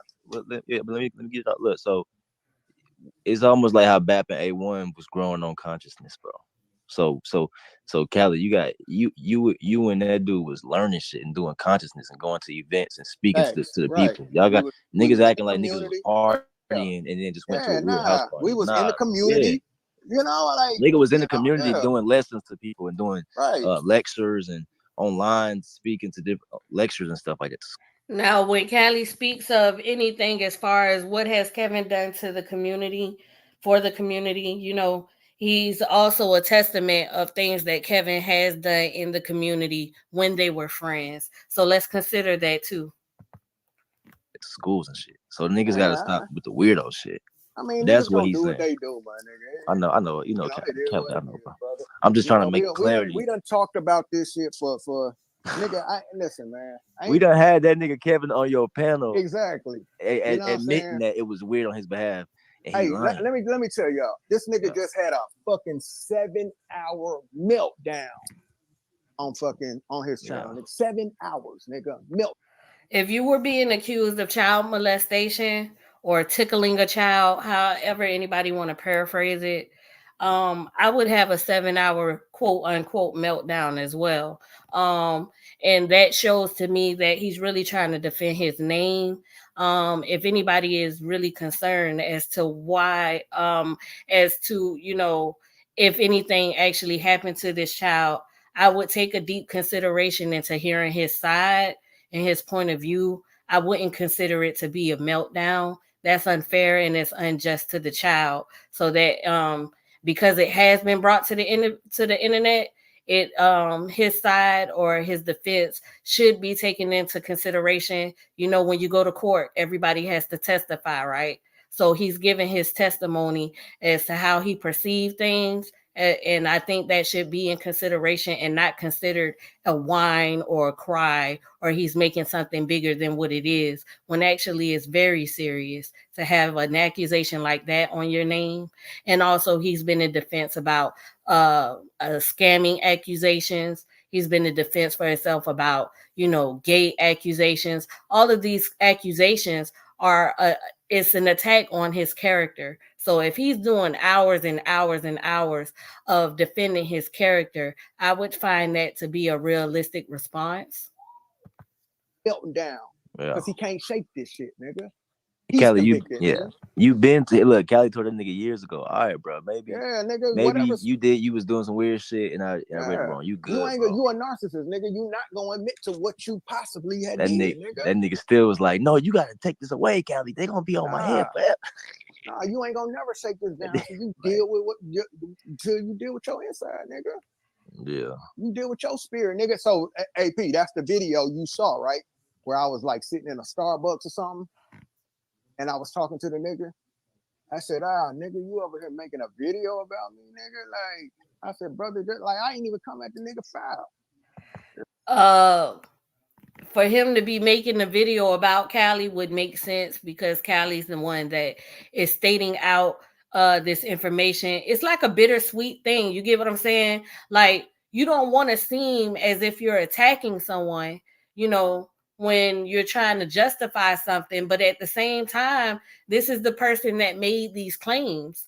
This is the person that came out to the internet and made these claims. So you can't necessarily avoid the person, because you're speaking about the statements that this person made. You get what I'm saying? And yes, if these accusations were upon my name, I would definitely be doing anything in my power to get this situation resolved and try to figure out why this stuff is coming about. And I would also be speaking as to how these things are not true. You get what I'm saying? In hopes that people would consider my perspective, especially if these things are towards me. That would just make sense. Just told the nigga, like, brother, you being convicted, nigga. You know what I'm saying? Deal with that shit. And then to say that he's being convicted or that's something that he has to deal with, but you're the one that brought it out. So he's dealing with it. He's actually, you know, speaking up on it. He's coming to the source from of this information. You get what I'm saying? That sounds to me like he was dealing with it. You get what I'm saying? And for him to be offended, especially if you guys are friends that or were friends, that would be a normal response. I would be offended if my friend that I hung out with so often and invited to my home and got to know my friends and family would come out with these type of accusations. I would be highly upset as well. That's a normal response. Deal with it. Anybody else got any questions before we move on? Speak now, forever hold your goddamn peace. Nigga On can't this put no particular smut on topic. my name, nigga. I don't care how much niggas over here want to try to put smut on my name, nigga. Nigga, I go where the fuck I want to go. I'm a grown ass nigga. I was out there with my family, nigga. You know what I'm saying? It wasn't just no niggas hanging out. It was families hanging out, nigga. So niggas can't put no fucking smut on my name. It was families hanging out. So why is it that we were upset in the instance, say, why are all these kids here? But you know, you had your family there. It would make sense. Everybody else had their family there. And that was clearly not the only time that you guys chose to take drugs, because you admitted that you guys were smoking marijuana, right? Based upon your own statements, y'all would smoke marijuana and have conversations all the time. So fuck all that shit them niggas in the chat talk. Hey, and Cali, it was kids at the house, wasn't it? Kids at that motherfucker. Yeah, Yeah, nigga. I so confronted that nigga about that shit too. Yeah, and that's what I'm Confronted that saying, nigga nigga. about that shit Yeah. too, nigga.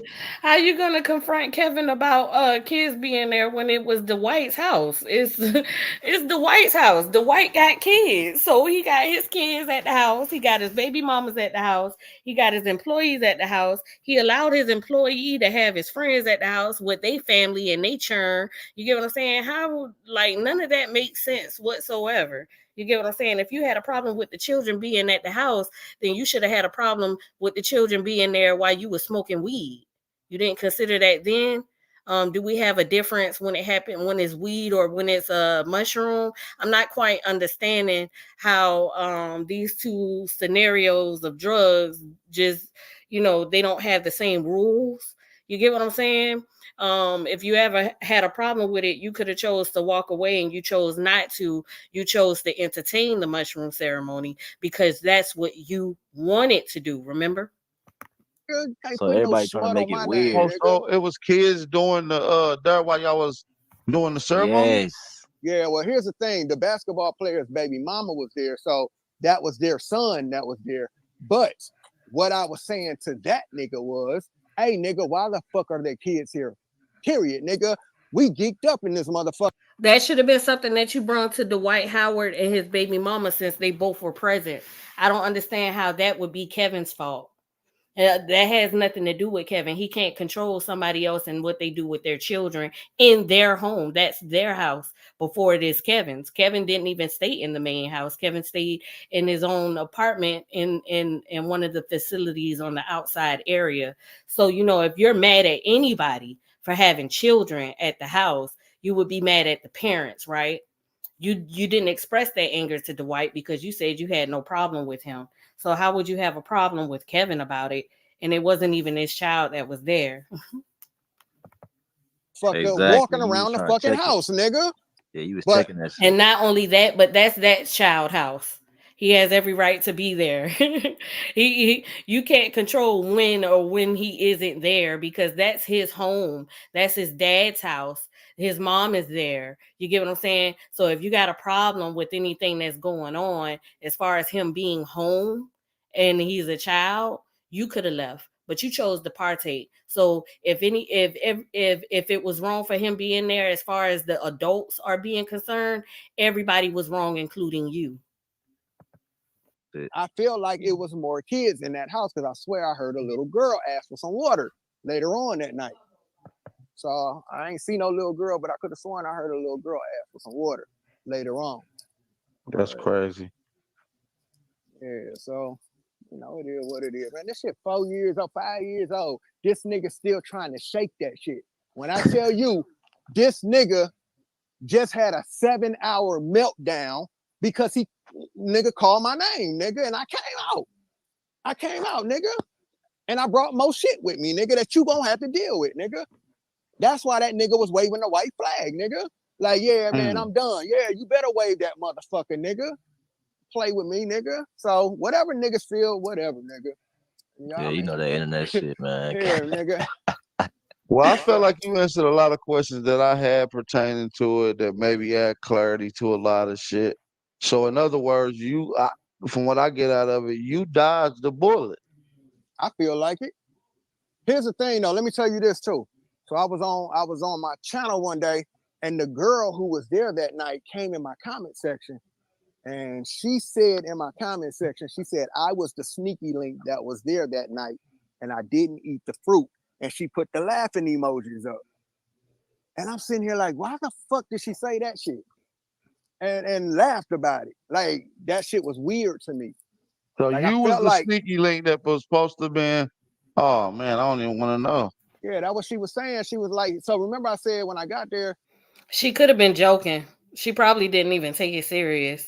That's how I feel about it. I guess I would have to see it and look at it myself just to see and get my own observation. But uh um it's this thing where people can say things and they can have multiple meanings. That's why I hate text messages, y'all. I don't really care for it because it's like you can say one thing and mean it one way, but the person that's reading it can perceive it another way. I won't go too deep into that. If that's how he perceived it, it's okay. We was over on the other side. It was me, Kev, and the girl. So she was saying she was that bitch that was there, but she didn't eat the fruit. I'm wondering, why did she fucking say that? I didn't eat the fruit. What the fuck did that mean? And she laughed about that shit. That's what made me feel like it was some other shit, nigga. I can't prove that shit. I can't prove it. That shit was just weird that she laughed about that shit. He put that shit in the comment, and then somebody who claimed to be the basketball player came in the comment and said, "You better shut the fuck up." Told the girl, "You better shut the fuck up." And that girl didn't comment no more after that. Yeah, man, That's crazy. Them niggas into some shit over there at that house, nigga. Like A lot of celebrities. Deep, wicked, demonic they shit. into some shit over there, nigga. Like real shit. When I tell y'all, I done learned some more shit, nigga. Like, yeah, them niggas is into some shit, nigga. And Like that what nigga, else? Give us one more before we go. What's something new that you figured out about those guys after leaving from the ceremonial thing? It ain't even that I figured it out. They told me about it. They said them nigga, like the basketball player was flying that nigga out to LA and shit, to these little rich folk sexual parties and shit. They were mushroom parties and shit. So the baby mama was. So you partook in one mushroom ceremony, and it was nothing sexual towards you. You didn't see anything sexual. You only assumed that it was sexual, so that you could turn around and say that they were flying out to different mushroom parties, which were obviously sexual. Let's hear what the baby mama said. Telling me about this before she died. She said, yeah, so basically it's supposed to be a bunch of. So this same baby mama was telling you about this before she died as well. I wonder, since you got the names wrong, is the other baby mama telling you this too? I'm sorry, y'all. I don't mean to laugh, but I've been really trying to take Cali serious in this interview, and I can't. And it's because he was high. You know what I'm saying? Like, I'm sorry. I'm gonna play. Rich white folks, they were flying this nigga Tutti Frutti in, and let him tell it. These people, he would just come there to talk, and he said these people would get off to his voice, and they would pay him to just come there and talk. I said, yeah. Oh Lord. Now, this is something that Melissa Rios, the baby mama that passed away, is telling you that Kevin has experienced. I wonder where she got this information from. Was she there too when Kevin was being flued out by these white rich people? Did the white tell her this? Like, where's the original source of this information? Because it's evident Kevin didn't tell you, because you guys aren't friends anymore. So Melissa Rios told you that Kevin touched a little girl. Melissa Rios told you that he was being flued out by white rich people to partake in sexual mushroom ceremonies, and talking about specific things as to what would get them off. And then she coincidentally passed away. And then it wasn't actually her, it was another baby mama who's actually alive. And not just the baby mama, but it was some females that was standing around that actually witnessed the interaction with this little girl. And then it was grooming. And then it was, I never said that at all. Right. Yeah, whatever, nigga. Whatever. That's why I keep telling y'all, man. That boy thought he was Keith Sweat. That boy said they pay that boy to talk. Yeah. That boy said he go to the Sweat Hotel here. What the fuck? This the woke niggas y'all be doing. Y'all gotta understand, man. Like if I'm a bank robber, nigga, I'm not gonna take niggas who don't rob banks with me to rob a bank, nigga. I'm gonna take niggas who's like me. You get what I'm saying? This nigga was in that house for 3 years. Think about that. What he just said. I'm not gonna take somebody who's not a bank robber to a bank robbery, right? So we got to understand. Kevin would have never had this ceremony and invited Cali if he didn't consider Cali as a friend. I mean, that it's two sides to a coin, right? We can basically say, you had a misunderstanding because you were high. It never got resolved because you acted on your own paranoia, and based upon that, you got all of this information and accusations that you claim that these women who never spoke out on their own decided to come to you about it. And uh I don't think Kevin would have invited you to this quote unquote bank robbery if he felt like you were going to be not participant of the bank robbery. You basically just said on yourself, you know what I'm saying? You basically just told on yourself. You get what I'm saying? He considered you a friend. You know, he didn't think that your high paranoia would cause so much problems in his life for 4 years. And just recently this year is surfacing about him possibly being a child groomer, according to you, and only for you to turn around just today and say you never said that.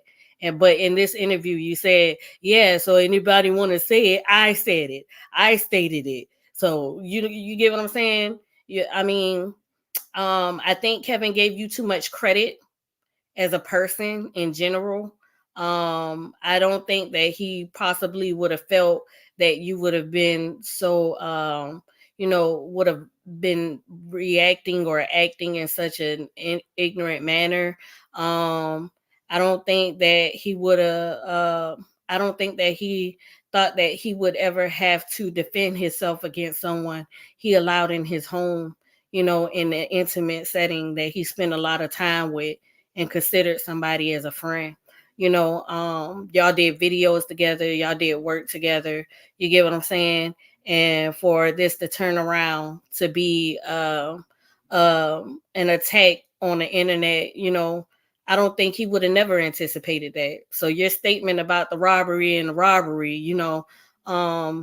it definitely, I don't know if I made sense or clarified that with everybody, but it definitely relates. I don't think he expected you not to be a friend in return, if that makes sense. That's what I was trying to get to anybody. Years, nigga. Whole lifestyle change. Nigga out in the garden with the basketball player and shit, nigga. Like, whole lifestyle change, Yeah, it nigga. hit different when you in a garden with a gay basketball Yeah, player. Do hit different. yeah. Hey, And we it hit got different when you see what it Wilmore. used to look like. My bad. Go We ahead. got Wilmore Reed on the panel. I know he got a question for. We got all of these things that we're connecting to gay, fruit and gardening. They're all gay things, right? Like that's ignorant to me. It don't make any sense. You know what I'm saying?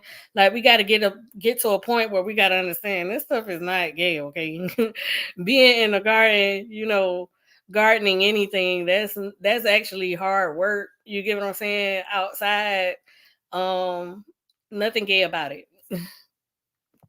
For us. Shout out to Pop Reed, one of the elders in the community. Yeah, Shout out shout to out you. to Wilmore. Yeah, mic check. Can you hear me? Yes, sir. Yeah, we hear you, bro. Yeah, I don't have a question. I just want to let you know everything that Cali said is true. He has not changed his story one bit. Not one time. Not one. As of today, he has 3 or 4 times. One bit has it changed. I remember when he first went live, and his story has consistently been the same. Yeah, I remember that shit like it was yesterday, nigga. And I appreciate you for coming on, brother. Pop Reed. I appreciate you. Yeah, I don't come up on panels, but I had to come up and say that. I trust your that's word right. too. So I appreciate that, brother. I appreciate that. Yeah. Like, bro, listen, That's you gotta crazy. understand with me, man. I can look myself in the mirror. I don't care what none of them niggas in the chat talking about. I don't care what Sister Bethy foul mouth, stank breath ass talking about. Yeah, Miss Texas. It is a lot of questions. You get what I'm saying? And I do hate to see friends falling out, especially about something that I mean, just looking from my observation, I honestly felt like this could have been resolved. I feel like the refusal to, just see, where things could have went wrong, especially with the high experience. You know what I'm saying? Like, I don't think there was, just my observation, and not to offend anybody, but I don't think that Kevin had any malicious intent towards Cali.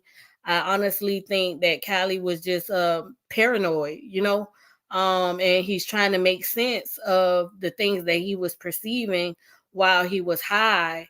And I get it. You get what I'm saying? But when you become sober, it has to be a point where you can say, well, they never actually did anything. All of these things was based upon my own thoughts. And I even acknowledged they was based upon my own thoughts. So maybe I was tripping. You know what I'm saying? And even if they don't be the best of friends anymore, it can come to a point where you can acknowledge, I said a lot of distasteful things, aiming towards you. You get what I'm saying? And maybe I should I acknowledge those things, and I think I'm going to just leave it alone, especially when it comes to talking about this whole ceremony, because the more that he talks about it, the more I think he may be even realizing himself. I don't want to assume, you get what I'm saying? I'm not in his head, but based upon this whole interview right here, he would go into instances and he would say, in my mind frame, I was thinking this, and when I was in the mirror, the voice was telling me, and when I was laying on the couch, I started realizing, when you have those pointers, you get what I'm saying? It's not necessarily that anybody had given you these ideas. These were ideas from within. So when you take that into consideration, you probably could take a look and say, man, I really did, overdo this. I really did overdo this. And then, years later, to add on the accusation towards someone that you call a friend, instead of saying to these females that called you and say, hey, did you get authorities? Did you, does the white know what's going on? Why hasn't anything been happened? Did anything happen? Did you get anything done before you reached out to me? You get what I'm saying? Because I acknowledge that you may not care for Kevin. I acknowledge that I don't care for Kevin right now. But as far as the sake of the children, what were the steps and the precautions and things that you did to handle the situation? Did you go out and speak? Why is it that I'm being the one to vocalize this information and you haven't spoken out for yourself? A lot of these things, I would want to take into consideration. You get what I'm saying? At some point, you will want to question, are they using me as a pawn because I spoke out about how I felt about Kevin? You get what I'm saying? When it comes to a child, my mind frame is different. You get what I'm saying? I don't necessarily pick sides with anybody. I don't care how long we have been friends and how much I've trusted you in different instances. It would be particular questions that I would ask to see, what is your reasoning for saying something so serious? You get what I'm saying? And I would, highlight, if it is that serious, I think you should try to figure out what moves you need to take, to get some justice behind this, because a child was potentially affected. And the fact that that information hasn't been considered, you get what I'm saying? Me personally, if I was Cali, I probably would have been hesitant to bring that information out, because now he is the face of this information, because nobody else has spoken out except for him, right? You get what I'm saying? And so when you have that, it's only making the situation that him and Kevin already had more strenuous. It's causing more the situation to become more problematic, and especially for Kevin, because as far as his stance, he knows for certain that that never happened. You get what I'm saying? And so what do we do about this point? Do we continue to further attack each other? Do we continue to have other people get online and dispute these things out? What are the moves as adults, especially for this? I don't care if the child is an adult now or anything like that. You get what I'm saying? What do we do? You get what I'm saying? And then when when we bring up questions, because now the person who told you this has changed. See, a lot of that could have been different if the person that told you would have spoke out themselves.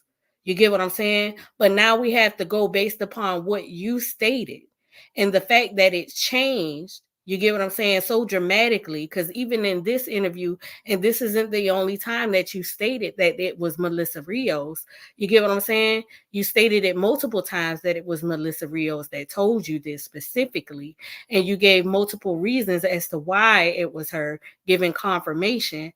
But then you turn around and say it was somebody else. Now this is making you look bad, because if they would have spoke out themselves, this pressure wouldn't have been on your back. And so when you have this type of pressure on your back, it's no need to take offense, because you placed this information out here.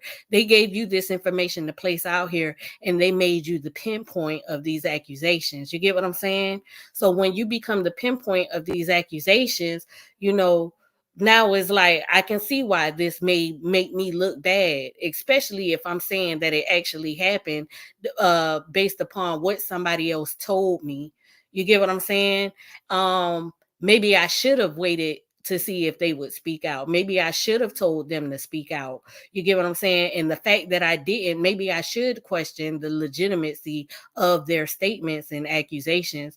And maybe I placed myself in a situation that I probably shouldn't have, because I was so upset with Kevin about my first time being high on mushrooms. So you get what I'm saying? I understand most people aren't like that, because I respect that, Texas, because a lot of people have their emotions within it.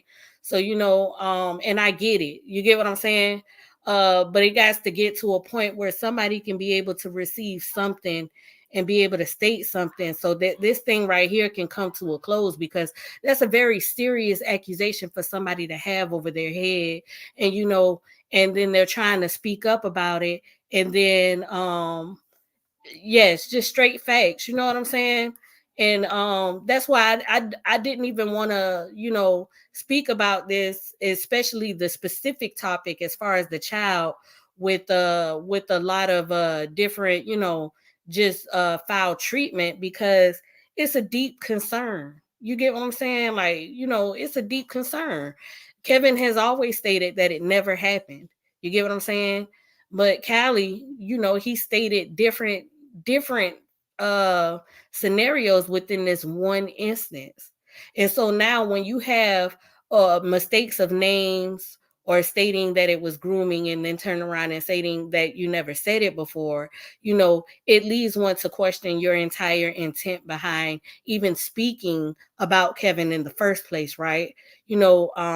And that's just me from a realistic point of view, and I think a lot of people see it from that perspective. I would hope that everybody would see it from that perspective, and I would give the idea that maybe Cali should not be more so offended by that, but acknowledge that that would make sense. And say to itself, I got to take a little bit of accountability of the things that I thrown out here, because it really isn't making any sense. You get what I'm saying? This is how we grow. Nobody should be ashamed to take accountability for things. I don't want to be ashamed for taking accountability for things. You get what I'm saying? So that's why I try to take accountability where I see fit, or where somebody highlights, because it's okay to be accountable for the things that you set out, right? So Cali stated in this interview that he brought this information out, and the information has changed. So it would make sense for him to take accountability for some of these things. That's just my observation. You get what I'm saying? We're almost through with this video. I think it was one point that I wanted to highlight and just see, but we're almost through. And let's see what we got a little bit further. We're almost there. In the chat, nigga. I can know this, nigga. I can look myself in the motherfucking mirror, eye to eye, nigga. I can hold my head up, nigga. That nigga can't say the same. Nigga. Be nice to Sister Betty. Be nice. Fuck her, nigga. Fuck that. Fuck her. Yeah, that's Chief Morning Thunder, y'all. Fuck her. Yeah, that's my I don't roadie. even That's know my that, bro. roadie. Yeah, well, she talking shit, nigga. Get your roadie, nigga. Hit the link, Sister Beth. If you got questions, come ask them. We ain't got to shoot them from the chat, but we do got another brother on here Nah, to want to ask but a this is what question. I'm saying though. Wait till y'all see me do some shit or get caught in some shit, then put some smut on my name, nigga. Then try to put smut on my name, nigga. Y'all ain't got shit on me, nigga. Y'all just hate me, nigga. And it's all good, nigga. That's what's up, dog. Just hate harder, nigga. Hate harder. Tell them. Hey, we Turn got up. 111 Truth on here. You got a question for Chief Cali? Hey, what's going on? Why you didn't go on this show, man, when he invited you on the show? Yeah, That's cause false. That ain't here's the true. thing. Hold on, Hold on, hold bro. on. Well, Here's the we're gonna thing. let Cali get to this. Couple Unadulterated, no filter. couple And reasons. I need you to ask your question respectfully, whoever this brother is. I think this King Cass, by the sound of that voice. Uh So here's a couple reasons I didn't go. First of all, I had already, nigga, this shit's old as fuck. We didn't dealt with this shit. We didn't even, nigga, you can go pull up the video on my panel where I let that nigga sit there and talk. Niggas. See, the thing about it is, it's old to Cali. But when you have things on your name, you get what I'm saying? It never gets old to you, right? So even if you place out accusations towards somebody, we have to be understanding of that. You get what I'm saying? Because what you're saying that he did to a friend, you get what I'm saying, at a shroom party, and now years later, you're stating that he did something to a child. It never gets old. That is something that if I was in Kevin's shoes, I would never get tired of trying to clear my name. You get what I'm saying? Because that hurts. That really hurts. And the fact that somebody would discredit him by saying he was whining, or he was, it's old, you done gave him opportunity to speak. No, it's never old. So Kevin, if you listening, stand on your name, period. Regardless to how anybody feels about it. He was the one that brought it up. You brought this information out here. How can you tell me when it's time to stop talking about it? How can you tell me when? If you didn't want me to talk about it after a certain period of time, one would suggest that you would have never brung it out in the first place. Just so he could sleep better at night. I don't have shit to prove. He do. I ain't got to come up over there on your channel, nigga. Second of all, he got things to prove according to what you stated about him. He got things to prove according to what you stated about him, but it's people taunting him, you taunting him about speaking out about what you stated about him. Make that make sense. If anybody was ever concerned about what truly happened in that whole shroom situation or with this child, you would want to hear what he is saying. You would want to hear. That would make sense to me. He's a narcissist, nigga. You don't let a narcissist control you. You control him. He wanted me to come over on his shit. No, nigga, I don't want to talk to you, nigga. I said what I said, nigga. How did he want to control you when he came to your platform and he gave you an opportunity to come to his? That's not control. He didn't say, I'm never coming to your platform. You got to come to mine. This man has reached out. He came to you. He came to different platforms. He even spoke on his own platform. That's not trying to be in control. That's him trying to defend his name against accusations that you made. You can't be offended that someone's trying to defend their name about something that you stated out of your mouth as if you weren't the person that stated it. It wasn't, nobody else stated this. Nobody else stated this but you. It came out from you. You're the source. Why wouldn't I want to speak with you on your platform, on my platform, on anybody's platform? Nigga, I'm not defending myself, nigga. You're defending you 7 hours, nigga. I don't have a 7-hour live trying to explain shit. You do, nigga. So no. You don't have to, because he didn't come out with these accusations against you. He didn't speak of any of these accusations against you. He never came out and said what you was trying to do at that ceremony party. He didn't come out with accusations stating that you did something potentially to a child. Not one time. He didn't come out and say anything about any of that towards you. He's been defending his name this entire time. And for some reason, the only thing that connects to you is you got to defend your name. You got to defend your character. You're the one that's saying it. You're the one that's saying it. And he's coming to you defending his name and his character. And somehow it don't make sense. So no, nigga, I ain't coming over there. I said what I said, nigga. But do you have hardcore facts that he gay and he messed around with a certain person? Do you have hardcore facts, or are these all allegations? Hold on. I never said that nigga was gay. I said what he did to me. I said what he did to me. He never said he was gay, y'all. Out of this whole conversation, calling him Zesty and Zesty Wesley and calling him Fruity and all this and that. He never said he was gay, y'all. He never said he was gay. Talking about him being flyed out and doing all this gay stuff with rich white people. He never said he was gay, y'all.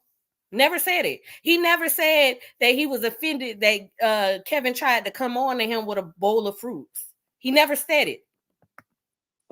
You said he was on some mushrooms. You know, we heard the video. He said he was on some mushrooms. And now tell me the part where I said he was gay. Tell me where I said he did anything. You said him and a certain person. You know what I'm saying? I never said that. Some weirdo shit. I never said we that. We listened brother. to it. Tell me when he said when I said anything that he did anything.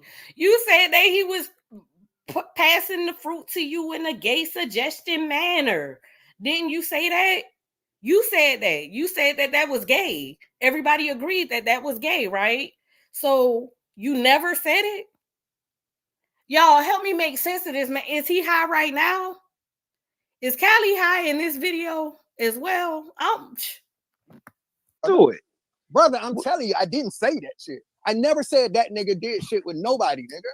I told you what he did to me, nigga. That would be that you're saying he did something gay to you. That was the assumption that everybody is grasping from this. But if you didn't want anybody to assume that he was gay, you probably shouldn't have said it, because you're stating that he came on to you. That's gay. You're a man, he's a man. If he came on to you with a bowl of fruit next to his groin area, everybody would perceive that he was trying to be gay to you. I never said that nigga did shit. I ain't got no proof that nigga ever did shit. I just said the nigga sold his soul, nigga. Because I seen the change in the nigga. The same shit his own brother said. You had no proof that he ever did anything. So everybody is taunting this man for nothing. What are you referring to when he said he was in a room with the dudes moaning? Is that what you're referring to?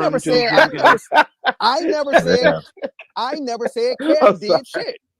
Exactly. I never said Kev did shit. Because he never said that he did. No, he just said that he seen him walking in and out the room. He was in and out of the room. I never said that. I said, because AP said, he wasn't involved. I said, I ain't gonna say he wasn't involved just because he was walking in and out the room. Yeah, and that's the crazy part. So everybody is, we all getting the inclination that he's gay. Cali ain't even had to say that. But hold up. That nigga himself tells you he been dealing with that shit all his life. Yeah, nigga. like niggas, he says that shit himself, nigga. Yeah, because niggas be hating. Niggas be hating, man. That nigga, let me tell you what hold on. Let me tell you what the nigga said. The nigga said, I've been dealing with this shit all my life. Exactly. Niggas always said, because I look like my mama, I'm pretty and I'm a gay. So I said, okay, nigga, so don't act like this shit started with me then, nigga. Yeah. You've been dealing with this shit all your life. You just said it out your own fucking mouth. I got the video up, nigga. But you gotta have hardcore fact, though. You gotta have hardcore proof. Shut up, bro. Brother. Hey, Wolf. I appreciate you for asking your question, brother. What are you talking about? I gotta have hardcore fact, because that nigga said because he said he be dealing with that shit his whole life. I gotta have hardcore facts. Hey, man. Now the thing about it is, Cali doesn't have any hard facts about his assumptions, but when it comes to Kevin's defense, Cali is his hardcore facts of what has been accused upon him. So this is what everybody is not understanding. Cali and his accusations are hardcore facts of what has been stated about Kevin that he's going up against. Cali has no hardcore evidence about anything as far as what he's been stating about Kevin. Fuck, I gotta have hardcore facts because that nigga sat on my panel. Last chance, going once, going twice. Anybody else want to hit that link before we get it going? Look, I look like I gotta have proof because this nigga said he been dealing with the gay accusations. I ain't know that nigga when he was a little nigga. Nigga, I ain't know he looked like his fucking mama. He said that shit. He offered that fucking information. Fuck, I gotta have proof for it. What type of shit is that? That's just King Kaz being King Kaz, man. But there's a lot of niggas typing in the chat though. You know what I'm saying? A lot of niggas had a lot of questions, right? What going on, brother? Yeah, you know, hey, listen, man, I ain't even tripping about none of that shit. I know how these niggas is, man. It's the internet, nigga. Yeah, nigga, ain't no already. Nigga. Hey, nigga, I move around in real life, nigga. I move around in real life. So already state to state too, ain't it? State to state, nigga. I move around in real life. So whatever. If it's ever that deep, nigga, see me when you see me. So, man, if anybody else got any questions, y'all let me know, man. Y'all let me know what y'all doing. What we doing? Last chance. Last chance. Appreciate you, Chief Cali. I don't think nobody got no more questions. Questions. But if you got anything you want to say before you get out of here, we're gonna get ready to end this immediately though. So we ain't even gonna stick around. So I ain't got nothing else to say. But check this out. October 7th, man, here in Atlanta, Georgia, we got that. All right, everybody. I don't think it was too much after that. I hope everybody got the gist of what I observed today in this review. Shout out to AP, Aboriginal Power, and his platform. Cali never stated he was gay, and Cali never stated that Kevin was a child molester or was trying to groom a child. I don't, so now it leads me to what was the point of all of this, even him coming out to make these statements. Hey, Ralph. Yeah, we done been on here for 4 hours and 38 minutes. We done been on here for a minute, y'all. And I do want to come back on and do like a Q&A of everything that I reviewed and everything. And have discussions, you get what I'm saying, as far as if anybody have any questions or anything. But basically, I just wanted to show a lot of inconsistencies in these statements and these allegations that aren't adding up.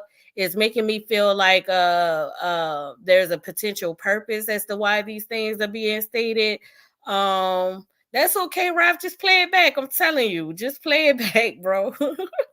Thank you for coming through, Brother Ralph. Thank y'all for the cash apps too that I received. I really appreciate y'all.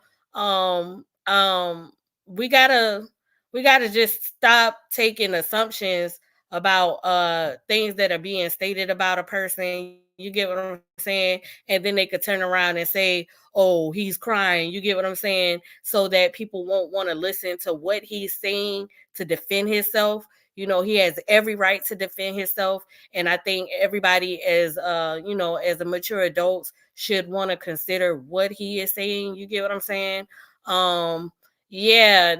Chief Cali, there was a lot of inconsistencies in this story. Chief Cali was obviously high during that shroom ceremony.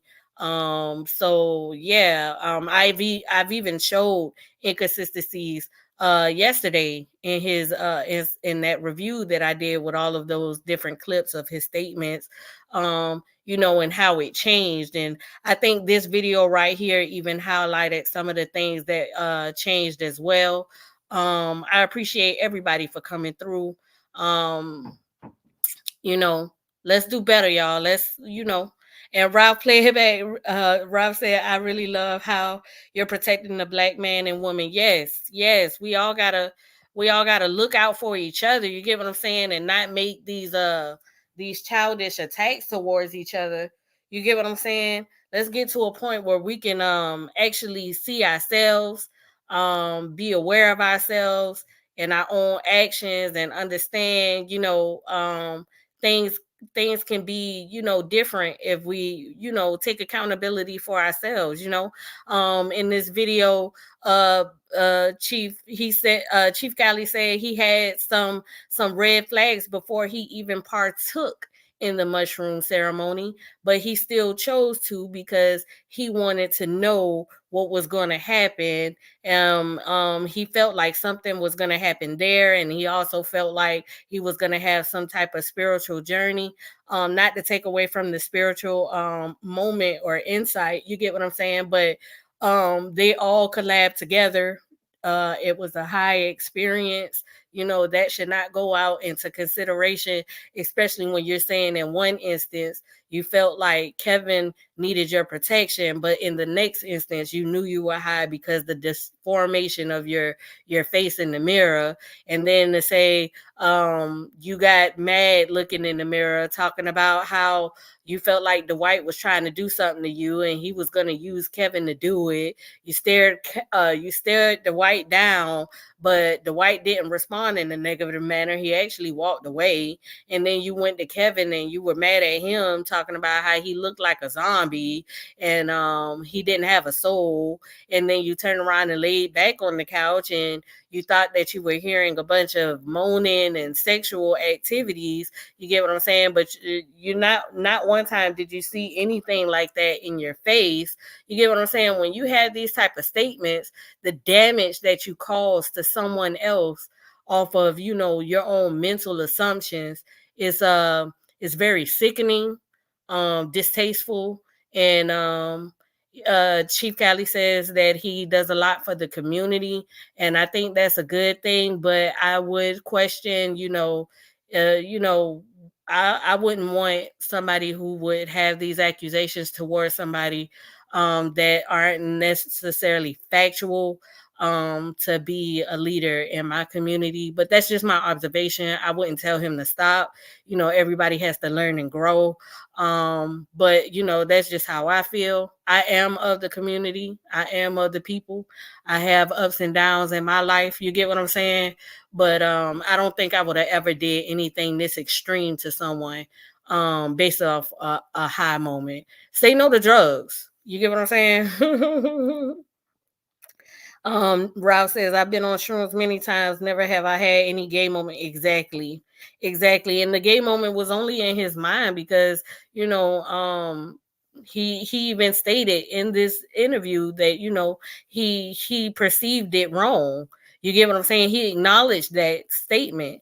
And so, to have that, Kevin, Dwight, or anyone else in that house, they never gave him any reason to feel like they were suggesting anything in a gay manner. It was all his own thoughts. You get what I'm saying? But peace to everyone. Shout out to Aboriginal Power for the original interview. Everybody please go check his channel out. It's Aboriginal Power, spelled correctly. I think what I'll do is when I get some time, I'll go ahead and drop his link in my comment section so everybody can take a look if you're not familiar with his channel. Thank you, Texas, for coming through, mama. Ralph said he just got a crush and mad. Good night. I will rewatch. Well, hey, everybody got their own feelings about Rob. You're gonna try to give me a trouble. I'm not gonna say nothing like that. Cali has a wife, right? Depending on how deep we have to go into this situation, I'll stick with that, because just like Kevin is offended about these gay slanders and gay rumors being placed on him, I personally wouldn't want to give that to the next person just to justify Kevin. I think justifying Kevin with highlighting some of the contradictions from the source is a very mature way to go about it. You get what I'm saying? And that's how I want to do it. Peace to everybody though, y'all. Y'all have a good night. Y'all be safe in your journeys. And I'll be back up soon.